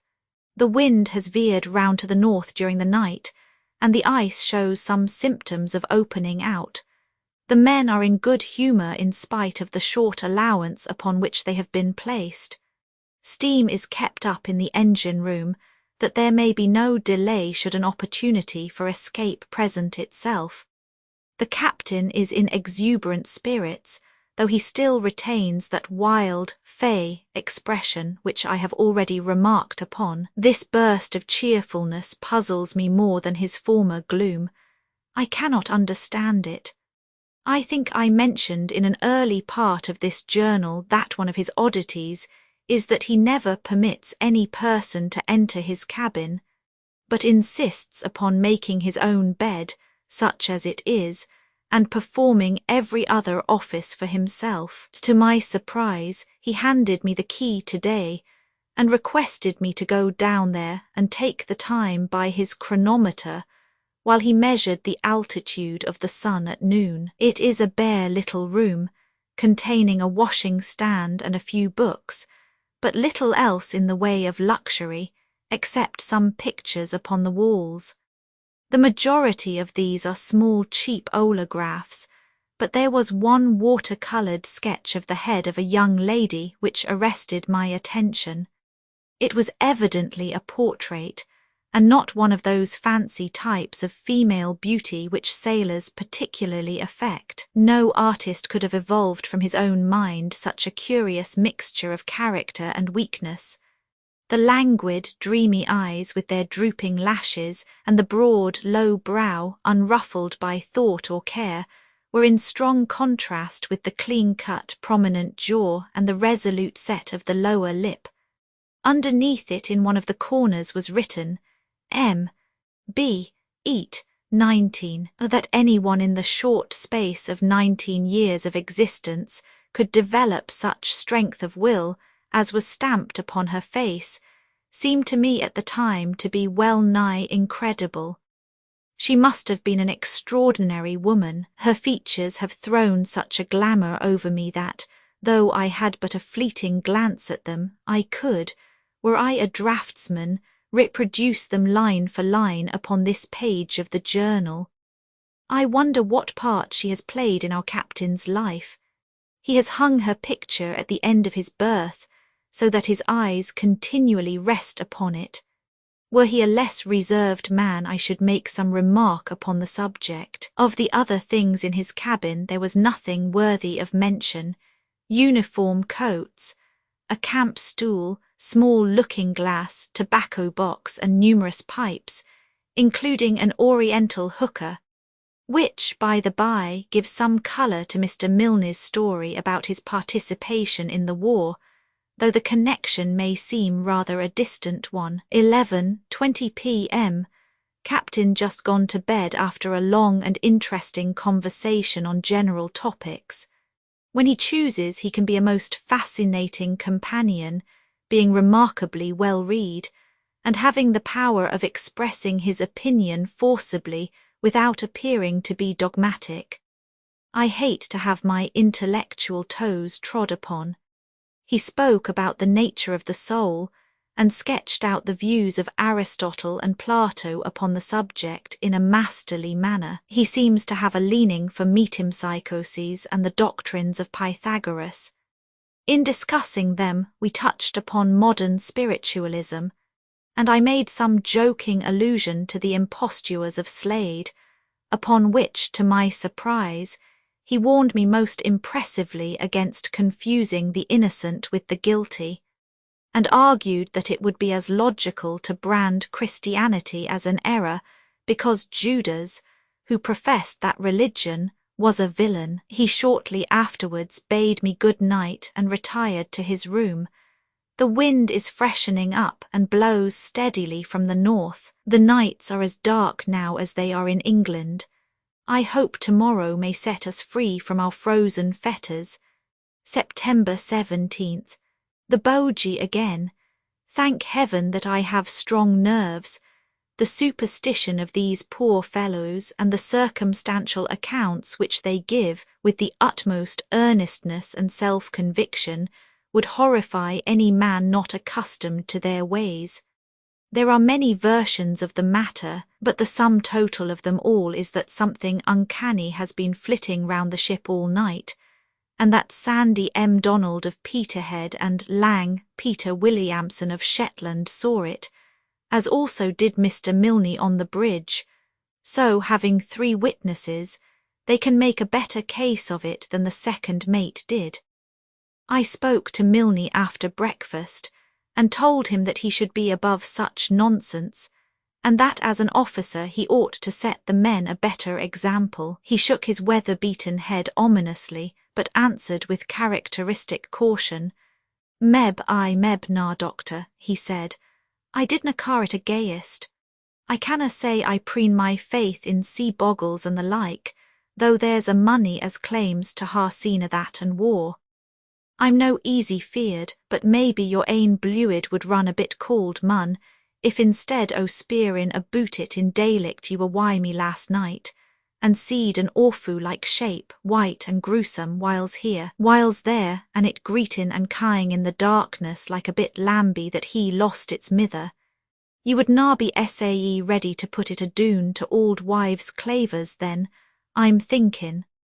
I saw it was hopeless to reason with him, so contented myself with begging him as a personal favour to call me up the next time the spectre appeared, a request to which he acceded with many ejaculations expressive of his hopes that such an opportunity might never arise. As I had hoped, the white desert behind us has become broken by many thin streaks of water which intersect it in all directions. Our latitude today was 80 degrees 52 N, which shows that there is a strong southerly drift upon the pack. Should the wind continue favourable, it will break up as rapidly as it formed. At present we can do nothing but smoke and wait and hope for the best. I am rapidly becoming a fatalist. When dealing with such uncertain factors as wind and ice, a man can be nothing else. Perhaps it was the wind and sand of the Arabian deserts which gave the minds of the original followers of Mahomet their tendency to bow to Kismet. These spectral alarms have a very bad effect upon the captain. I feared that it might excite his sensitive mind, and endeavoured to conceal the absurd story from him, but unfortunately he overheard one of the men making an allusion to it, and insisted upon being informed about it. As I had expected, it brought out all his latent lunacy in an exaggerated form. I can hardly believe that this is the same man who discoursed philosophy last night with the most critical acumen and coolest judgment. He is pacing backwards and forwards upon the quarter-deck like a caged tiger, stopping now and again to throw out his hands with a yearning gesture and stare impatiently out over the ice. He keeps up a continual mutter to himself, and once he called out, "But a little time, love, but a little time." Poor fellow, it is sad to see a gallant seaman and accomplished gentleman reduced to such a pass, and to think that imagination and delusion can cow a mind to which real danger was but the salt of life. Was ever a man in such a position as I, between a demented captain and a ghost-seeing mate? I sometimes think I am the only really sane man aboard the vessel, except perhaps the second engineer, who is a kind of ruminant, and would care nothing for all the fiends in the Red Sea so long as they would leave him alone and not disarrange his tools. The ice is still opening rapidly, and there is every probability of our being able to make a start tomorrow morning. They will think I am inventing when I tell them at home all the strange things that have befallen me. 12 p.m. I have been a good deal startled, though I feel steadier now, thanks to a stiff glass of brandy. I am hardly myself yet, however, as this handwriting will testify. The fact is that I have gone through a very strange experience, and am beginning to doubt whether I was justified in branding every one on board as madmen, because they profess to have seen things which did not seem reasonable to my understanding. Sure, I am a fool to let such a trifle unnerve me, and yet, coming as it does after all these alarms, it has an additional significance, for I cannot doubt either Mr. Manson's story or that of the mate, now that I have experienced that which I used formerly to scoff at. After all, it was nothing very alarming, a mere sound, and that was all. I cannot expect that anyone reading this, if anyone should read it, will sympathize with my feelings or realize the effect which it produced upon me at the time. Supper was over, and I had gone on deck to have a quiet pipe before turning in. The night was very dark, so dark that, standing under the quarter-boat, I was unable to see the officer upon the bridge. I think I have already mentioned the extraordinary silence which prevails in these frozen seas. In other parts of the world, be they ever so barren, there is some slight vibration of the air, some faint hum, be it from the distant haunts of men, or from the leaves of the trees, of the wings of the birds, or even the faint rustle of the grass that covers the ground. One may not actively perceive the sound, and yet if it were withdrawn it would be missed. It is only here in these Arctic seas that stark, unfathomable stillness obtrudes itself upon you in all its gruesome reality. You find your tympanum straining to catch some little murmur, and dwelling eagerly upon every accidental sound within the vessel. In this state I was leaning against the bulwarks when there arose from the ice almost directly underneath me a cry, sharp and shrill, upon the silent air of the night, beginning, as it seemed to me, at a note such as prima donna never reached, and mounting from that ever higher and higher until it culminated in a long wail of agony, which might have been the last cry of a lost soul. The ghastly scream is still ringing in my ears. Grief, unutterable grief, seemed to be expressed in it, and a great longing, and yet through it all there was an occasional wild note of exultation. It shrilled out from close beside me, and yet as I glared into the darkness I could discern nothing. I waited some little time, but without hearing any repetition of the sound, so I came below, more shaken than I have ever been in my life before. As I came down the companion I met Mr. Milne coming up to relieve the watch. "Weel, doctor," he said, "maybe that's old wives' Claver's tea. Did ye no hear it skirling? Maybe that's a superstition. What do you think O.T. knew?" I was obliged to apologise to the honest fellow, and acknowledge that I was as puzzled by it as he was. Perhaps tomorrow things may look different. At present I dare hardly write all that I think. Reading it again in days to come, when I have shaken off all these associations, I should despise myself for having been so weak. September 18th. Passed a restless and uneasy night, still haunted by that strange sound. The captain does not look as if he had had much repose either, for his face is haggard and his eyes bloodshot. I have not told him of my adventure of last night, nor shall I. He is already restless and excited, standing up, sitting down, and apparently utterly unable to keep still. A fine lead appeared in the pack this morning, as I had expected, and we were able to cast off our ice anchor, and steam about 12 miles in a west-sou-westerly direction. We were then brought to a halt by a great floe as massive as any which we have left behind us. It bars our progress completely, so we can do nothing but anchor again and wait until it breaks up, which it will probably do within 24 hours if the wind holds. Several bladder-nosed seals were seen swimming in the water, and one was shot, an immense creature more than 11 feet long. They are fierce, pugnacious animals, and are said to be more than a match for a bear.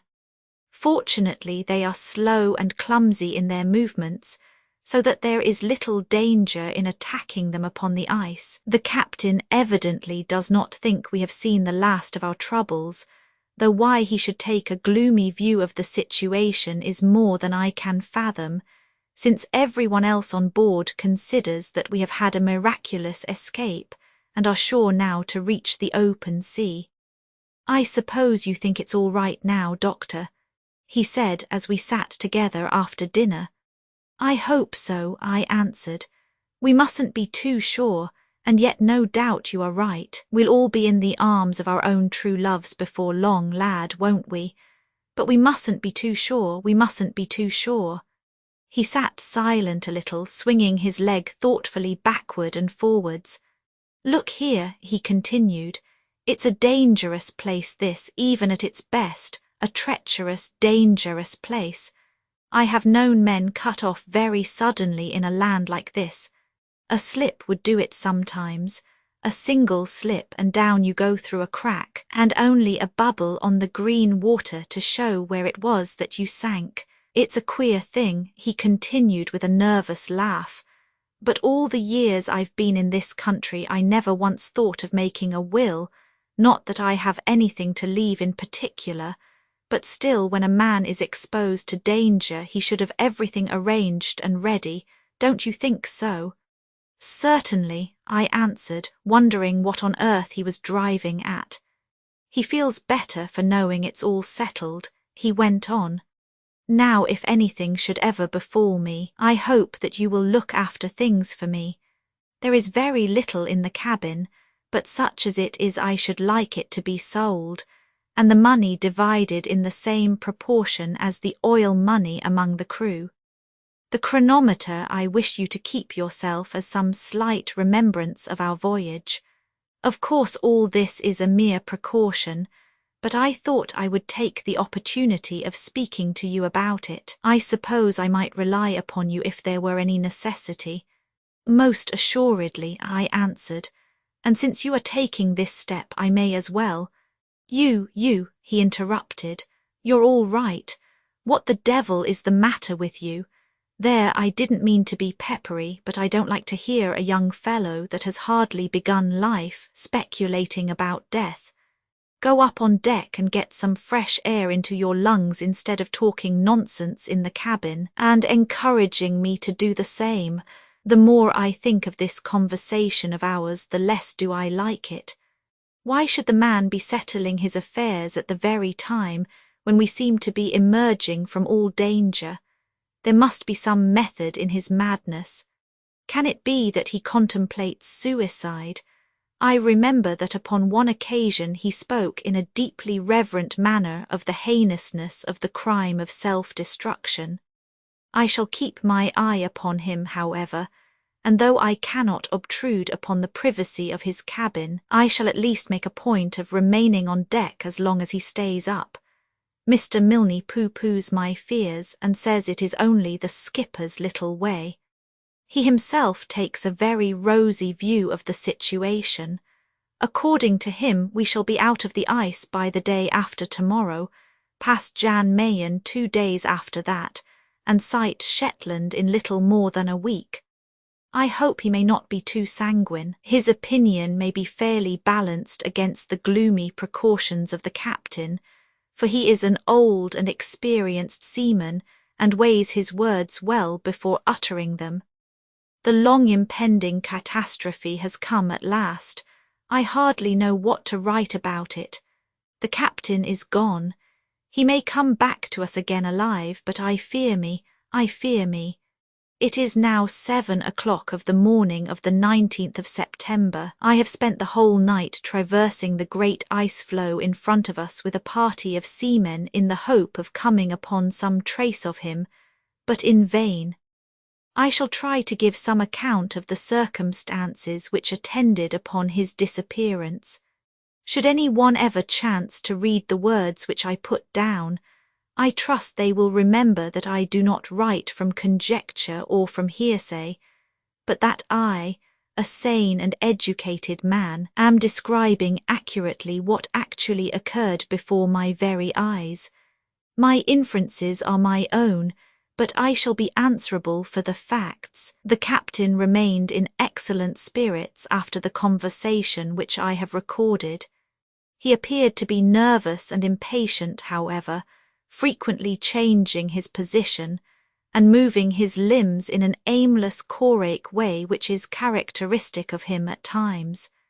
In a quarter of an hour he went upon deck 7 times, only to descend after a few hurried paces. I followed him each time, for there was something about his face which confirmed my resolution of not letting him out of my sight. He seemed to observe the effect which his movements had produced, for he endeavoured by an overdone hilarity, laughing boisterously at the very smallest of jokes, to quiet my apprehensions. After supper he went on to the poop once more, and I with him.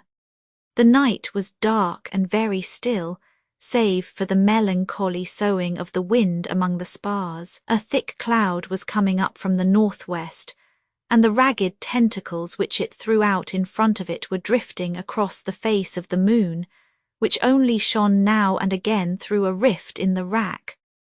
The captain paced rapidly backwards and forwards, and then seeing me still dogging him, he came across and hinted that he thought I should be better below, which I need hardly say, had the effect of strengthening my resolution to remain on deck. I think he forgot about my presence after this, for he stood silently leaning over the taffrail and peering out across the great desert of snow, part of which lay in shadow, while part glittered mistily in the moonlight. Several times I could see by his movements that he was referring to his watch, and once he muttered a short sentence of which I could only catch the one word, ready. I confess to having felt an eerie feeling creeping over me as I watched the loom of his tall figure through the darkness, and noted how completely he fulfilled the idea of a man who is keeping a tryst. A tryst with whom? Some vague perception began to dawn upon me as I pieced one fact with another, but I was utterly unprepared for the sequel. By the sudden intensity of his attitude, I felt that he saw something. I crept up behind him. He was staring with an eager, questioning gaze at what seemed to be a wreath of mist, blown swiftly in a line with the ship. It was a dim nebulous body, devoid of shape, sometimes more, sometimes less apparent as the light fell on it. The moon was dimmed in its brilliancy at the moment by a canopy of thinnest cloud, like the coating of an anemone. "Coming, lass, coming," cried the skipper in a voice of unfathomable tenderness and compassion, like one who soothes a beloved one by some favour long looked for, and as pleasant to bestow as to receive. What followed happened in an instant. I had no power to interfere. He gave one spring to the top of the bulwarks, and another which took him on to the ice, almost to the feet of the pale, misty figure. He held out his hands as if to clasp it, and so ran into the darkness with outstretched arms and loving words. I still stood rigid and motionless, straining my eyes after his retreating form, until his voice died away in the distance. I never thought to see him again, but at that moment the moon shone out brilliantly through a chink in the cloudy heaven and illuminated the great field of ice. Then I saw his dark figure already a very long way off, running with prodigious speed across the frozen plain. That was the last glimpse which we caught of him, perhaps the last we ever shall. A party was organized to follow him, and I accompanied them, but the men's hearts were not in the work, and nothing was found. Another will be formed within a few hours. I can hardly believe I have not been dreaming or suffering from some hideous nightmare as I write these things down. 7:30 p.m. Just returned dead beat and utterly tired out from a second unsuccessful search for the captain. The floe is of enormous extent, for though we have traversed at least 20 miles of its surface, there has been no sign of its coming to an end. The frost has been so severe of late that the overlying snow is frozen as hard as granite, otherwise we might have had the footsteps to guide us. The crew are anxious that we should cast off and steam round the floe and so to the southward, for the ice has opened up during the night, and the sea is visible upon the horizon. They argue that Captain Craigie is certainly dead, and that we are all risking our lives to no purpose by remaining when we have an opportunity of escape. Mr. Milne and I have had the greatest difficulty in persuading them to wait until tomorrow night, and have been compelled to promise that we will not under any circumstances delay our departure longer than that. We propose therefore to take a few hours' sleep, and then to start upon a final search. September 20th evening. I crossed the ice this morning with a party of men exploring the southern part of the floe, while Mr. Milne went off in a northerly direction. We pushed on for 10 or 12 miles without seeing a trace of any living thing except a single bird, which fluttered a great way over our heads, and which by its flight I should judge to have been a falcon. The southern extremity of the ice field tapered away into a long narrow spit which projected out into the sea. When we came to the base of this promontory, the men halted. but I begged them to continue to the extreme end of it, that we might have the satisfaction of knowing that no possible chance had been neglected. We had hardly gone 100 yards before M. Donald of Peterhead cried out that he saw something in front of us and began to run. We all got a glimpse of it and ran too. At first it was only a vague darkness against the white ice, but as we raced along together it took the shape of a man, and eventually of the man of whom we were in search. He was lying face downwards upon a frozen bank. Many little crystals of ice and feathers of snow had drifted on to him as he lay, and sparkled upon his dark seaman's jacket. As we came up, some wandering puff of wind caught these tiny flakes in its vortex, and they whirled up into the air, partially descended again, and then, caught once more in the current, sped rapidly away in the direction of the sea. To my eyes it seemed but a snowdrift, but many of my companions averred that it started up in the shape of a woman, stooped over the corpse and kissed it, and then hurried away across the floe. I have learned never to ridicule any man's opinion, however strange it may seem. Sure it is that Captain Nicholas Craigie had met with no painful end, for there was a bright smile upon his blue-pinched features, and his hands were still outstretched, as though grasping at the strange visitor which had summoned him away into the dim world that lies beyond the grave. We buried him the same afternoon with the ship's ensign around him, and a 32-pound shot at his feet. I read the burial service, while the rough sailors wept like children, for there were many who owed much to his kind heart, and who showed now the affection which his strange ways had repelled during his lifetime. He went off the grating with a dull, sullen splash, and as I looked into the green water I saw him go down, down, down until he was but a little flickering patch of white hanging upon the outskirts of eternal darkness. Then even that faded away, and he was gone. There he shall lie, with his secret and his sorrows and his mystery all still buried in his breast, until that great day when the sea shall give up its dead, and Nicholas Craigie come out from among the ice with the smile upon his face, and his stiffened arms outstretched in greeting. I pray that his lot may be a happier one in that life than it has been in this. I shall not continue my journal. Our road to home lies plain and clear before us, and the great ice field will soon be but a remembrance of the past.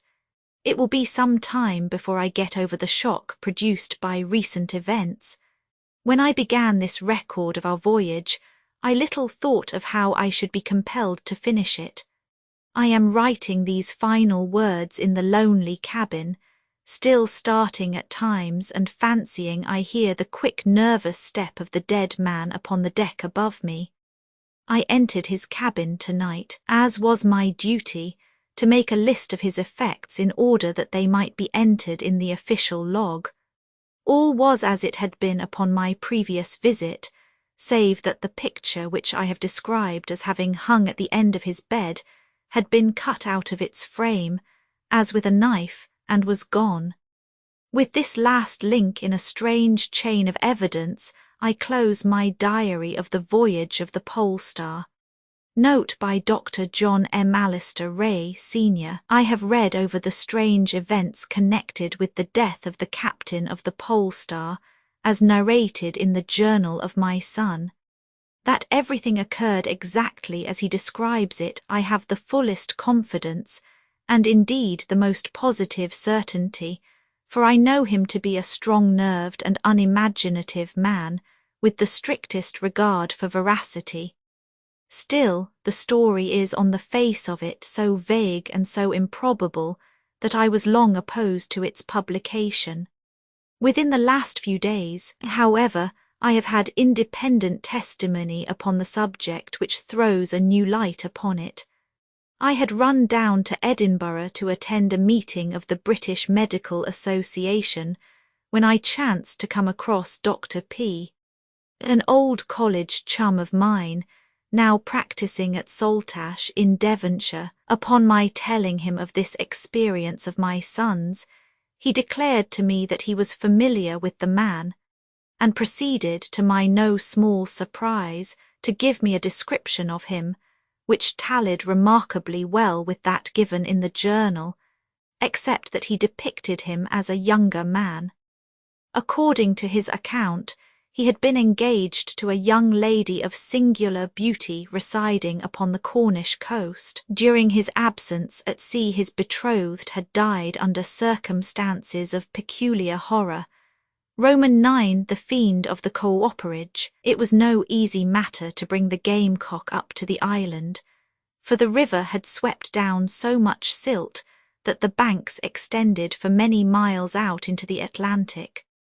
The coast was hardly to be seen when the first white curl of the breakers warned us of our danger, and from there onwards we made our way very carefully under mainsail and jib, keeping the broken water well to the left, as is indicated on the chart. More than once her bottom touched the sand. We were drawing something under 6 feet at the time, but we had always way enough and luck enough to carry us through. Finally, the water shoaled very rapidly, but they had sent a canoe from the factory, and the crewboy pilot brought us within 200 yards of the island. Here we dropped our anchor, for the gestures of the negro indicated that we could not hope to get any farther. The blue of the sea had changed to the brown of the river, and, even under the shelter of the island, the current was singing and swirling round our bows. The stream appeared to be in spate, for it was over the roots of the palm trees, and everywhere upon its muddy, greasy surface we could see logs of wood and debris of all sorts which had been carried down by the flood. When I had assured myself that we swung securely at our moorings, I thought it best to begin watering at once, for the place looked as if it reeked with fever. The heavy river, the muddy, shining banks, the bright, poisonous green of the jungle, the moist steam in the air, they were all so many danger signals to one who could read them. I sent the longboat off, therefore, with 2 large hogsheads, which should be sufficient to last us until we made St. Paul de Londa. For my own part, I took the dinghy and rowed for the island, for I could see the Union Jack fluttering above the palms to mark the position of Armitage and Wilson's trading station. When I had cleared the grove, I could see the place, a long, low, whitewashed building with a deep veranda in front and an immense pile of palm oil barrels heaped upon either flank of it. A row of surf boats and canoes lay along the beach, and a single small jetty projected into the river. 2 men in white suits with red cummerbunds round their waists were waiting upon the end of it to receive me. One was a large, portly fellow with a greyish beard. The other was slender and tall, with a pale, pinched face which was half concealed by a great mushroom-shaped hat. "Very glad to see you," said the latter cordially. "I am Walker, the agent of Armitage and Wilson. Let me introduce Dr. Severall of the same company. It is not often we see a private yacht in these parts." "She's the Gamecock," I explained. "I'm owner and Captain Meldrum is the name." "Exploring?" he asked. "I'm a lepidopterist, a butterfly catcher. I've been doing the west coast from Senegal downwards." "Good sport?" asked the doctor, turning a slow yellow-shot eye upon me. "I have 40 cases full. We came in here to water and also to see what you have in my line." These introductions and explanations had filled up the time whilst my 2 crewboys were making the dinghy fast. Then I walked down the jetty with one of my new acquaintances upon either side, each plying me with questions, for they had seen no white man for months. "What do we do?" said the doctor, when I had begun asking questions in my turn. "Our business keeps us pretty busy, and in our leisure time we talk politics. Yes, by the special mercy of Providence, Severall is a rank radical, and I am a good stiff unionist, and we talk Home Rule for 2 solid hours every evening. And drink quinine cocktails, said the doctor. We are both pretty well salted now, but our normal temperature was about 103 last year. I shouldn't, as an impartial adviser, recommend you to stay here very long unless you are collecting bacilli as well as butterflies. The mouth of the Ogauai River will never develop into a health resort. There is nothing finer than the way in which these outlying pickets of civilization distill a grim humour out of their desolate situation, and turn not only a bold, but a laughing face upon the chances which their lives may bring. Everywhere from Sierra Leone downwards, I had found the same reeking swamps, the same isolated fever-racked communities, and the same bad jokes. There is something approaching to the divine in that power of man to rise above his conditions and to use his mind for the purpose of mocking at the miseries of his body. Dinner will be ready in about half an hour, Captain Meldrum, said the doctor. Walker has gone in to see about it. He's the housekeeper this week. Meanwhile, if you like, we'll stroll round and I'll show you the sights of the island. The sun had already sunk beneath the line of palm trees, and the great arch of the heaven above our head was like the inside of a huge shell, shimmering with dainty pinks and delicate iridescence. No one who has not lived in a land where the weight and heat of a napkin become intolerable upon the knees can imagine the blessed relief which the coolness of evening brings along with it. In this sweeter and purer air the doctor and I walked round the little island, he pointing out the stores and explaining the routine of his work. There's a certain romance about the place, said he, in answer to some remark of mine about the dullness of their lives. We are living here just upon the edge of the great unknown. Up there, he continued, pointing to the northeast, Duchelu penetrated and found the home of the gorilla. That is the Gaboon country, the land of the great apes. In this direction, pointing to the southeast, no one has been very far. The land which is drained by this river is practically unknown to Europeans. Every log which is carried past us by the current has come from an undiscovered country. I've often wished that I was a better botanist when I have seen the singular orchids and curious-looking plants which have been cast up on the eastern end of the island. The place which the doctor indicated was a sloping brown beach, freely littered with the flotsam of the stream. At each end was a curved point, like a little natural breakwater, so that a small shallow bay was left between. This was full of floating vegetation, with a single huge splintered tree lying stranded in the middle of it, the current rippling against its high black side. These are all from up country, said the doctor. They get caught in our little bay, and then when some extra freshet comes they are washed out again and carried out to sea. What is the tree? I asked. Oh, some kind of teak, I should imagine, but pretty rotten by the look of it. We get all sorts of big hardwood trees floating past here, to say nothing of the palms. Just come in here, will you? He led the way into a long building with an immense quantity of barrel staves and iron hoops littered about in it. This is our cooperage, said he. We have the staves sent out in bundles and we put them together ourselves. Now you don't see anything particularly sinister about this building, do you? I looked round at the high corrugated iron roof, the white wooden walls and the earthen floor. In one corner lay a mattress and a blanket. I see nothing very alarming, said I. And yet there's something out of the common, too, he remarked. You see that bed? Well, I intend to sleep there tonight. I don't want to buck, but I think it's a bit of a test for nerve. Why? Oh, there have been some funny goings-on. You were talking about the monotony of our lives, but I assure you that they are sometimes quite as exciting as we wish them to be. You'd better come back to the house now, for after sundown we begin to get the fever fog up from the marshes. There you can see it coming across the river." I looked and saw long tentacles of white vapour writhing out from among the thick green underwood and crawling at us over the broad swirling surface of the brown river. At the same time the air turned suddenly dank and cold. "There's the dinner gong," said the doctor. "If this matter interests you, I'll tell you about it afterwards."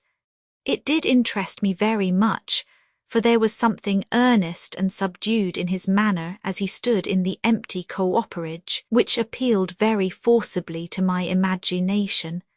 He was a big, bluff, hearty man, this doctor, and yet I had detected a curious expression in his eyes as he glanced about him, an expression which I would not describe as one of fear, but rather of a man who is alert and on his guard.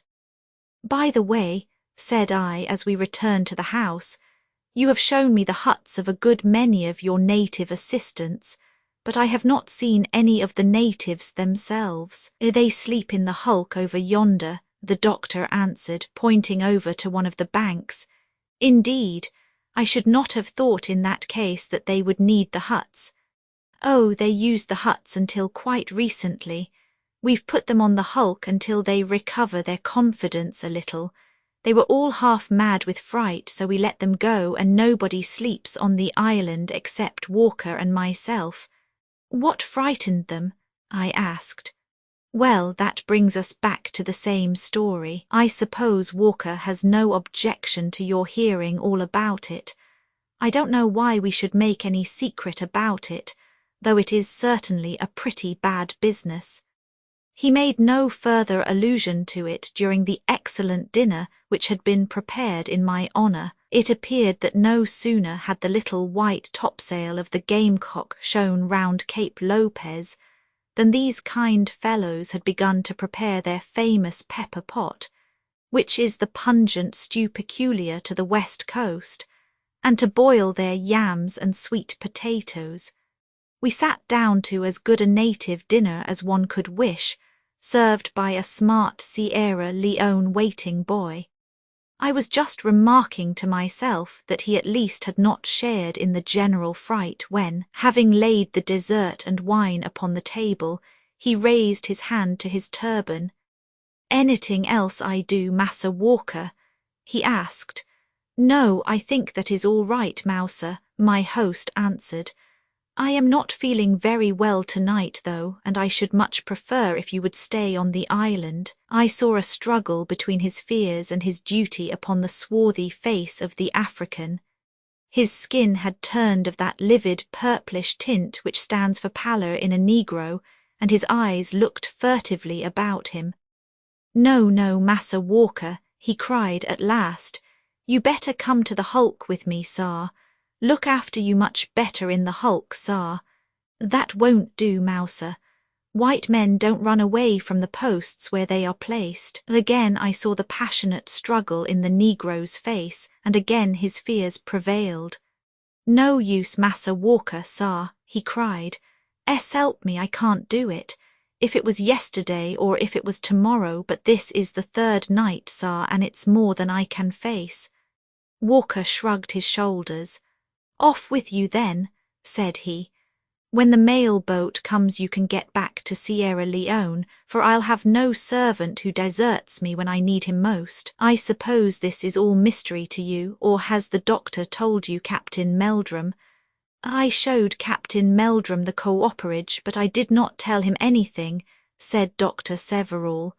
"You're looking bad, Walker," he added, glancing at his companion. "You have a strong touch coming on you." "Yes, I've had the shivers all day, and now my head is like a cannonball.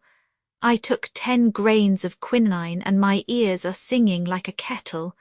But I want to sleep with you in the cooperage tonight." "No, no, my dear chap.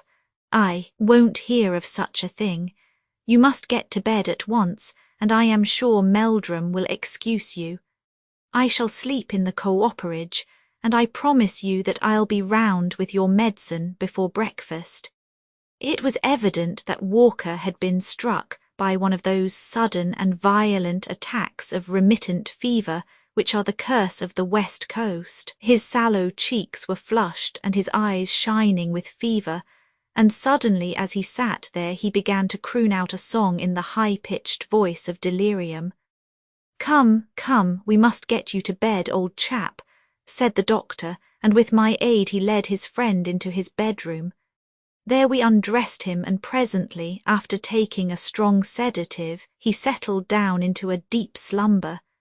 "He's right for the night," said the doctor as we sat down and filled our glasses once more. "Sometimes it is my turn and sometimes his, but fortunately we have never been down together. I should have been sorry to be out of it tonight, for I have a little mystery to unravel. I told you that I intended to sleep in the cooperage." "Yes, you said so." "When I said sleep I meant watch, for there will be no sleep for me. We've had such a scare here that no native will stay after sundown, and I mean to find out tonight what the cause of it all may be. It has always been the custom for a native watchman to sleep in the cooperage, to prevent the barrel hoops being stolen. Well, 6 days ago the fellow who slept there disappeared, and we have never seen a trace of him since. It was certainly singular, for no canoe had been taken, and these waters are too full of crocodiles for any man to swim to shore. What became of the fellow, or how he could have left the island, is a complete mystery. Walker and I were merely surprised, but the blacks were badly scared, and queer voodoo tales began to get about amongst them. But the real stampede broke out 3 nights ago, when the new watchman in the cooperage also disappeared. "What became of him?" I asked. "Well, we not only don't know, but we can't even give a guess which would fit the facts. The niggers swear there is a fiend in the cooperage who claims a man every 3rd night. They wouldn't stay in the island. Nothing could persuade them. Even Mouser, who is a faithful boy enough, would, as you have seen, leave his master in a fever rather than remain for the night. If we are to continue to run this place, we must reassure our niggers, and I don't know any better way of doing it than by putting in a night there myself. This is the 3rd night you see, so I suppose the thing is due, whatever it may be. Have you no clue?" I asked. "Was there no mark of violence, no blood stain, no footprints, nothing to give you a hint as to what kind of danger you may have to meet?" "Absolutely nothing. The man was gone and that was all. Last time it was old Arlie, who has been wharf tender here since the place was started. He was always as steady as a rock, and nothing but foul play would take him from his work."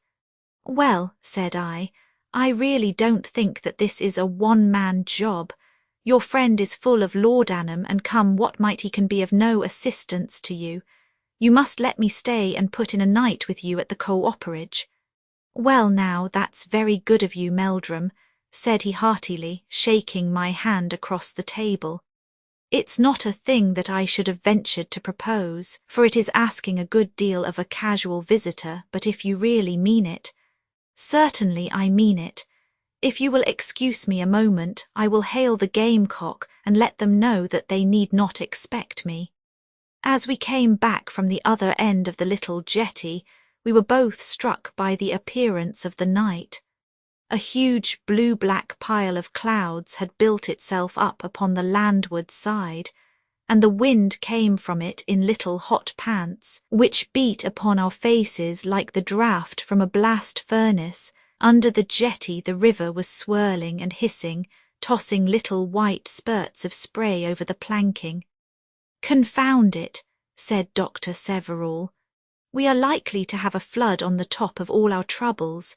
That rise in the river means heavy rain up country, and when it once begins you never know how far it will go. We've had the island nearly covered before now.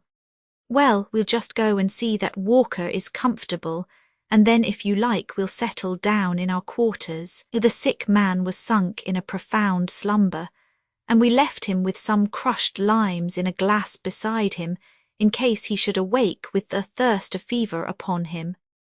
Then, we made our way through the unnatural gloom thrown by that menacing cloud. The river had risen so high that the little bay which I have described at the end of the island had become almost obliterated through the submerging of its flanking peninsula. The great raft of driftwood with the huge black tree in the middle was swaying up and down in the swollen current.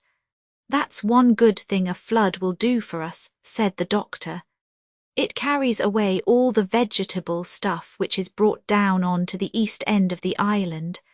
It came down with the freshet the other day, and here it will stay until a flood sweeps it out into the main stream. Well, here's our room, and here are some books, and here is my tobacco pouch, and we must try and put in the night as best we may. By the light of our single lantern, the great lonely room looked very gaunt and dreary. Save for the piles of staves and heaps of hoops, there was absolutely nothing in it, with the exception of the mattress for the doctor, which had been laid in the corner. We made a couple of seats and a table out of the staves, and settled down together for a long vigil. Several had brought a revolver for me and was himself armed with a double-barreled shotgun. We loaded our weapons and laid them cocked within reach of our hands. The little circle of light and the black shadows arching over us were so melancholy that he went off to the house and returned with 2 candles.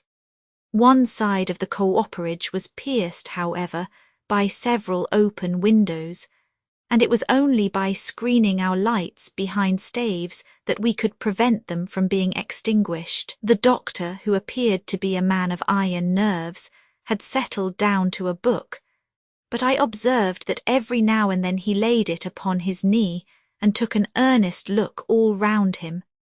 For my part, although I tried once or twice to read, I found it impossible to concentrate my thoughts upon the book. They would always wander back to this great empty silent room, and to the sinister mystery which overshadowed it. I racked my brains for some possible theory which would explain the disappearance of these 2 men. There was the black fact that they were gone, and not the least tittle of evidence as to why or whither. And here we were waiting in the same place, waiting without an idea as to what we were waiting for. I was right in saying that it was not a one-man job. It was trying enough as it was, but no force upon earth would have kept me there without a comrade. What an endless, tedious night it was.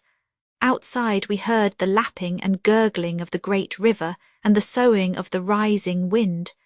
Within, save for our breathing, the turning of the doctor's pages and the high, shrill ping of an occasional mosquito, there was a heavy silence.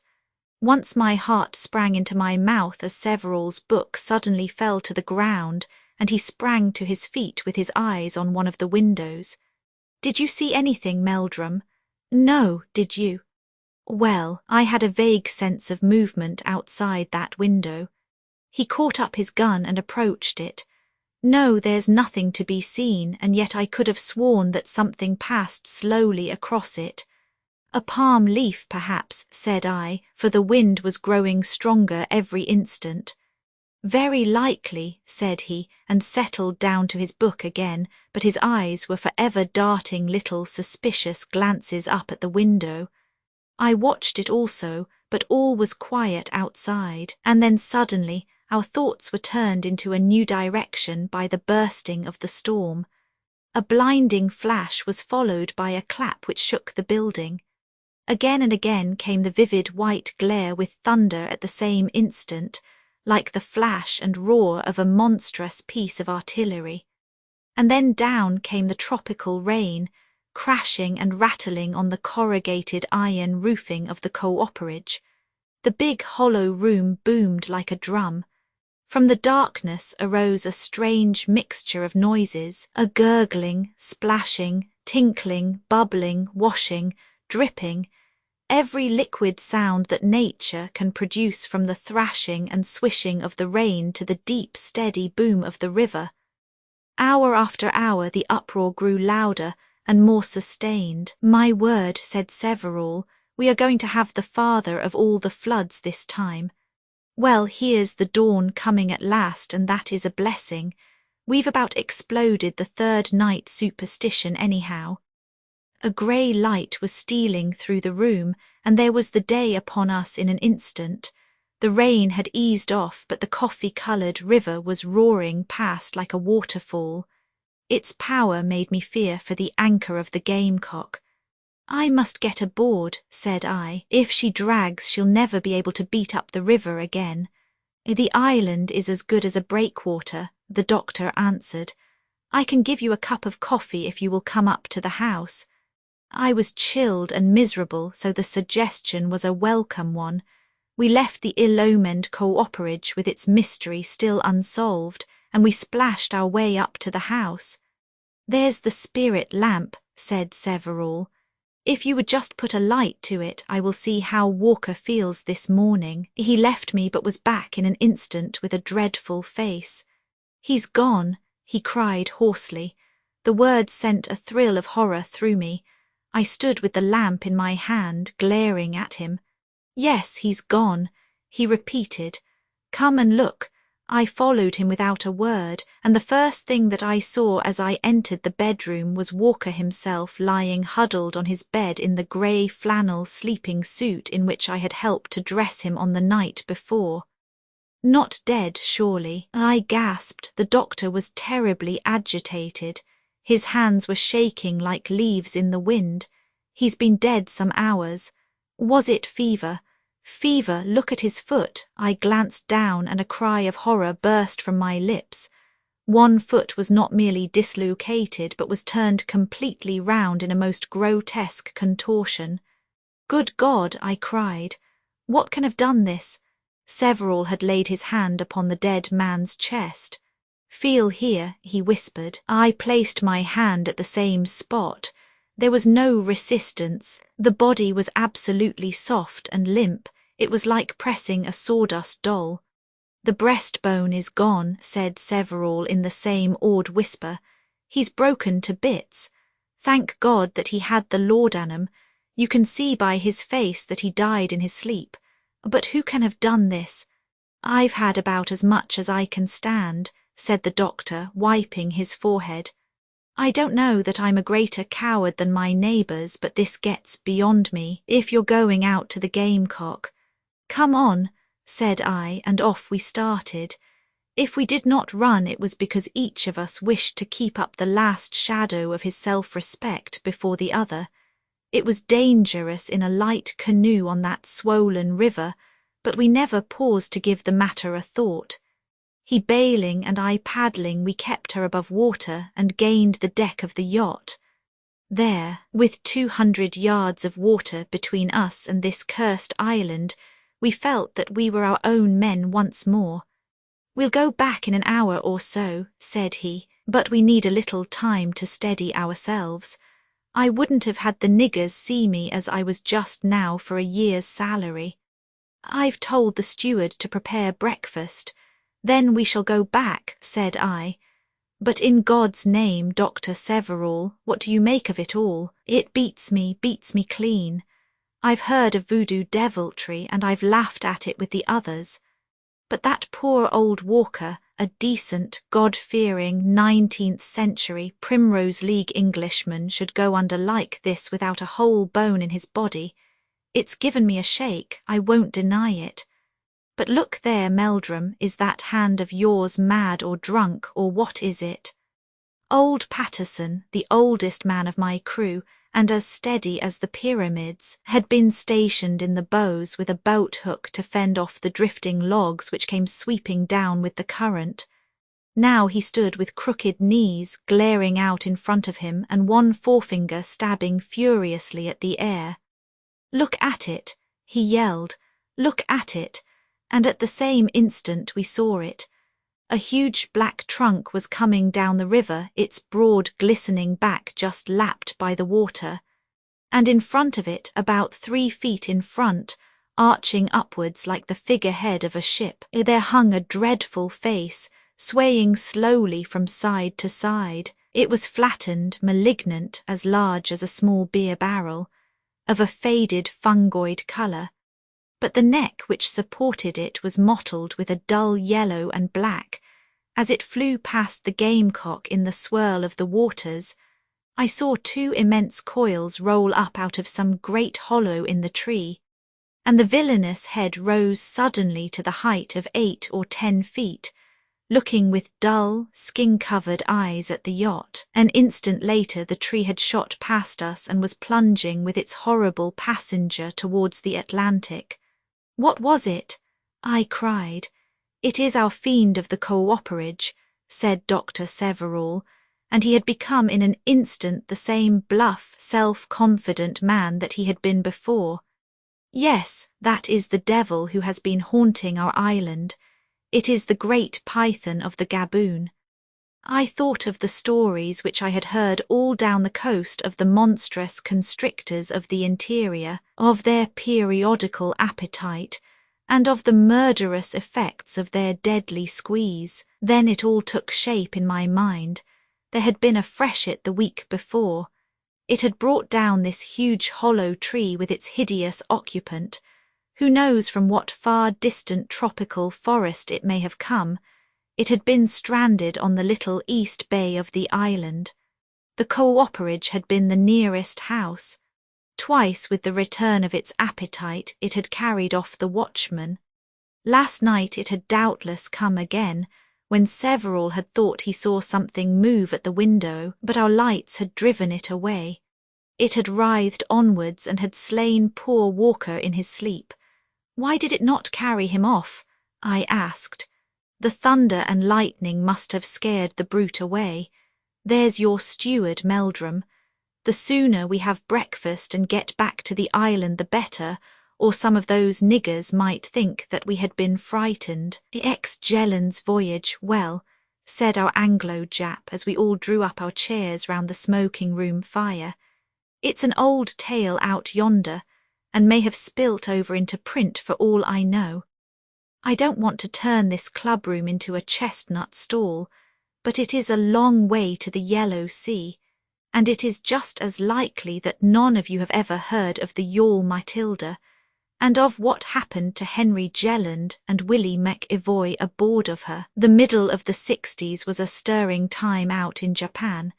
That was just after the Shimonoseki bombardment and before the Daimyo affair.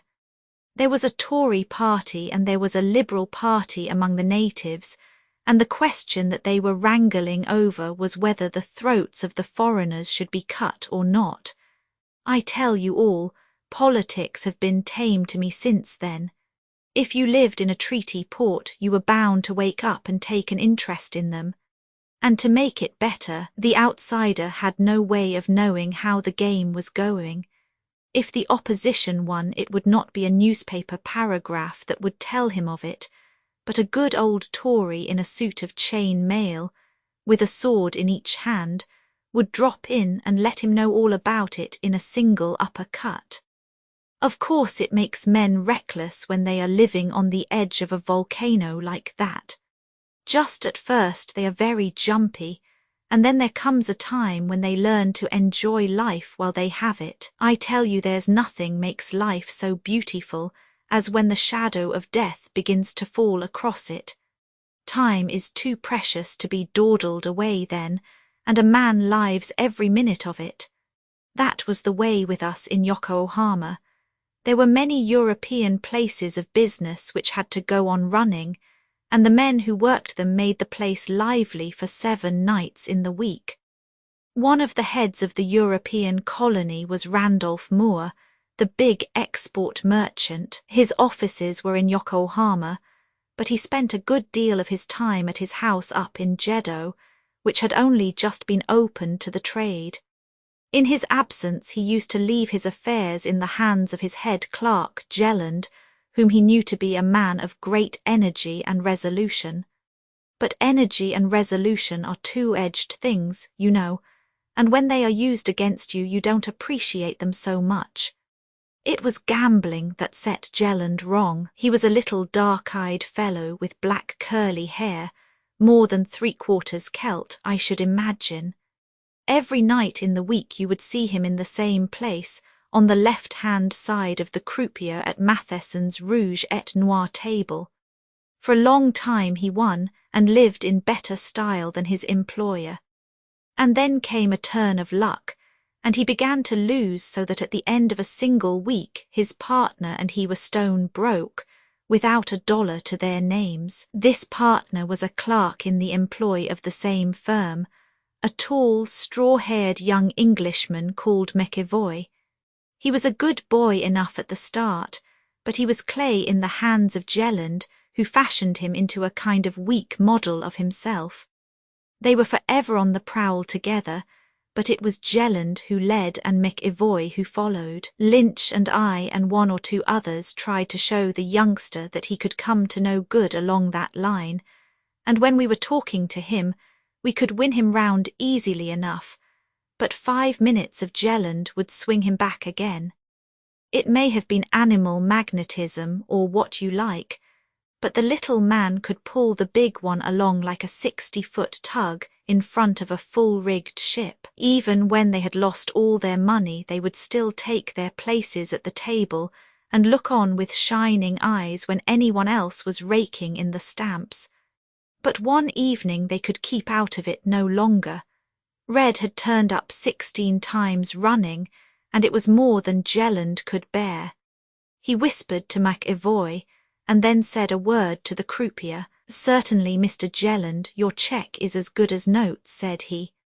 Jelland scribbled a cheque and threw it on the black. The card was the king of hearts, and the croupier raked in the little bit of paper. Jelland grew angry and McEvoy white. Another and a heavier cheque was written and thrown on the table. The card was the 9 of diamonds. McEvoy leaned his head upon his hands and looked as if he would faint. "By God," growled Jelland, "I won't be beat," and he threw on a cheque that covered the other 2. The card was the deuce of hearts. A few minutes later they were walking down the Bund, with the cool night air playing upon their fevered faces. "Of course you know what this means," said Jelland, lighting a cheroot. "We'll have to transfer some of the office money to our current account. There's no occasion to make a fuss over it. Old Moore won't look over the books before Easter. If we have any luck, we can easily replace it before then. But if we have no luck," faltered McEvoy. "Tut, man, we must take things as they come. You stick to me and I'll stick to you and we'll pull through together. You shall sign the cheques tomorrow night, and we shall see if your luck is better than mine." But if anything it was worse.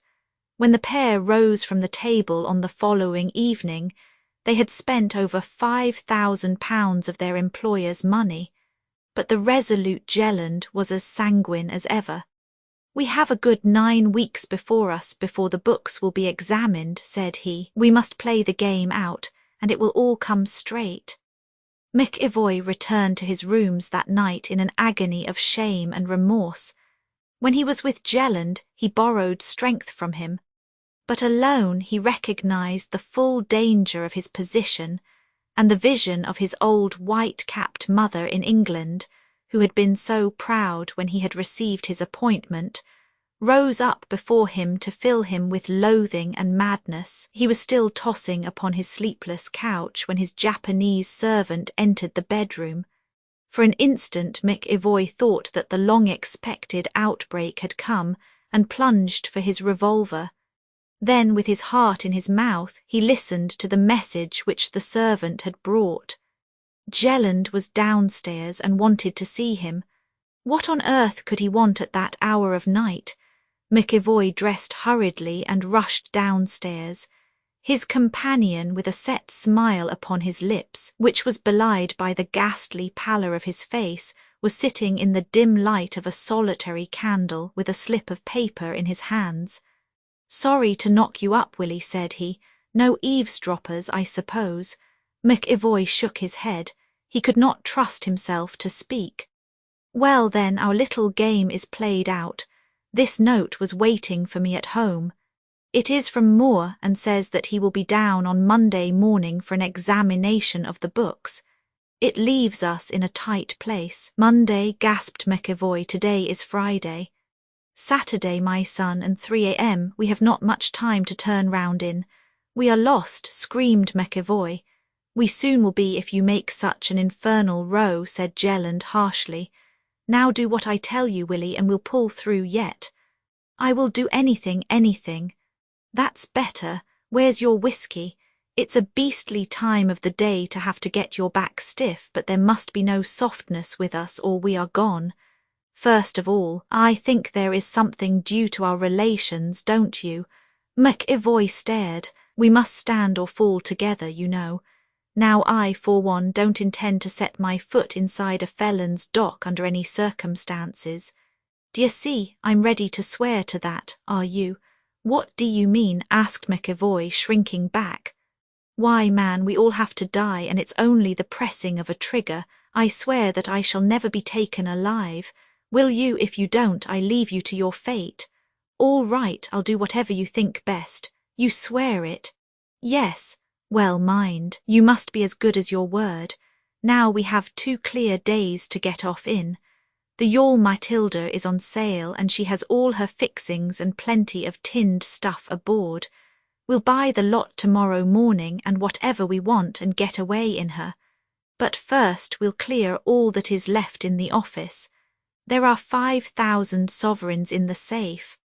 After dark we'll get them aboard the yawl and take our chance of reaching California. There's no use hesitating, my son, for we have no ghost of a look-in any other direction. It's that or nothing. I'll do what you advise. All right, and mind you get a bright face on you tomorrow, for if Moore gets the tip and comes before Monday, then... He tapped the side pocket of his coat and looked across at his partner with eyes that were full of a sinister meaning. All went well with their plans next day. The Matilda was bought without difficulty, and though she was a tiny craft for so long a voyage, had she been larger 2 men could not have hoped to manage her. She was stocked with water during the day, and after dark the 2 clerks brought down the money from the office and stowed it in the hold. Before midnight they had collected all their own possessions without exciting suspicion, and at 2 in the morning they left their moorings and stole quietly out from among the shipping. They were seen, of course, and were set down as keen yachtsmen who were on for a good long Sunday cruise. But there was no one who dreamed that that cruise would only end either on the American coast or at the bottom of the North Pacific Ocean. Straining and hauling, they got their mainsail up and set their foresail and jib. There was a slight breeze from the southeast, and the little craft went dipping along upon her way. 7 miles from land, however, the wind fell away and they lay becalmed, rising and falling on the long swell of a glassy sea. All Sunday they did not make a mile, and in the evening Yokohama still lay along the horizon. On Monday morning down came Randolph Moore from Jeddo and made straight for the offices. He had had the tip from someone that his clerks had been spreading themselves a bit, and that had made him come down out of his usual routine. But when he reached his place and found the 3 juniors waiting in the street with their hands in their pockets, he knew that the matter was serious. "What's this?" he asked. He was a man of action and a nasty chap to deal with when he had his topmasts lowered. "We can't get in," said the clerks. "Where is Mr. Jelland?" "He has not come today." "And Mr. McEvoy?" "He has not come either." Randolph Moore looked serious. "We must have the door down," said he. "They don't build houses very solid in that land of earthquakes, and in a brace of shakes they were all in the office. Of course the thing told its own story. The safe was open, the money gone, and the clerks fled. Their employer lost no time in talk. Where were they seen last? On Saturday they bought the Matilda and started for a cruise.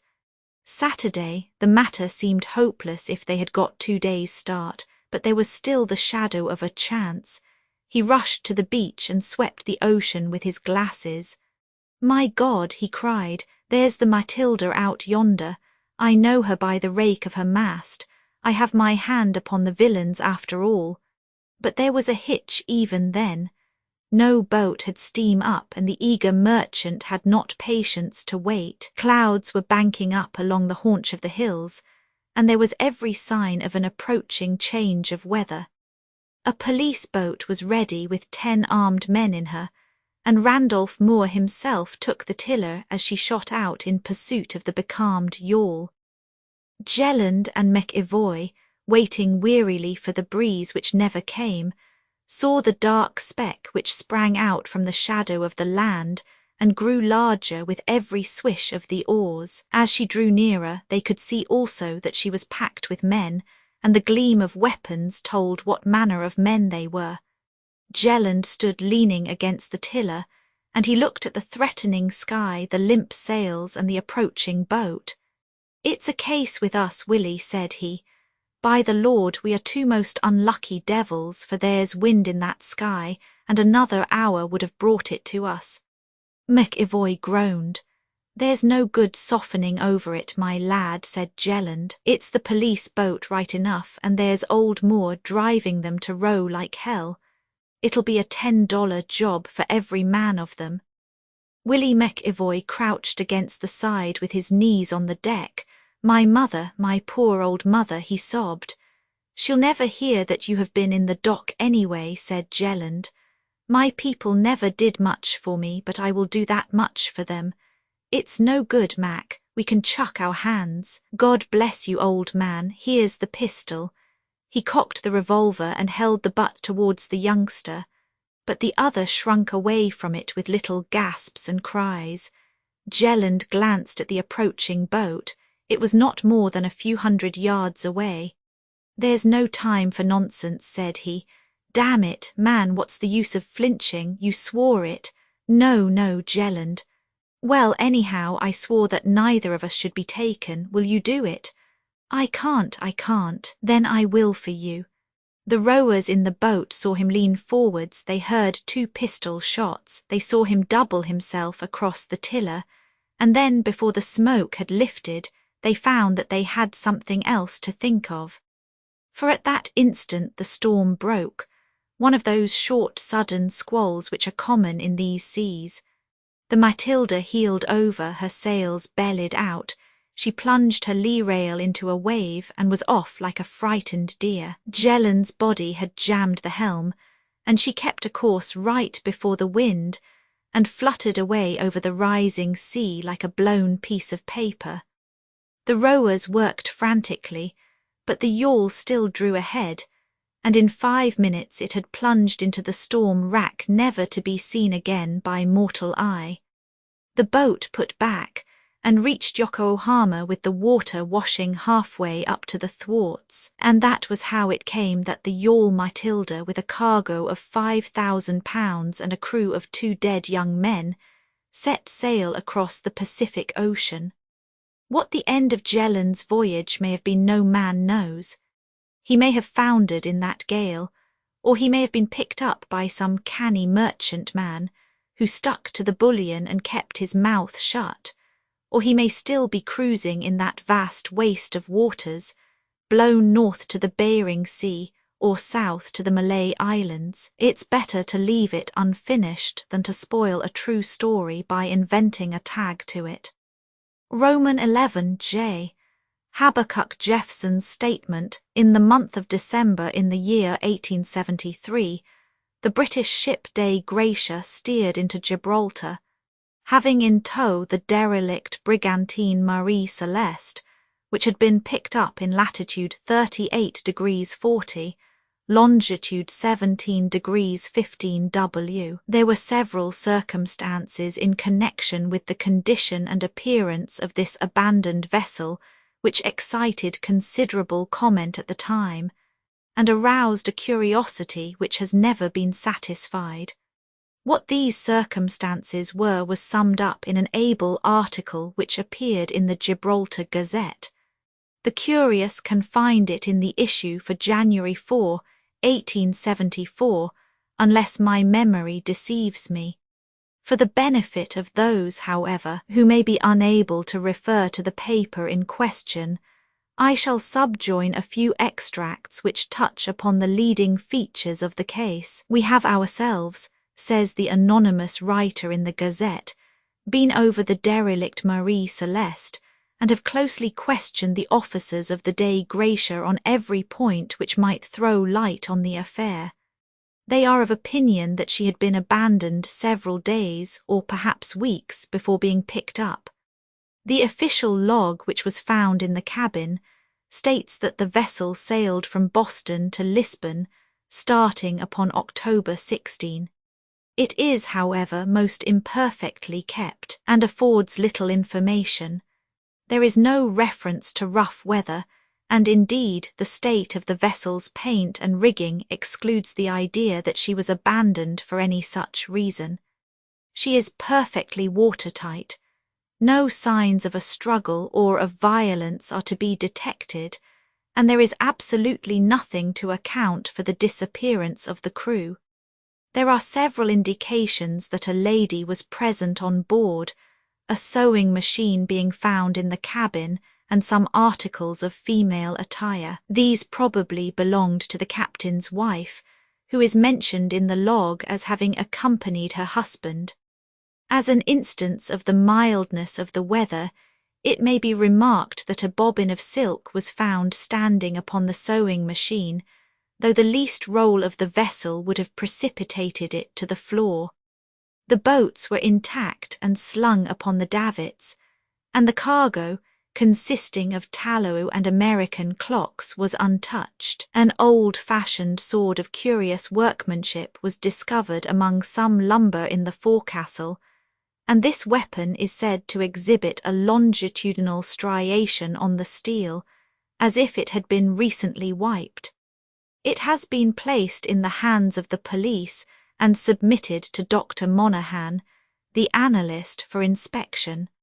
The result of his examination has not yet been published. We may remark in conclusion that Captain Dalton of the Dei Gratia, an able and intelligent seaman, is of opinion that the Marie Celeste may have been abandoned a considerable distance from the spot at which she was picked up, since a powerful current runs up in that latitude from the African coast. He confesses his inability, however, to advance any hypothesis which can reconcile all the facts of the case.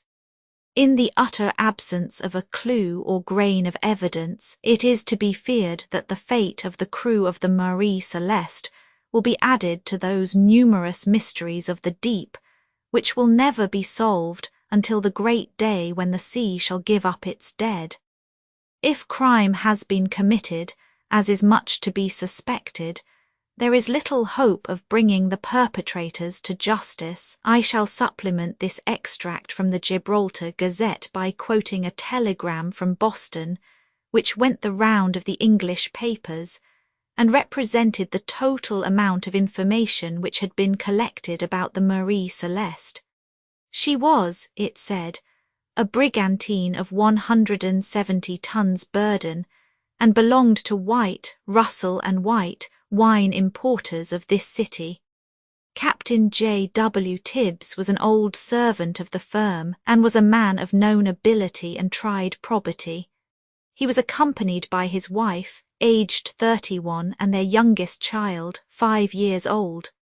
The crew consisted of 7 hands, including 2 coloured seamen and a boy.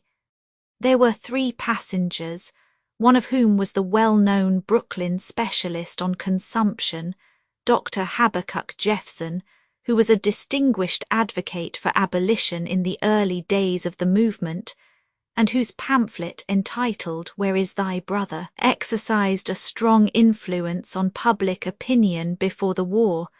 The other passengers were Mr. J. Harton, a writer in the employ of the firm, and Mr. Septimius Goring, a half-caste gentleman from New Orleans.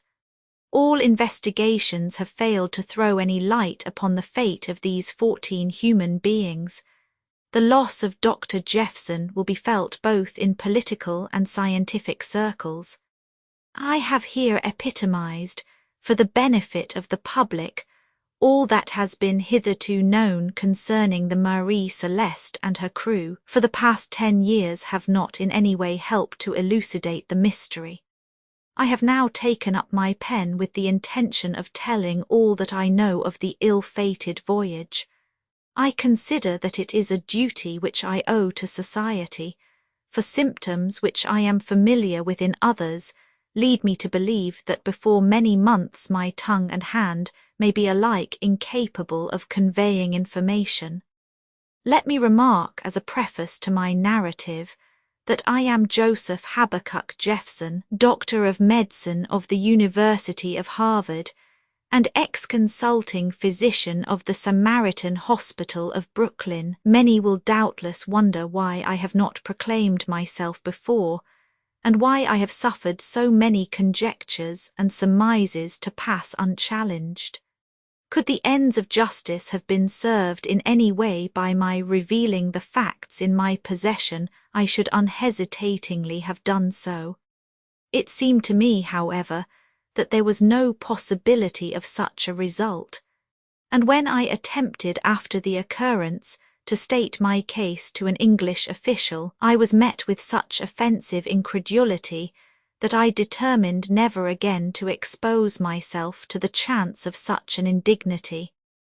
I can excuse the discourtesy of the Liverpool magistrate, however, when I reflect upon the treatment which I received at the hands of my own relatives, who, though they knew my unimpeachable character, listened to my statement with an indulgent smile, as if humouring the delusion of a monomaniac. This slur upon my veracity led to a quarrel between myself and John Vanberger, the brother of my wife, and confirmed me in my resolution to let the matter sink into oblivion, a determination which I have only altered through my son's solicitations.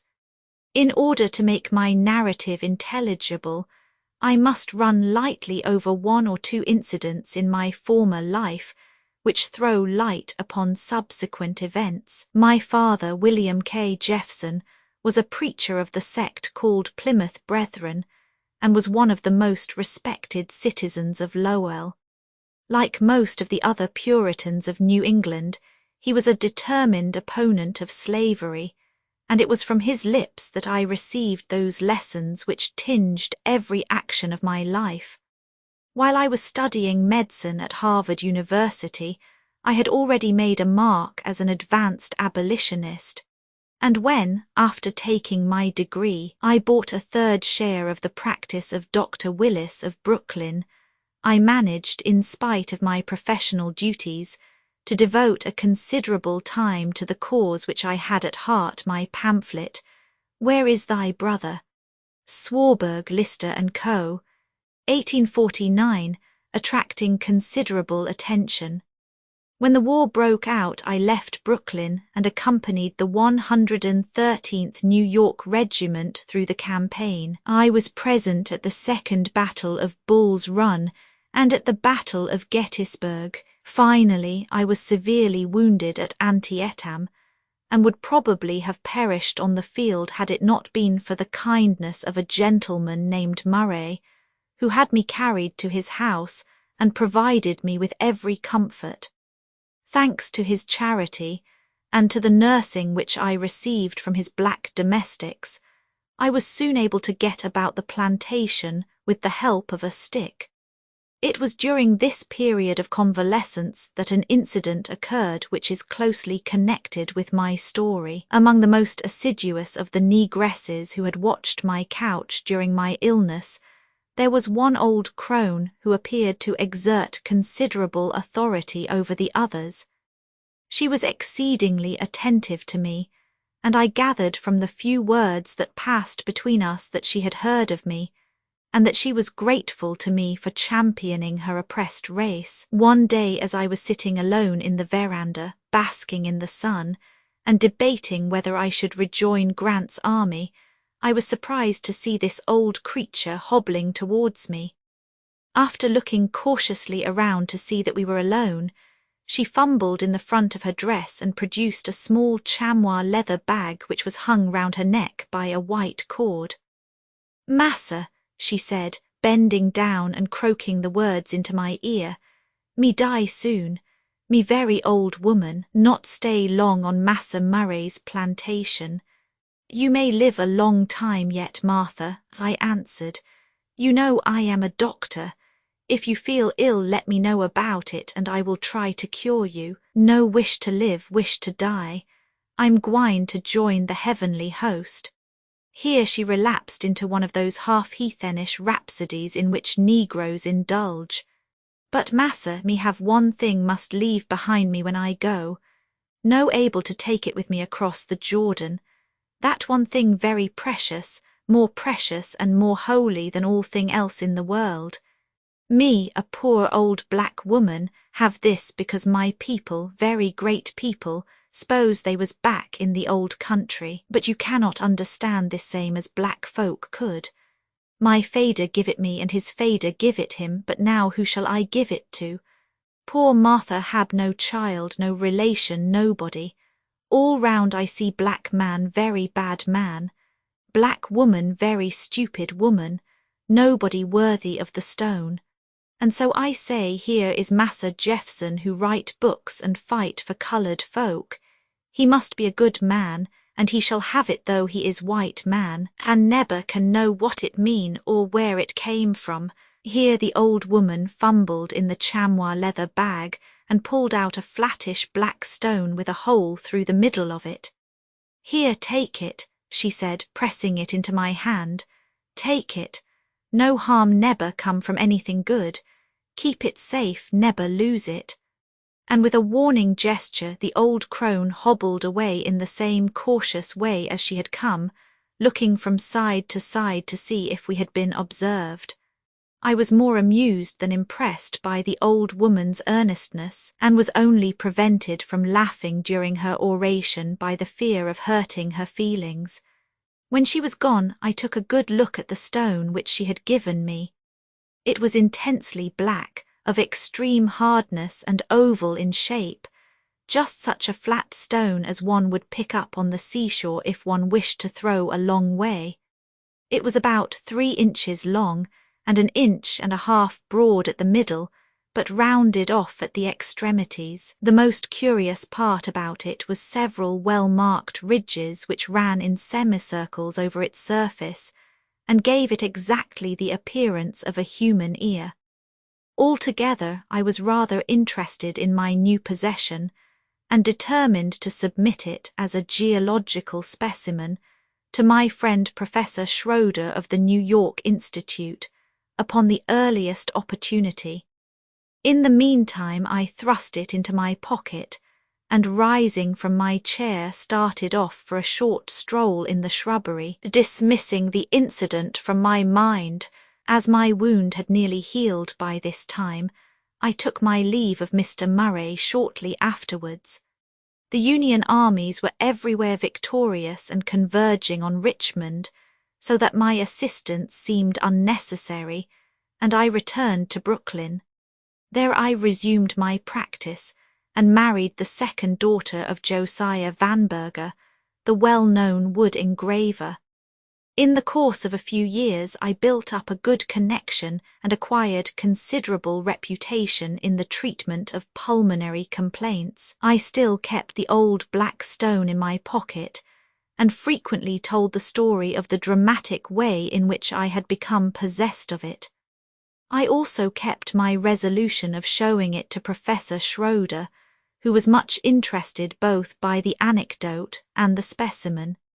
He pronounced it to be a piece of meteoric stone, and drew my attention to the fact that its resemblance to an ear was not accidental, but that it was most carefully worked into that shape. A dozen little anatomical points showed that the worker had been as accurate as he was skilful. I should not wonder, said the professor, if it were broken off from some larger statue, though how such hard material could be so perfectly worked is more than I can understand. If there is a statue to correspond, I should like to see it. So I thought at the time, but I have changed my opinion since. The next 7 or 8 years of my life were quiet and uneventful. Summer followed spring, and spring followed winter, without any variation in my duties. As the practice increased, I admitted J.S. Jackson as partner, he to have 1/4 of the profits.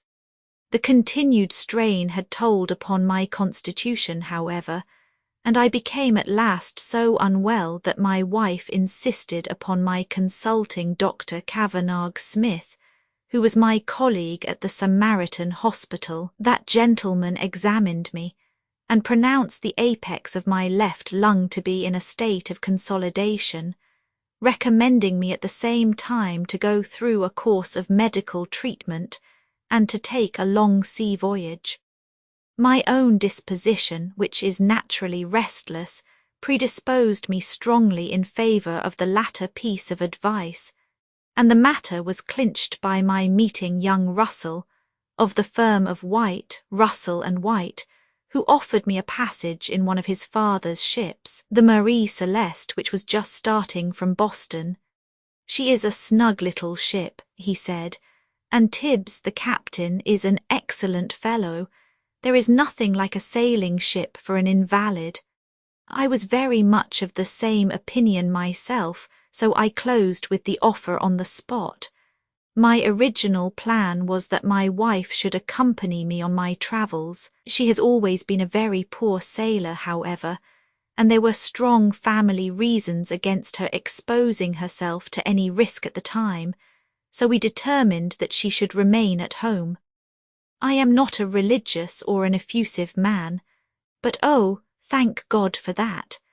As to leaving my practice, I was easily reconciled to it, as Jackson, my partner, was a reliable and hard-working man. I arrived in Boston on October 12, 1873, and proceeded immediately to the office of the firm in order to thank them for their courtesy. As I was sitting in the counting-house waiting until they should be at liberty to see me, the words Marie Celeste suddenly attracted my attention. I looked round and saw a very tall, gaunt man, who was leaning across the polished mahogany counter asking some questions of the clerk at the other side. His face was turned half towards me, and I could see that he had a strong dash of Negro blood in him, being probably a quadroon or even nearer akin to the black.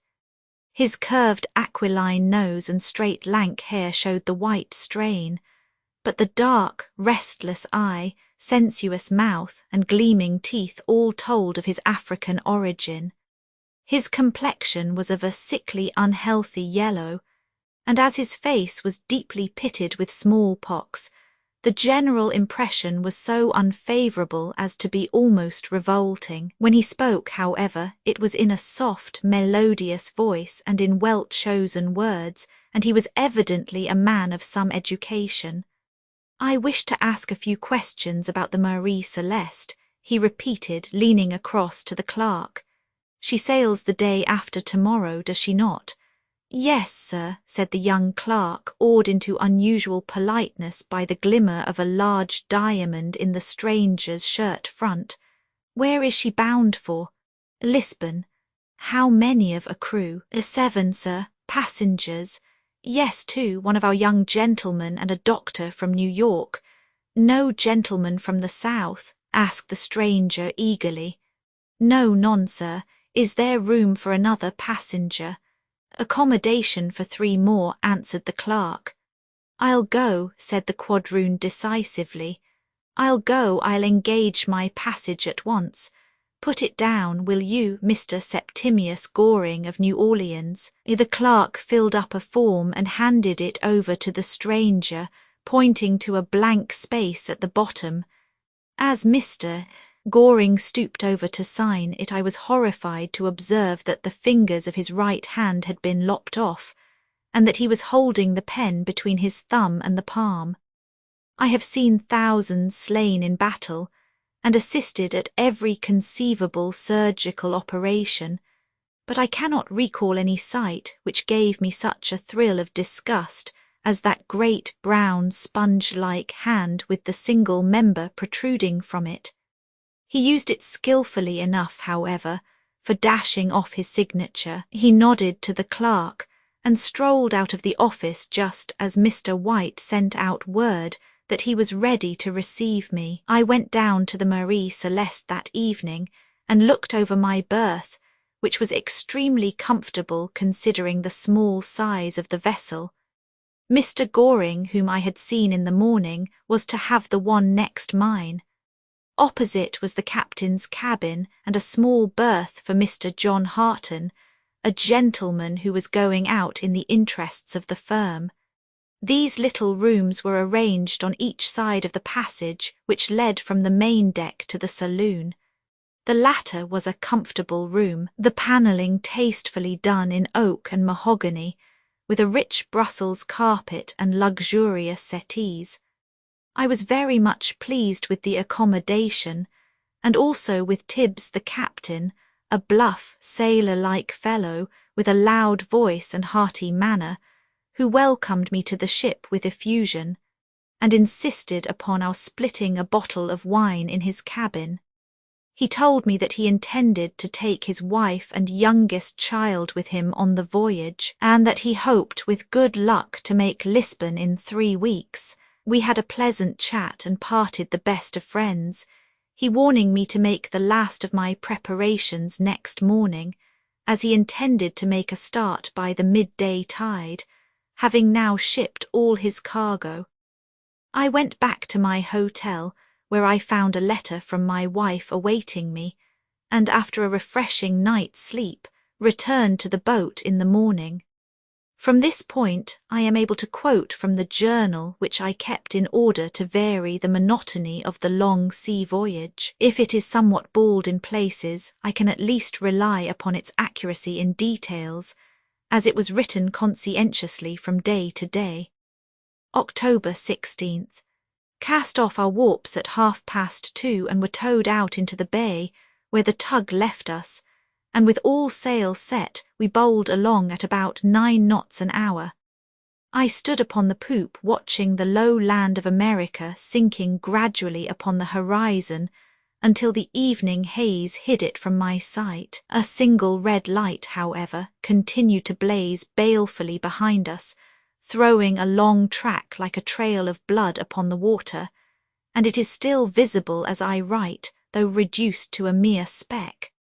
The captain is in a bad humour, for 2 of his hands disappointed him at the last moment, and he was compelled to ship a couple of negroes who happened to be on the quay. The missing men were steady, reliable fellows who had been with him several voyages, and their non-appearance puzzled as well as irritated him. Where a crew of 7 men have to work a fair-sized ship, the loss of 2 experienced seamen is a serious one, for though the negroes may take a spell at the wheel or swab the decks, they are of little or no use in rough weather. Our cook is also a black man, and Mr. Septimius Goring has a little darky servant, so that we are rather a piebald community. The accountant, John Harton, promises to be an acquisition, for he is a cheery, amusing young fellow. Strange how little wealth has to do with happiness. He has all the world before him and is seeking his fortune in a far land, yet he is as transparently happy as a man can be.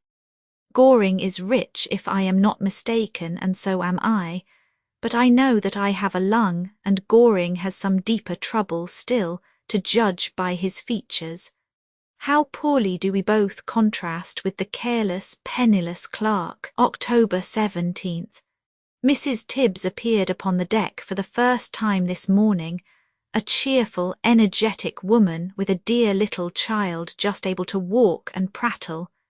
Young Harton pounced on it at once and carried it away to his cabin, where no doubt he will lay the seeds of future dyspepsia in the child's stomach. Thus medicine doth make cynics of us all. The weather is still all that could be desired, with a fine fresh breeze from the west-sou-west. The vessel goes so steadily that you would hardly know that she was moving were it not for the creaking of the cordage, the bellying of the sails, and the long white furrow in our wake.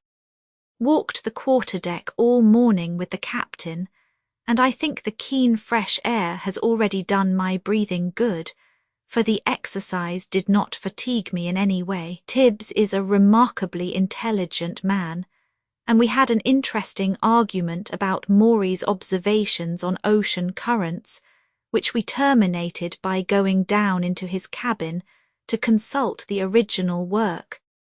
There we found Goring, rather to the captain's surprise, as it is not usual for passengers to enter that sanctum unless specially invited. He apologized for his intrusion, however, pleading his ignorance of the usages of ship life, and the good-natured sailor simply laughed at the incident, begging him to remain and favour us with his company. Goring pointed to the chronometers, the case of which he had opened, and remarked that he had been admiring them. He has evidently some practical knowledge of mathematical instruments, as he told at a glance which was the most trustworthy of the three, and also named their price within a few dollars. He had a discussion with the captain too upon the variation of the compass, and when we came back to the ocean currents he showed a thorough grasp of the subject. Altogether he rather improves upon acquaintance, and is a man of decided culture and refinement. His voice harmonizes with his conversation, and both are the very antithesis of his face and figure. The noonday observation shows that we have run 220 miles. Towards evening the breeze freshened up, and the first mate ordered reefs to be taken in the topsails and topgallant sails in expectation of a windy night. I observe that the barometer has fallen to 29. I trust our voyage will not be a rough one, as I am a poor sailor, and my health would probably derive more harm than good from a stormy trip, though I have the greatest confidence in the captain's seamanship and in the soundness of the vessel.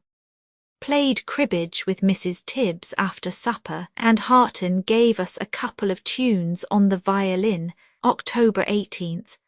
The gloomy prognostications of last night were not fulfilled, as the wind died away again, and we are lying now in a long greasy swell, ruffled here and there by a fleeting catspaw which is insufficient to fill the sails.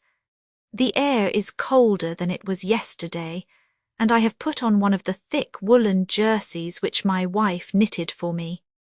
Harton came into my cabin in the morning, and we had a cigar together. He says that he remembers having seen Goring in Cleveland, Ohio, in '69.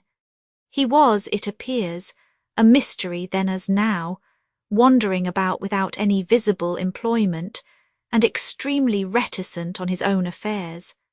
The man interests me as a psychological study. At breakfast this morning I suddenly had that vague feeling of uneasiness which comes over some people when closely stared at, and looking quickly up, I met his eyes bent upon me with an intensity which amounted to ferocity, though their expression instantly softened as he made some conventional remark upon the weather. Curiously enough, Harton says that he had a very similar experience yesterday upon deck. I observe that Goring frequently talks to the coloured seamen as he strolls about, a trait which I rather admire, as it is common to find half-breeds ignore their dark strain and treat their black kinsfolk with greater intolerance than a white man would do. His little page is devoted to him, apparently, which speaks well for his treatment of him. Altogether, the man is a curious mixture of incongruous qualities, and unless I am deceived in him will give me food for observation during the voyage. The captain is grumbling about his chronometers, which do not register exactly the same time. He says it is the first time that they have ever disagreed. We were unable to get a noonday observation on account of the haze. By dead reckoning, we have done about 170 miles in the 24 hours. The dark seamen have proved, as the skipper prophesied, to be very inferior hands, but as they can both manage the wheel well they are kept steering, and so leave the more experienced men to work the ship.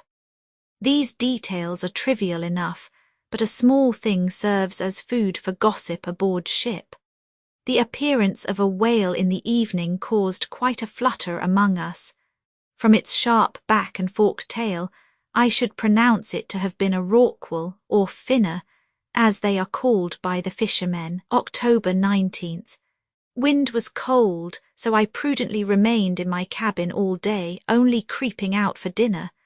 Lying in my bunk I can, without moving, reach my books, pipes, or anything else I may want, which is one advantage of a small apartment. My old wound began to ache a little today, probably from the cold. Read Montaigne's essays and nursed myself.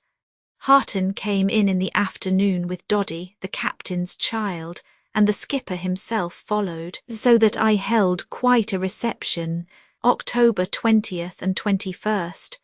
Still cold, with a continual drizzle of rain, and I have not been able to leave the cabin. This confinement makes me feel weak and depressed.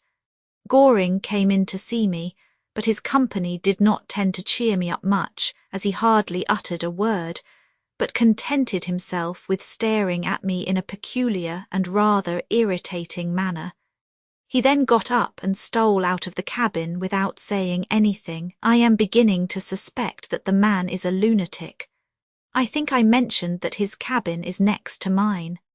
The two are simply divided by a thin wooden partition which is cracked in many places, some of the cracks being so large that I can hardly avoid, as I lie in my bunk, observing his motions in the adjoining room. Without any wish to play the spy, I see him continually stooping over what appears to be a chart and working with a pencil and compasses. I have remarked the interest he displays in matters connected with navigation, but I am surprised that he should take the trouble to work out the course of the ship.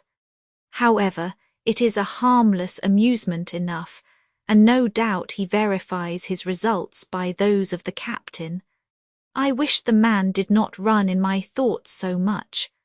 I had a nightmare on the night of the 20th in which I thought my bunk was a coffin, that I was laid out in it, and that Goring was endeavouring to nail up the lid, which I was frantically pushing away. Even when I woke up, I could hardly persuade myself that I was not in a coffin. As a medical man, I know that a nightmare is simply a vascular derangement of the cerebral hemispheres, and yet in my weak state I cannot shake off the morbid impression which it produces. October 22nd. A fine day, with hardly a cloud in the sky, and a fresh breeze from the sou-west which wafts us gaily on our way. There has evidently been some heavy weather near us, as there is a tremendous swell on, and the ship lurches until the end of the foreyard nearly touches the water. Had a refreshing walk up and down the quarter-deck, though I have hardly found my sea legs yet. Several small birds, chaffinches, I think, perched in the rigging. 4:40 p.m. While I was on deck this morning, I heard a sudden explosion from the direction of my cabin, and hurrying down, found that I had very nearly met with a serious accident. Goring was cleaning a revolver, it seems, in his cabin, when one of the barrels which he thought was unloaded went off.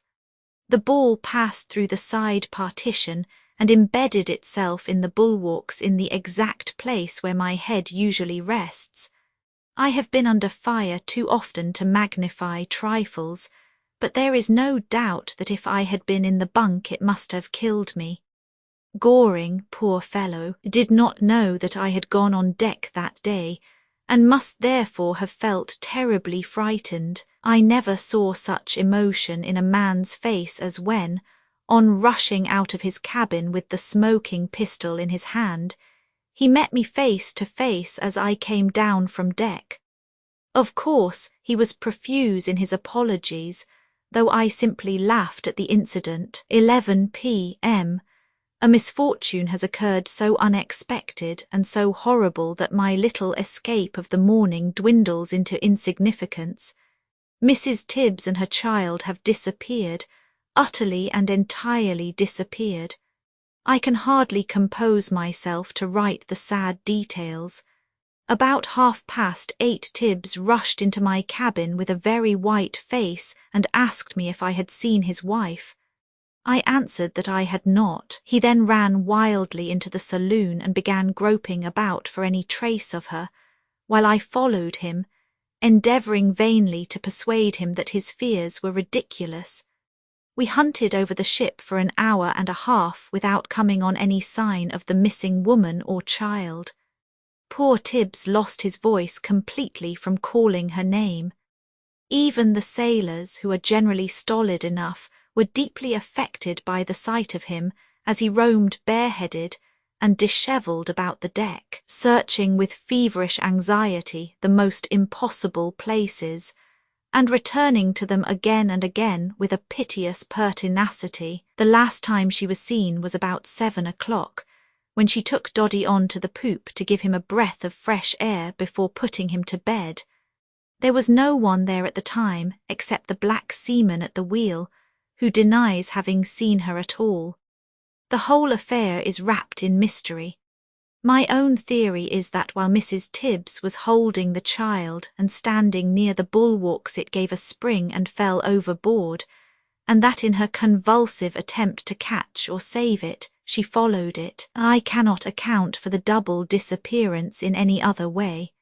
It is quite feasible that such a tragedy should be enacted without the knowledge of the man at the wheel, since it was dark at the time, and the peaked skylights of the saloon screen the greater part of the quarter-deck. Whatever the truth may be, it is a terrible catastrophe, and has cast the darkest gloom upon our voyage. The mate has put the ship about, but of course there is not the slightest hope of picking them up. The captain is lying in a state of stupor in his cabin. I gave him a powerful dose of opium in his coffee, that for a few hours at least his anguish may be deadened. October 23rd. Woke with a vague feeling of heaviness and misfortune, but it was not until a few moments' reflection that I was able to recall our loss of the night before. When I came on deck, I saw the poor skipper standing gazing back at the waste of waters behind us which contains everything dear to him upon earth. I attempted to speak to him, but he turned brusquely away and began pacing the deck with his head sunk upon his breast. Even now, when the truth is so clear, he cannot pass a boat or an unbent sail without peering under it. He looks 10 years older than he did yesterday morning. Harton is terribly cut up, for he was fond of little Doddy, and Goring seems sorry too. At least he has shut himself up in his cabin all day, and when I got a casual glance at him, his head was resting on his 2 hands as if in a melancholy reverie. I fear we are about as dismal a crew as ever sailed. How shocked my wife will be to hear of our disaster. The swell has gone down now, and we are doing about 8 knots with all sail set and a nice little breeze. Hyson is practically in command of the ship as Tibbs, though he does his best to bear up and keep a brave front, is incapable of applying himself to serious work. October 24th. Is the ship accursed? Was there ever a voyage which began so fairly and which changed so disastrously? Tibbs shot himself through the head during the night. I was awakened about 3 o'clock in the morning by an explosion, and immediately sprang out of bed and rushed into the captain's cabin to find out the cause, though with a terrible presentiment in my heart. Quickly as I went, Goring went more quickly still, for he was already in the cabin stooping over the dead body of the captain. It was a hideous sight, for the whole front of his face was blown in, and the little room was swimming in blood. The pistol was lying beside him on the floor, just as it had dropped from his hand. He had evidently put it to his mouth before pulling the trigger. Goring and I picked him reverently up and laid him on his bed. The crew had all clustered into his cabin, and the 6 white men were deeply grieved, for they were old hands who had sailed with him many years. There were dark looks and murmurs among them too, and one of them openly declared that the ship was haunted. Harton helped to lay the poor skipper out, and we did him up in canvas between us. At 12 o'clock the foreyard was hauled aback, and we committed his body to the deep, Goring reading the Church of England burial service. The breeze has freshened up, and we have done 10 knots all day and sometimes 12. The sooner we reach Lisbon and get away from this accursed ship, the better pleased shall I be. I feel as though we were in a floating coffin. Little wonder that the poor sailors are superstitious when I, an educated man, feel it so strongly. October 25th. Made a good run all day, feel listless and depressed. October 26th. Goring, Harton, and I had a chat together on deck in the morning.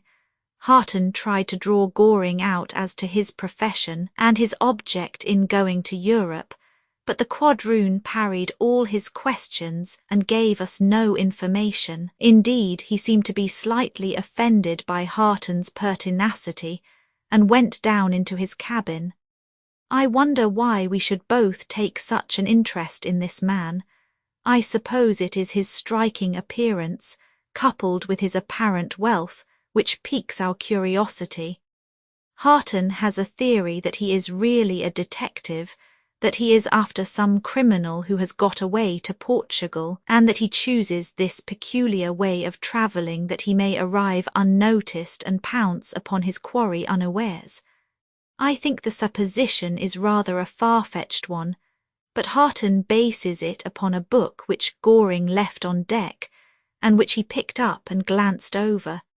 It was a sort of scrapbook, it seems, and contained a large number of newspaper cuttings. All these cuttings related to murders, which had been committed at various times in the States during the last 20 years or so. The curious thing which Harton observed about them, however, was that they were invariably murders the authors of which had never been brought to justice. They varied in every detail, he says, as to the manner of execution and the social status of the victim, but they uniformly wound up with the same formula that the murderer was still at large, though, of course, the police had every reason to expect his speedy capture. Certainly the incident seems to support Harton's theory, though it may be a mere whim of Goring's, or, as I suggested to Harton, he may be collecting materials for a book which shall outvie De Quincey. In any case, it is no business of ours. October 27th, 28th. Wind still fair, and we are making good progress. Strange how easily a human unit may drop out of its place and be forgotten. Tibbs is hardly ever mentioned now. Hyson has taken possession of his cabin, and all goes on as before. Were it not for Mrs. Tibbs's sewing machine upon a side table, we might forget that the unfortunate family had ever existed. Another accident occurred on board today, though fortunately not a very serious one. One of our white hands had gone down the after hold to fetch up a spare coil of rope, when one of the hatches which he had removed came crashing down on the top of him. He saved his life by springing out of the way, but one of his feet was terribly crushed, and he will be of little use for the remainder of the voyage. He attributes the accident to the carelessness of his Negro companion who had helped him to shift the hatches. The latter, however, puts it down to the roll of the ship. Whatever be the cause, it reduces our short-handed crew still further. This run of ill luck seems to be depressing Harton, for he has lost his usual good spirits and joviality. Goring is the only one who preserves his cheerfulness. I see him still working at his chart in his own cabin. His nautical knowledge would be useful should anything happen to Hyson, which God forbid. October 29th, 30th. Still bowling along with a fresh breeze. All quiet and nothing of note to chronicle. October 31st. My weak lungs, combined with the exciting episodes of the voyage, have shaken my nervous system so much that the most trivial incident affects me. I can hardly believe that I am the same man who tied the external iliac artery, an operation requiring the nicest precision, under a heavy rifle fire at Antietam. I am as nervous as a child. I was lying half dozing last night about 4 bells in the middle watch, trying in vain to drop into a refreshing sleep. There was no light inside my cabin, but a single ray of moonlight streamed in through the porthole, throwing a silvery flickering circle upon the door. As I lay, I kept my drowsy eyes upon this circle, and was conscious that it was gradually becoming less well-defined as my senses left me, when I was suddenly recalled to full wakefulness by the appearance of a small dark object in the very centre of the luminous disk. I lay quietly and breathlessly watching it. Gradually it grew larger and plainer, and then I perceived that it was a human hand which had been cautiously inserted through the chink of the half-closed door, a hand which, as I observed with a thrill of horror, was not provided with fingers. The door swung cautiously backwards, and Goring's head followed his hand. It appeared in the centre of the moonlight, and was framed as it were in a ghastly uncertain halo, against which his features showed out plainly. It seemed to me that I had never seen such an utterly fiendish and merciless expression upon a human face. His eyes were dilated and glaring, his lips drawn back so as to show his white fangs, and his straight black hair appeared to bristle over his low forehead like the hood of a cobra. The sudden and noiseless apparition had such an effect upon me that I sprang up in bed trembling in every limb, and held out my hand towards my revolver. I was heartily ashamed of my hastiness when he explained the object of his intrusion, as he immediately did in the most courteous language. He had been suffering from toothache, poor fellow, and had come in to beg some laudanum, knowing that I possessed a medicine chest. As to a sinister expression, he is never a beauty, and what with my state of nervous tension and the effect of the shifting moonlight, it was easy to conjure up something horrible. I gave him 20 drops, and he went off again with many expressions of gratitude. I can hardly say how much this trivial incident affected me. I have felt unstrung all day. A week's record of our voyage is here omitted, as nothing eventful occurred during the time, and my log consists merely of a few pages of unimportant gossip. November 7th. Harton and I sat on the poop all the morning, for the weather is becoming very warm as we come into southern latitudes. We reckon that we have done 2/3 of our voyage. How glad we shall be to see the green banks of the Tagus, and leave this unlucky ship for ever. I was endeavouring to amuse Harton today and to while away the time by telling him some of the experiences of my past life. Among others, I related to him how I came into the possession of my black stone, and as a finale I rummaged in the side pocket of my old shooting coat and produced the identical object in question.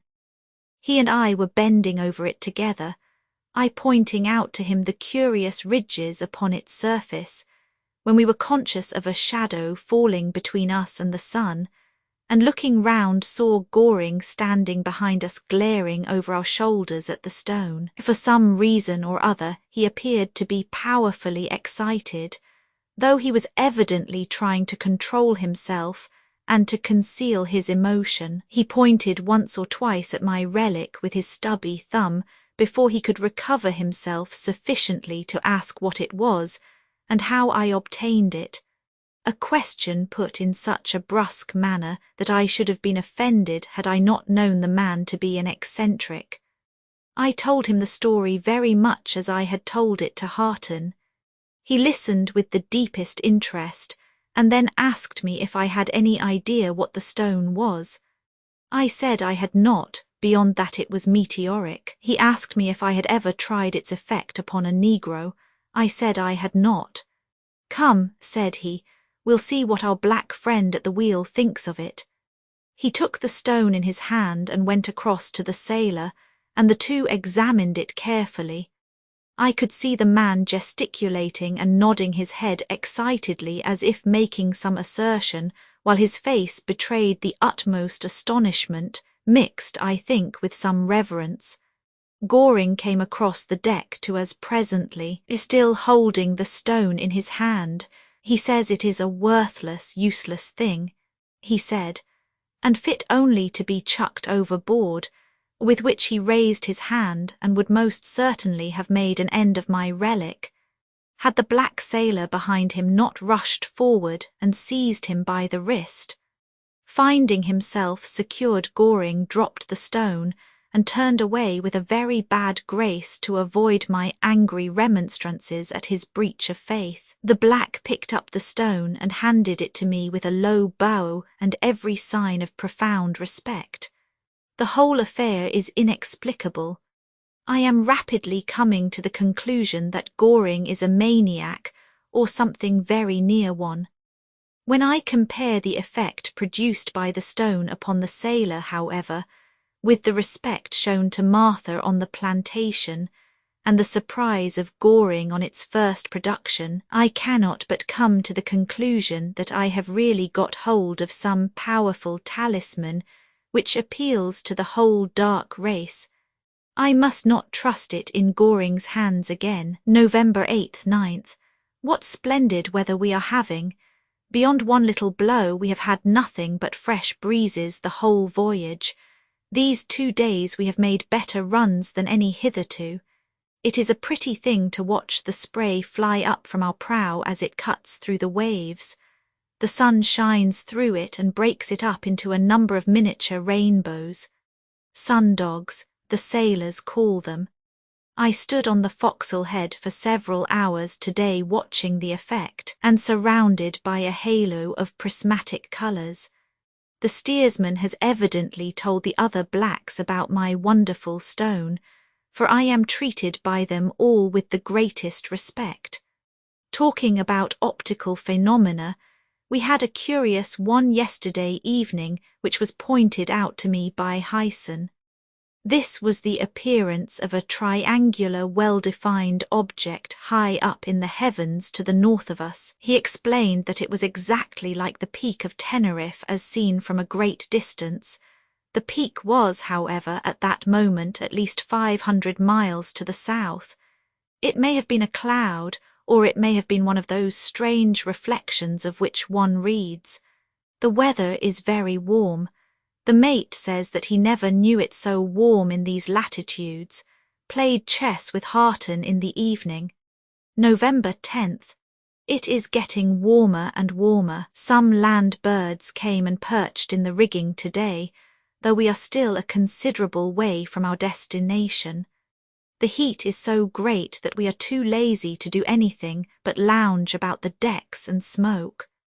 Goring came over to me today and asked me some more questions about my stone, but I answered him rather shortly, for I have not quite forgiven him yet for the cool way in which he attempted to deprive me of it. November 11th, 12th, still making good progress. I had no idea Portugal was ever as hot as this, but no doubt it is cooler on land. Hyson himself seemed surprised at it, and so do the men. November 13th. A most extraordinary event has happened, so extraordinary as to be almost inexplicable. Either Hyson has blundered wonderfully, or some magnetic influence has disturbed our instruments. Just about daybreak the watch on the forecastle head shouted out that he heard the sound of surf ahead, and Hyson thought he saw the loom of land. The ship was put about, and though no lights were seen, none of us doubted that we had struck the Portuguese coast a little sooner than we had expected. What was our surprise to see the scene which was revealed to us at break of day. As far as we could look on either side was one long line of surf, great green billows rolling in and breaking into a cloud of foam. But behind the surf what was there?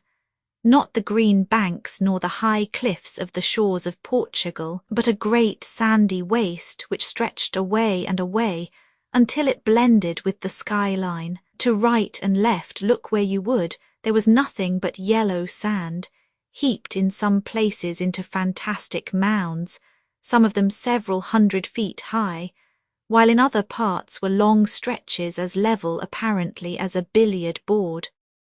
Harton and I, who had come on deck together, looked at each other in astonishment, and Harton burst out laughing.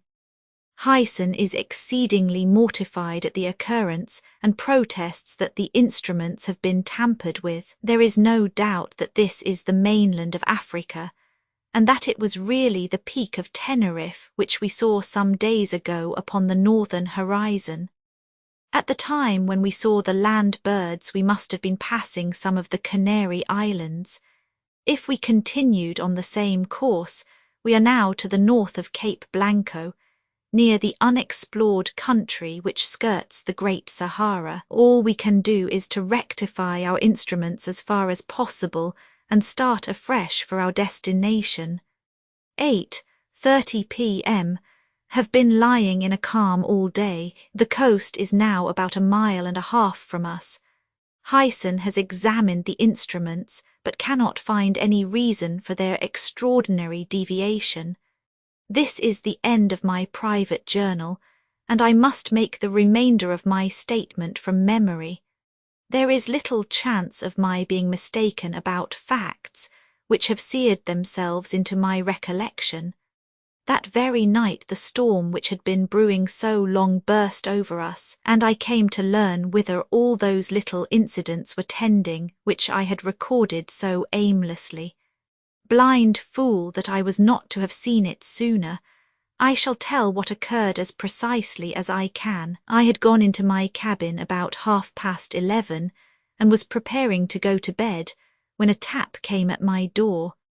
On opening it, I saw Goring's little black page, who told me that his master would like to have a word with me on deck. I was rather surprised that he should want me at such a late hour, but I went up without hesitation. I had hardly put my foot on the quarter-deck before I was seized from behind, dragged down upon my back, and a handkerchief slipped round my mouth. I struggled as hard as I could, but a coil of rope was rapidly and firmly wound round me, and I found myself lashed to the davit of one of the boats, utterly powerless to do or say anything, while the point of a knife pressed to my throat warned me to cease my struggles. The night was so dark that I had been unable hitherto to recognize my assailants, but as my eyes became accustomed to the gloom, and the moon broke out through the clouds that obscured it, I made out that I was surrounded by the 2 Negro sailors, the black cook and my fellow passenger, Goring. Another man was crouching on the deck at my feet, but he was in the shadow and I could not recognize him. All this occurred so rapidly that a minute could hardly have elapsed from the time I mounted the companion until I found myself gagged and powerless. It was so sudden that I could scarce bring myself to realize it, or to comprehend what it all meant. I heard the gang round me speaking in short, fierce whispers to each other, and some instinct told me that my life was the question at issue. Goring spoke authoritatively and angrily, the others doggedly and all together, as if disputing his commands. Then they moved away in a body to the opposite side of the deck, where I could still hear them whispering, though they were concealed from my view by the saloon skylights. All this time the voices of the watch on deck chatting and laughing at the other end of the ship were distinctly audible, and I could see them gathered in a group, little dreaming of the dark doings which were going on within 30 yards of them. Oh, that I could have given them one word of warning, even though I had lost my life in doing it, but it was impossible. The moon was shining fitfully through the scattered clouds, and I could see the silvery gleam of the surge, and beyond it the vast weird desert with its fantastic sand hills. Glancing down, I saw that the man who had been crouching on the deck was still lying there, and as I gazed at him, a flickering ray of moonlight fell full upon his upturned face. Great heaven! Even now, when more than 12 years have elapsed, my hand trembles as I write that, in spite of distorted features and projecting eyes, I recognize the face of Harton, the cheery young clerk who had been my companion during the voyage. It needed no medical eye to see that he was quite dead, while the twisted handkerchief round the neck and the gag in his mouth showed the silent way in which the hellhounds had done their work. The clue which explained every event of our voyage came upon me like a flash of light as I gazed on poor Harton's corpse. Much was dark and unexplained, but I felt a great dim perception of the truth. I heard the striking of a match at the other side of the skylights, and then I saw the tall, gaunt figure of Goring standing up on the bulwarks and holding in his hands what appeared to be a dark lantern. He lowered this for a moment over the side of the ship, and to my inexpressible astonishment I saw it, answered instantaneously by a flash among the sandhills on shore which came and went so rapidly that unless I had been following the direction of Goring's gaze, I should never have detected it. Again he lowered the lantern, and again it was answered from the shore. He then stepped down from the bulwarks, and in doing so slipped, making such a noise that for a moment my heart bounded with the thought that the attention of the watch would be directed to his proceedings. It was a vain hope. The night was calm and the ship motionless, so that no idea of duty kept them vigilant. Hyson, who after the death of Tibbs was in command of both watches, had gone below to snatch a few hours' sleep, and the boatswain, who was left in charge, was standing with the other 2 men at the foot of the foremast. Powerless, speechless, with the cords cutting into my flesh and the murdered man at my feet, I awaited the next act in the tragedy. The 4 ruffians were standing up now at the other side of the deck. The cook was armed with some sort of a cleaver, the others had knives, and Goring had a revolver. They were all leaning against the rail and looking out over the water as if watching for something. I saw one of them grasp another's arm and point as if at some object, and following the direction I made out the loom of a large moving mass making towards the ship. As it emerged from the gloom I saw that it was a great canoe crammed with men and propelled by at least a score of paddles. As it shot under our stern the watch caught sight of it also, and raising a cry hurried aft. They were too late, however. A swarm of gigantic negroes clambered over the quarter, and led by Goring swept down the deck in an irresistible torrent. All opposition was overpowered in a moment. The unarmed watch were knocked over and bound, and the sleepers dragged out of their bunks and secured in the same manner. Hyson made an attempt to defend the narrow passage leading to his cabin, and I heard a scuffle and his voice shouting for assistance. There was none to assist, however, and he was brought on to the poop with the blood streaming from a deep cut in his forehead. He was gagged like the others, and a council was held upon our fate by the negroes. I saw our black seamen pointing towards me and making some statement, which was received with murmurs of astonishment and incredulity by the savages. One of them then came over to me, and plunging his hand into my pocket, took out my black stone and held it up. He then handed it to a man who appeared to be a chief, who examined it as minutely as the light would permit, and muttering a few words passed it on to the warrior beside him, who also scrutinized it and passed it on until it had gone from hand to hand round the whole circle. The chief then said a few words to Goring in the native tongue, on which the quadroon addressed me in English. At this moment I seemed to see the scene. The tall masts of the ship with the moonlight streaming down, silvering the yards and bringing the network of cordage into hard relief. the group of dusky warriors leaning on their spears, the dead man at my feet, the line of white-faced prisoners, and in front of me the loathsome half-breed, looking in his white linen and elegant clothes a strange contrast to his associates. "You will bear me witness," he said in his softest accents, "that I am no party to sparing your life. If it rested with me, you would die as these other men are about to do. I have no personal grudge against either you or them, but I have devoted my life to the destruction of the white race, and you are the first that has ever been in my power and has escaped me. You may thank that stone of yours for your life. These poor fellows reverence it, and indeed if it really be what they think it is they have cause. Should it prove when we get ashore that they are mistaken, and this its shape and material is a mere chance, nothing can save your life. In the meantime we wish to treat you well, so if there are any of your possessions which you would like to take with you, you are at liberty to get them." As he finished he gave a sign, and a couple of the negroes unbound me, though without removing the gag. I was led down into the cabin, where I put a few valuables into my pockets, together with a pocket compass and my journal of the voyage. They then pushed me over the side into a small canoe which was lying beside the large one, and my guards followed me, and shoving off began paddling for the shore.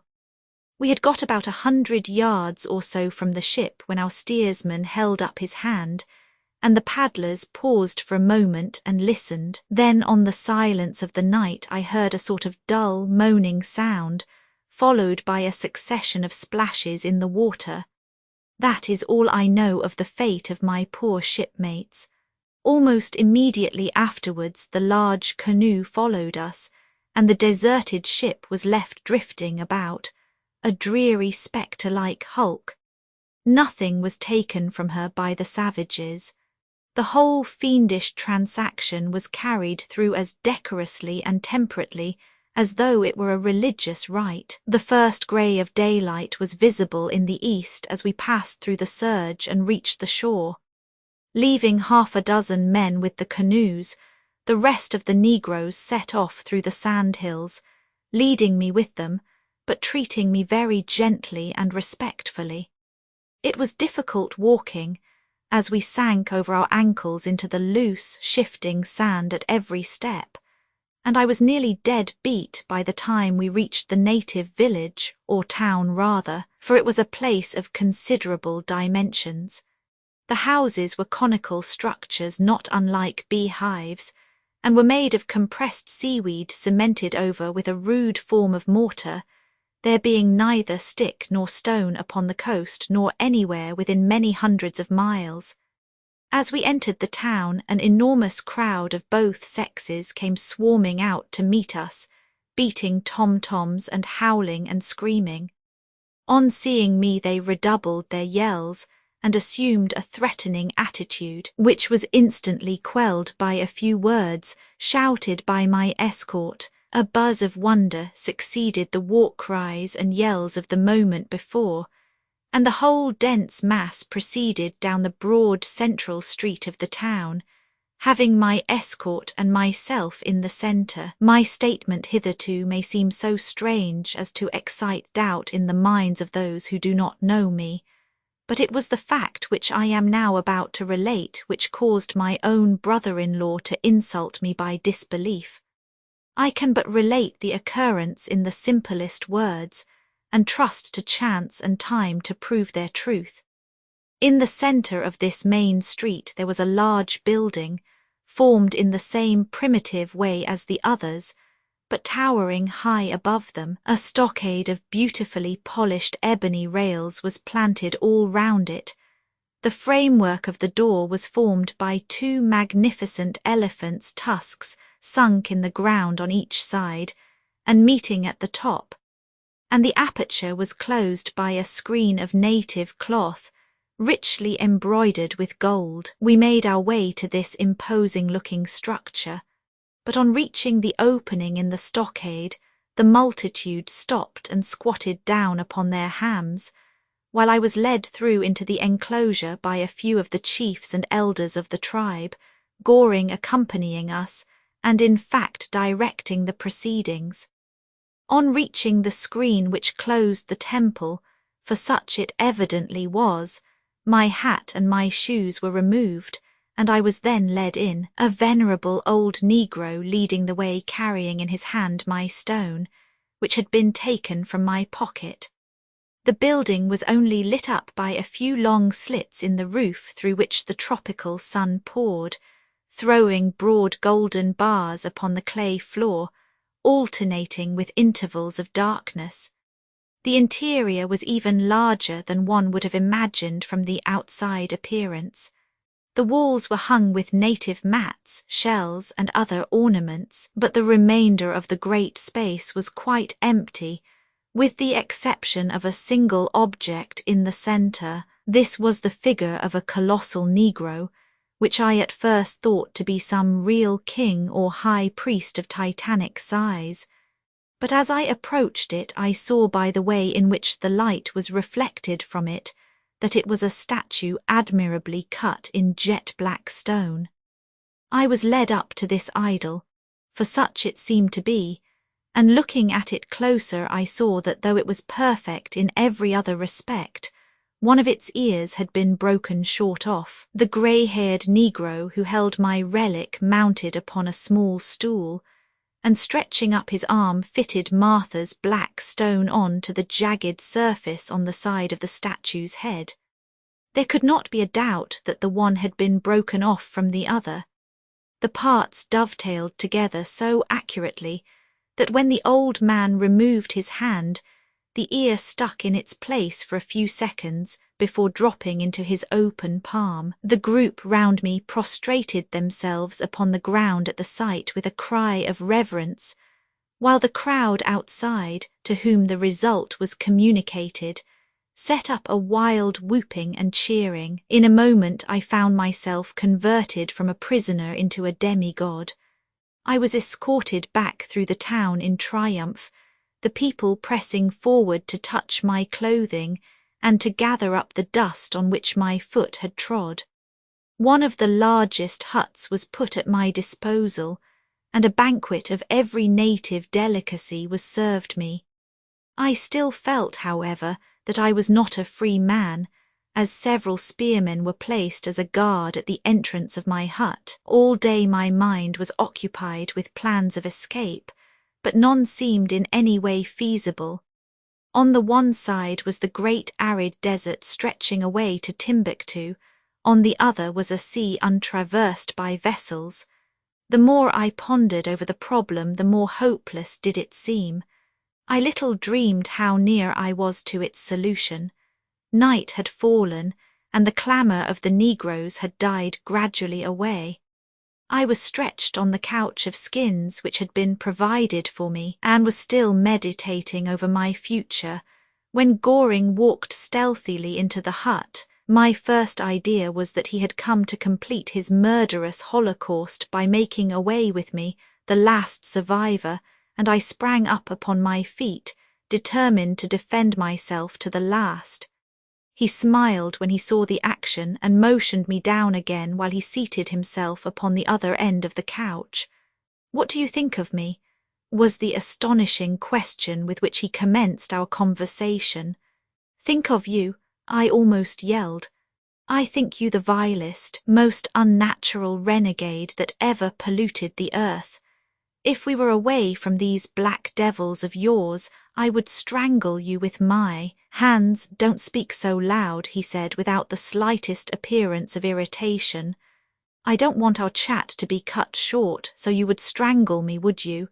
He went on with an amused smile. "I suppose I am returning good for evil, for I have come to help you to escape." "You?" I gasped incredulously. "Yes, he continued. "Oh, there is no credit to me in the matter. I am quite consistent. There is no reason why I should not be perfectly candid with you. I wish to be king over these fellows, not a very high ambition, certainly, but you know what Caesar said about being first in a village in Gaul." Well, this unlucky stone of yours has not only saved your life, but has turned all their heads, so that they think you are come down from heaven, and my influence will be gone until you are out of the way. That is why I am going to help you to escape, since I cannot kill you. This in the most natural and dulcet voice, as if the desire to do so were a matter of course. You would give the world to ask me a few questions, he went on after a pause, but you are too proud to do it. Never mind, I'll tell you one or two things because I want your fellow white men to know them when you go back, if you are lucky enough to get back. About that cursed stone of yours, for instance. These Negroes, or at least so the legend goes, were Mahometans originally.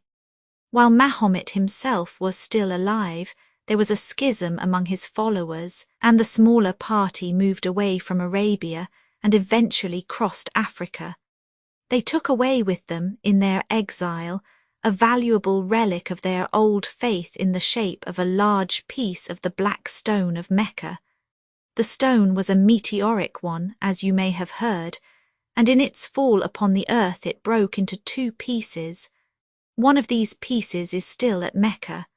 The larger piece was carried away to Barbary, where a skillful worker modelled it into the fashion which you saw today. These men are the descendants of the original Sisters from Mahomet, and they have brought their relic safely through all their wanderings until they settled in this strange place, where the desert protects them from their enemies. And the ear? I asked almost involuntarily. Oh, that was the same story over again. Some of the tribe wandered away to the south a few hundred years ago, and one of them, wishing to have good luck for the enterprise, got into the temple at night and carried off one of the ears. There has been a tradition among the Negroes ever since that the ear would come back some day. The fellow who carried it was caught by some slaver, no doubt, and that was how it got into America and so into your hands, and you have had the honour of fulfilling the prophecy. He paused for a few minutes, resting his head upon his hands, waiting apparently for me to speak. When he looked up again, the whole expression of his face had changed. His features were firm and set, and he changed the air of half-levity with which he had spoken before for one of sternness and almost ferocity. I wish you to carry a message back, he said, to the white race, the great dominating race whom I hate and defy. Tell them that I have battened on their blood for 20 years, that I have slain them until even I became tired of what had once been a joy, that I did this unnoticed and unsuspected in the face of every precaution which their civilization could suggest. There is no satisfaction in revenge when your enemy does not know who has struck him. I am not sorry, therefore, to have you as a messenger. There is no need why I should tell you how this great hate became born in me. See this, and he held up his mutilated hand. That was done by a white man's knife. My father was white, my mother was a slave.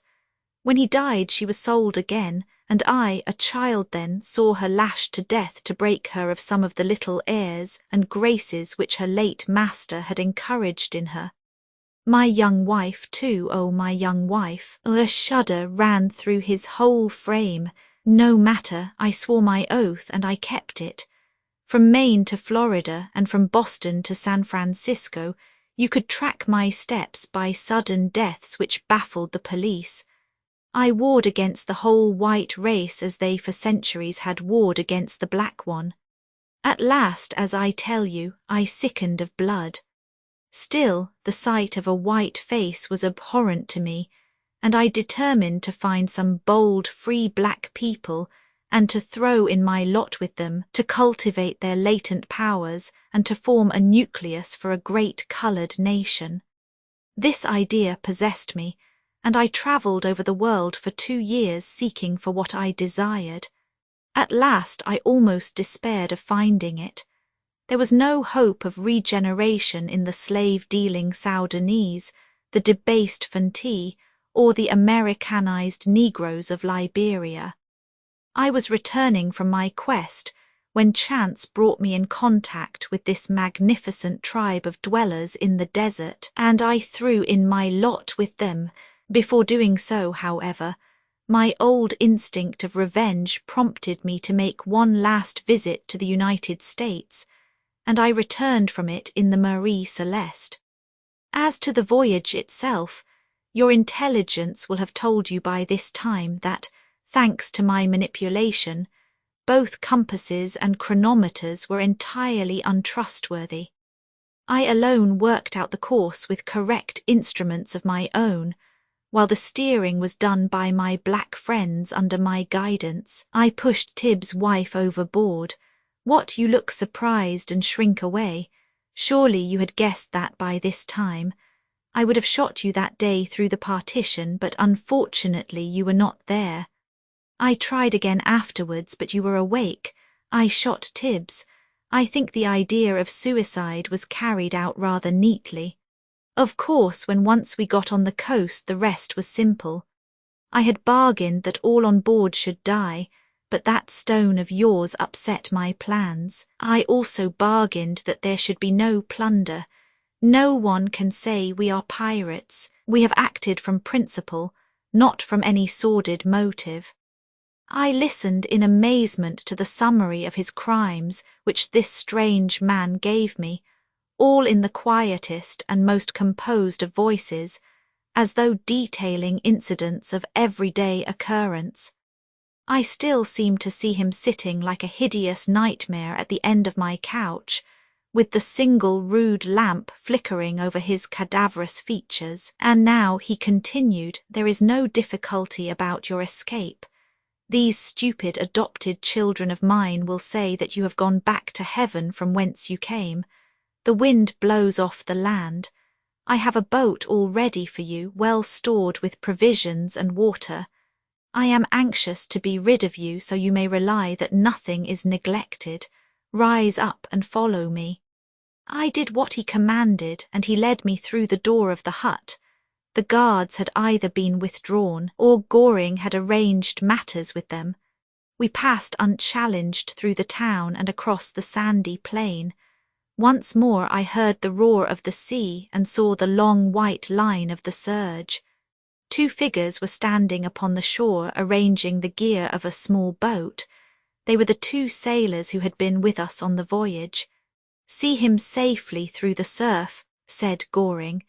The 2 men sprang in and pushed off, pulling me in after them. With mainsail and jib, we ran out from the land and passed safely over the bar. Then my 2 companions, without a word of farewell, sprang overboard, and I saw their heads like black dots on the white foam as they made their way back to the shore, while I scudded away into the blackness of the night.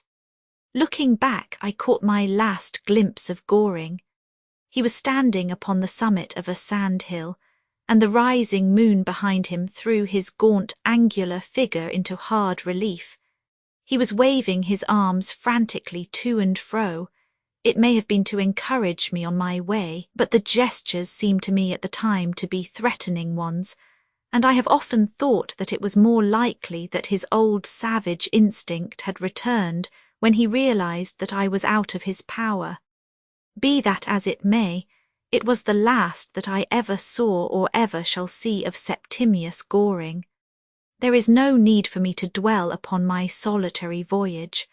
I steered as well as I could for the Canaries, but was picked up upon the 5th day by the British and African Steam Navigation Company's boat Monrovia. Let me take this opportunity of tendering my sincerest thanks to Captain Stornoway and his officers for the great kindness which they showed me from that time till they landed me in Liverpool, where I was enabled to take one of the Guion boats to New York. From the day on which I found myself once more in the bosom of my family, I have said little of what I have undergone. The subject is still an intensely painful one to me, and the little which I have dropped has been discredited. I now put the facts before the public as they occurred, careless how far they may be believed, and simply writing them down because my lung is growing weaker, and I feel the responsibility of holding my peace longer. I make no vague statement. Turn to your map of Africa, there above Cape Blanco, where the land trends away north and south from the westernmost point of the continent. There it is that Septimius Goring still reigns over his dark subjects, unless retribution has overtaken him. And there, where the long green ridges run swiftly in to roar and hiss upon the hot yellow sand, it is there that Harton lies with Hyson and the other poor fellows who were done to death in the Marie Celeste. Roman 12, that little square box, all aboard, said the captain. All aboard, sir, said the mate. Then stand by to let her go. It was 9 o'clock on a Wednesday morning. The good ship Spartan was lying off Boston Quay with her cargo under hatches, her passengers shipped, and everything prepared for a start. The warning whistle had been sounded twice. The final bell had been rung. Her bowsprit was turned towards England, and the hiss of escaping steam showed that all was ready for her run of 3,000 miles. She strained at the warps that held her like a greyhound at its leash. I have the misfortune to be a very nervous man. A sedentary literary life has helped to increase the morbid love of solitude which, even in my boyhood, was one of my distinguishing characteristics. As I stood upon the quarterdeck of the transatlantic steamer, I bitterly cursed the necessity which drove me back to the land of my forefathers. The shouts of the sailors, the rattle of the cordage, the farewells of my fellow passengers, and the cheers of the mob, each and all jarred upon my sensitive nature. I felt sad too, an indescribable feeling, as of some impending calamity, seemed to haunt me. The sea was calm and the breeze light. There was nothing to disturb the equanimity of the most confirmed of landsmen, yet I felt as if I stood upon the verge of a great though indefinable danger. I have noticed that such presentiments occur often in men of my peculiar temperament, and that they are not uncommonly fulfilled. There is a theory that it arises from a species of second sight, a subtle spiritual communication with the future. I well remember that Herr Römer, the eminent spiritualist, remarked on one occasion that I was the most sensitive subject, as regards supernatural phenomena, that he had ever encountered in the whole of his wide experience. Be that as it may, I certainly felt far from happy as I threaded my way among the weeping, cheering groups which dotted the white decks of the good ship Spartan. Had I known the experience which awaited me in the course of the next 12 hours, I should even then at the last moment have sprung upon the shore, and made my escape from the accursed vessel. "Time's up," said the captain, closing his chronometer with a snap and replacing it in his pocket. "Time's up," said the mate. There was a last wail from the whistle, a rush of friends and relatives upon the land. One warp was loosened, the gangway was being pushed away when there was a shout from the bridge, and 2 men appeared running rapidly down the quay. They were waving their hands and making frantic gestures, apparently with the intention of stopping the ship. "Look sharp," shouted the crowd. "Hold hard," cried the captain. "Ease her, stop her, up with the gangway." And the 2 men sprang aboard just as the second warp parted, and a convulsive throb of the engine shot us clear of the shore. There was a cheer from the deck, another from the quay, a mighty fluttering of handkerchiefs, and the great vessel ploughed its way out of the harbour, and steamed grandly away across the placid bay. We were fairly started upon our fortnight's voyage. There was a general dive among the passengers in quest of berths and luggage, while a popping of corks in the saloon proved that more than one bereaved traveller was adopting artificial means for drowning the pangs of separation. I glanced round the deck and took a running inventory of my compagnons de voyage. They presented the usual types met with upon these occasions. There was no striking face among them. I speak as a connoisseur, for faces are a speciality of mine.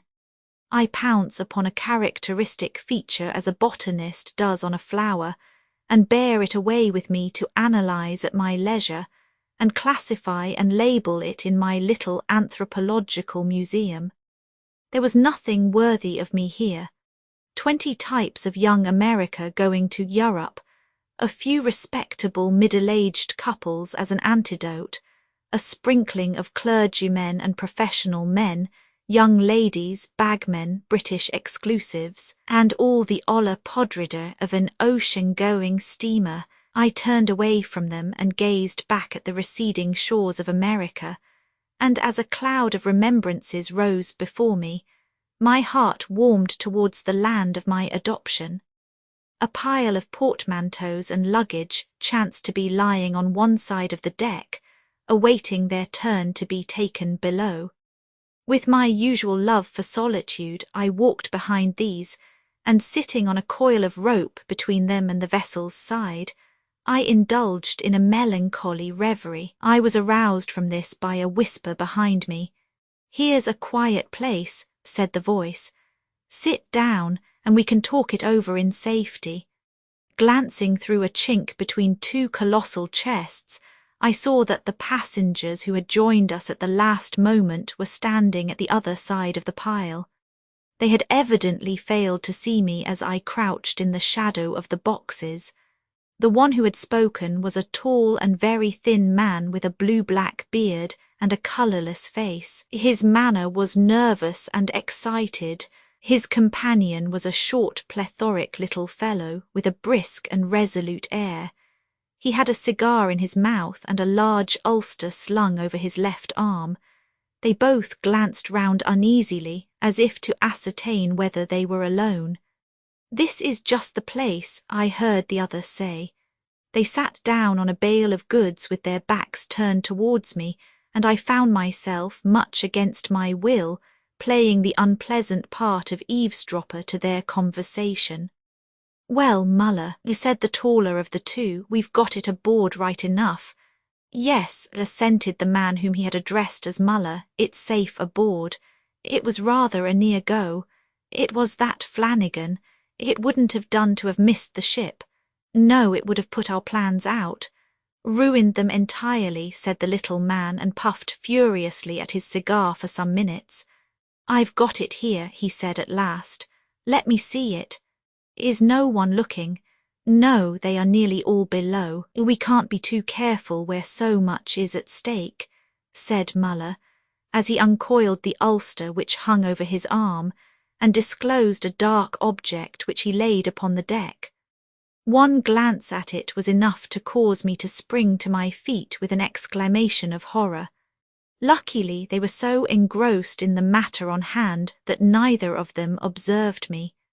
Had they turned their heads, they would infallibly have seen my pale face glaring at them over the pile of boxes. From the first moment of their conversation, a horrible misgiving had come over me. It seemed more than confirmed as I gazed at what lay before me. It was a little square box made of some dark wood and ribbed with brass. I suppose it was about the size of a cubic foot. It reminded me of a pistol case, only it was decidedly higher. There was an appendage to it, however, on which my eyes were riveted, and which suggested the pistol itself rather than its receptacle. This was a trigger-like arrangement upon the lid to which a coil of string was attached. Beside this trigger there was a small square aperture through the wood. The tall man, Flanagan as his companion called him, applied his eye to this and peered in for several minutes with an expression of intense anxiety upon his face. "It seems right enough," he said at last. "I tried not to shake it," said his companion. "Such delicate things need delicate treatment. Put in some of the needful, Muller." The shorter man fumbled in his pocket for some time and then produced a small paper packet. He opened this and took out of it half a handful of whitish granules which he poured down through the hole. A curious clicking noise followed from the inside of the box, and both men smiled in a satisfied way. "Nothing much wrong there," said Flanagan. "Right as a trivet," answered his companion. "Look out, here's someone coming. Take it down to our berth. It wouldn't do to have anyone suspecting what our game is, or, worse still, have them fumbling with it and letting it off by mistake."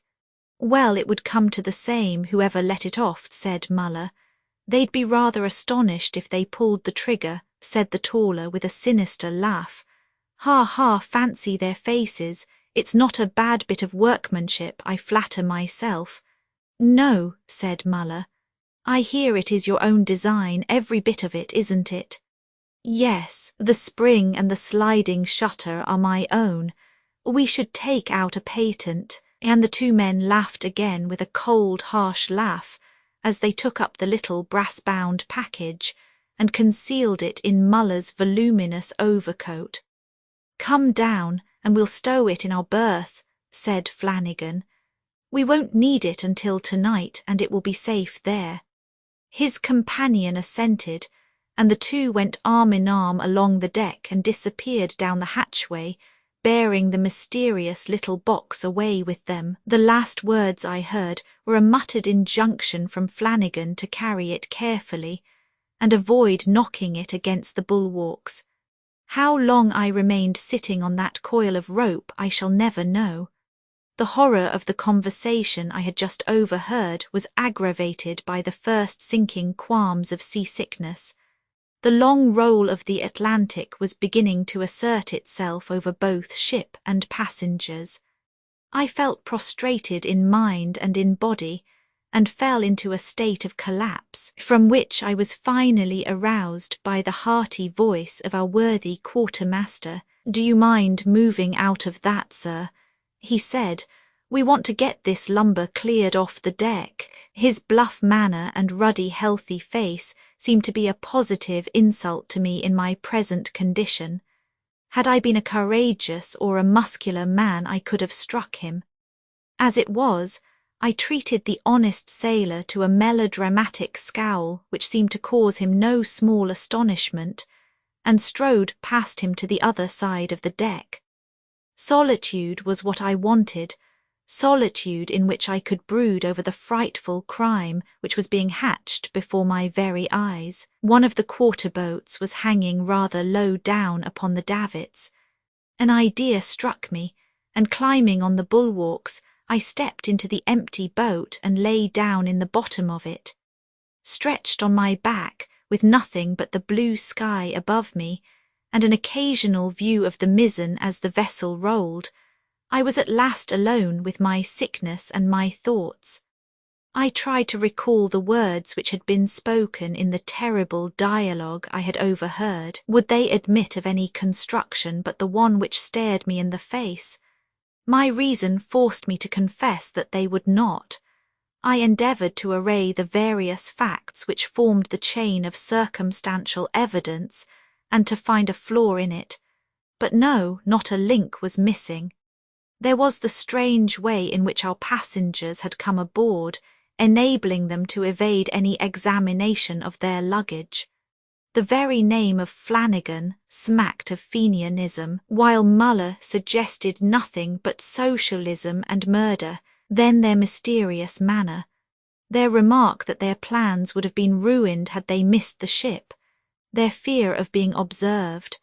Last but not least, the clenching evidence in the production of the little square box with the trigger, and their grim joke about the face of the man who should let it off by mistake.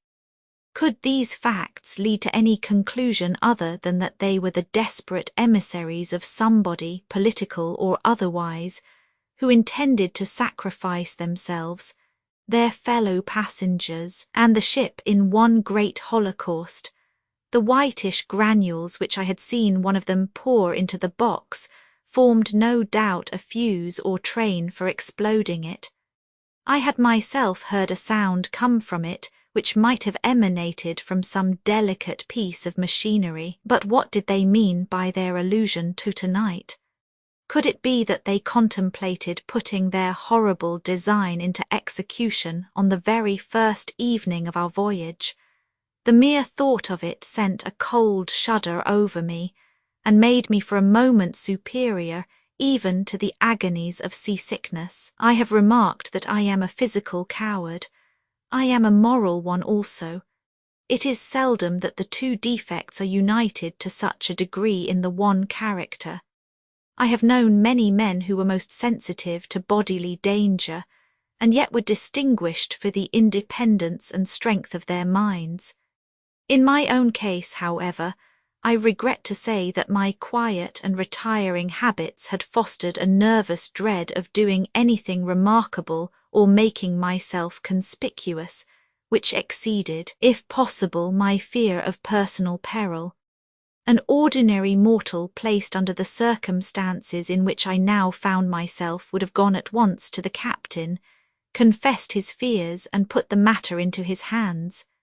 To me, however, constituted as I am, the idea was most repugnant.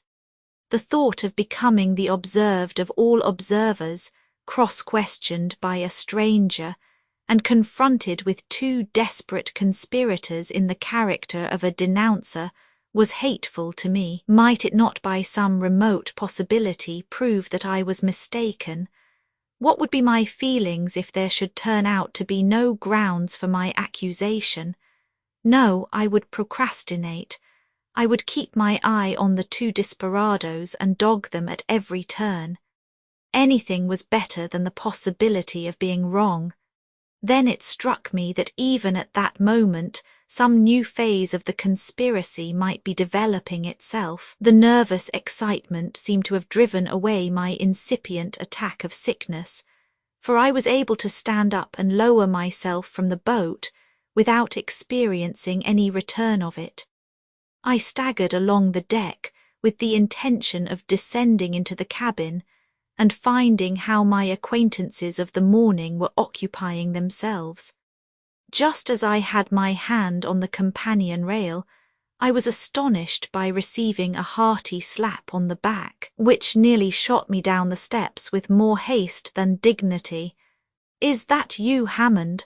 said a voice which I seemed to recognize. "God bless me," I said as I turned round. "It can't be Dick Merton.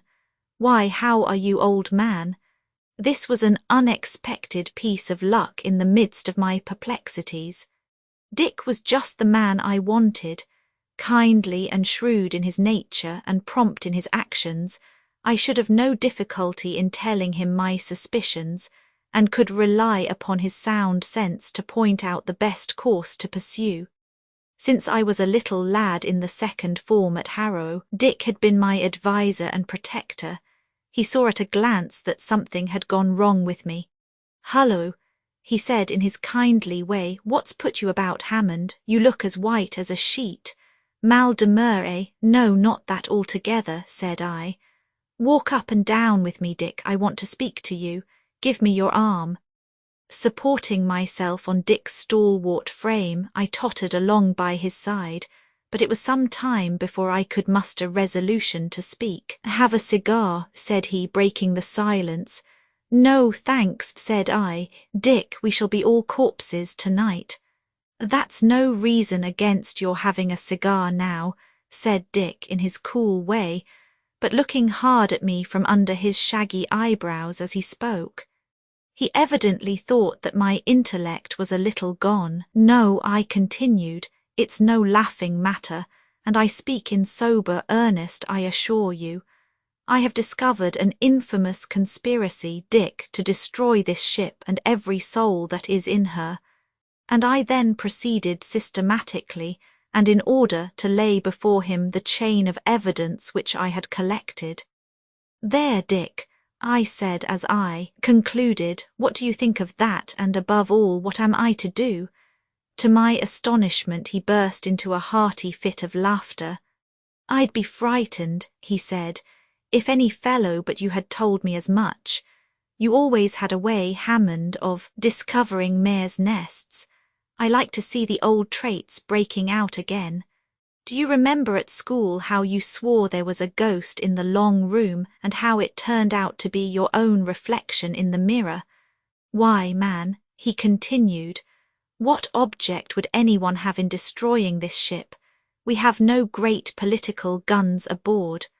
On the contrary, the majority of the passengers are Americans. Besides, in this sober 19th century, the most wholesale murderers stop at including themselves among their victims. Depend upon it, you have misunderstood them, and have mistaken a photographic camera or something equally innocent for an infernal machine. Nothing of the sort, sir, said I rather touchily. You will learn to your cost, I fear, that I have neither exaggerated nor misinterpreted a word.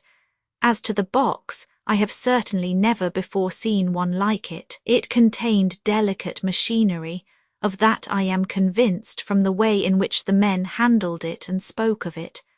You'd make out every packet of perishable goods to be a torpedo, said Dick, if that is to be your only test. The man's name was Flanagan, I continued. I don't think that would go very far in a court of law, said Dick. But come, I have finished my cigar.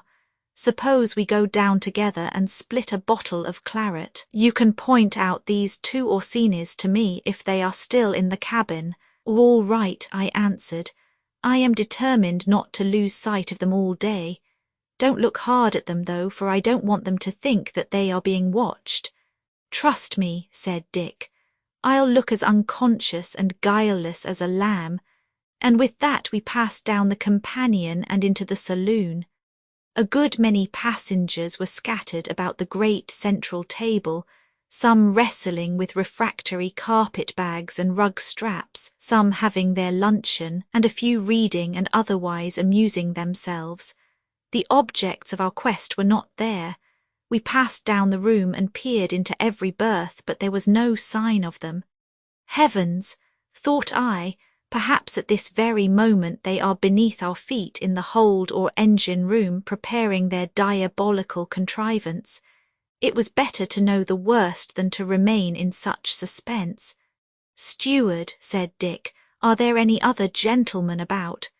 There's 2 in the smoking room, sir, I answered the steward.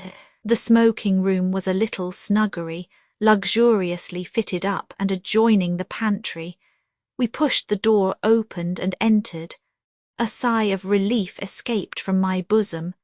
The very first object on which my eye rested was the cadaverous face of Flanagan, with its hard-set mouth and unwinking eye. His companion sat opposite to him. They were both drinking, and a pile of cards lay upon the table.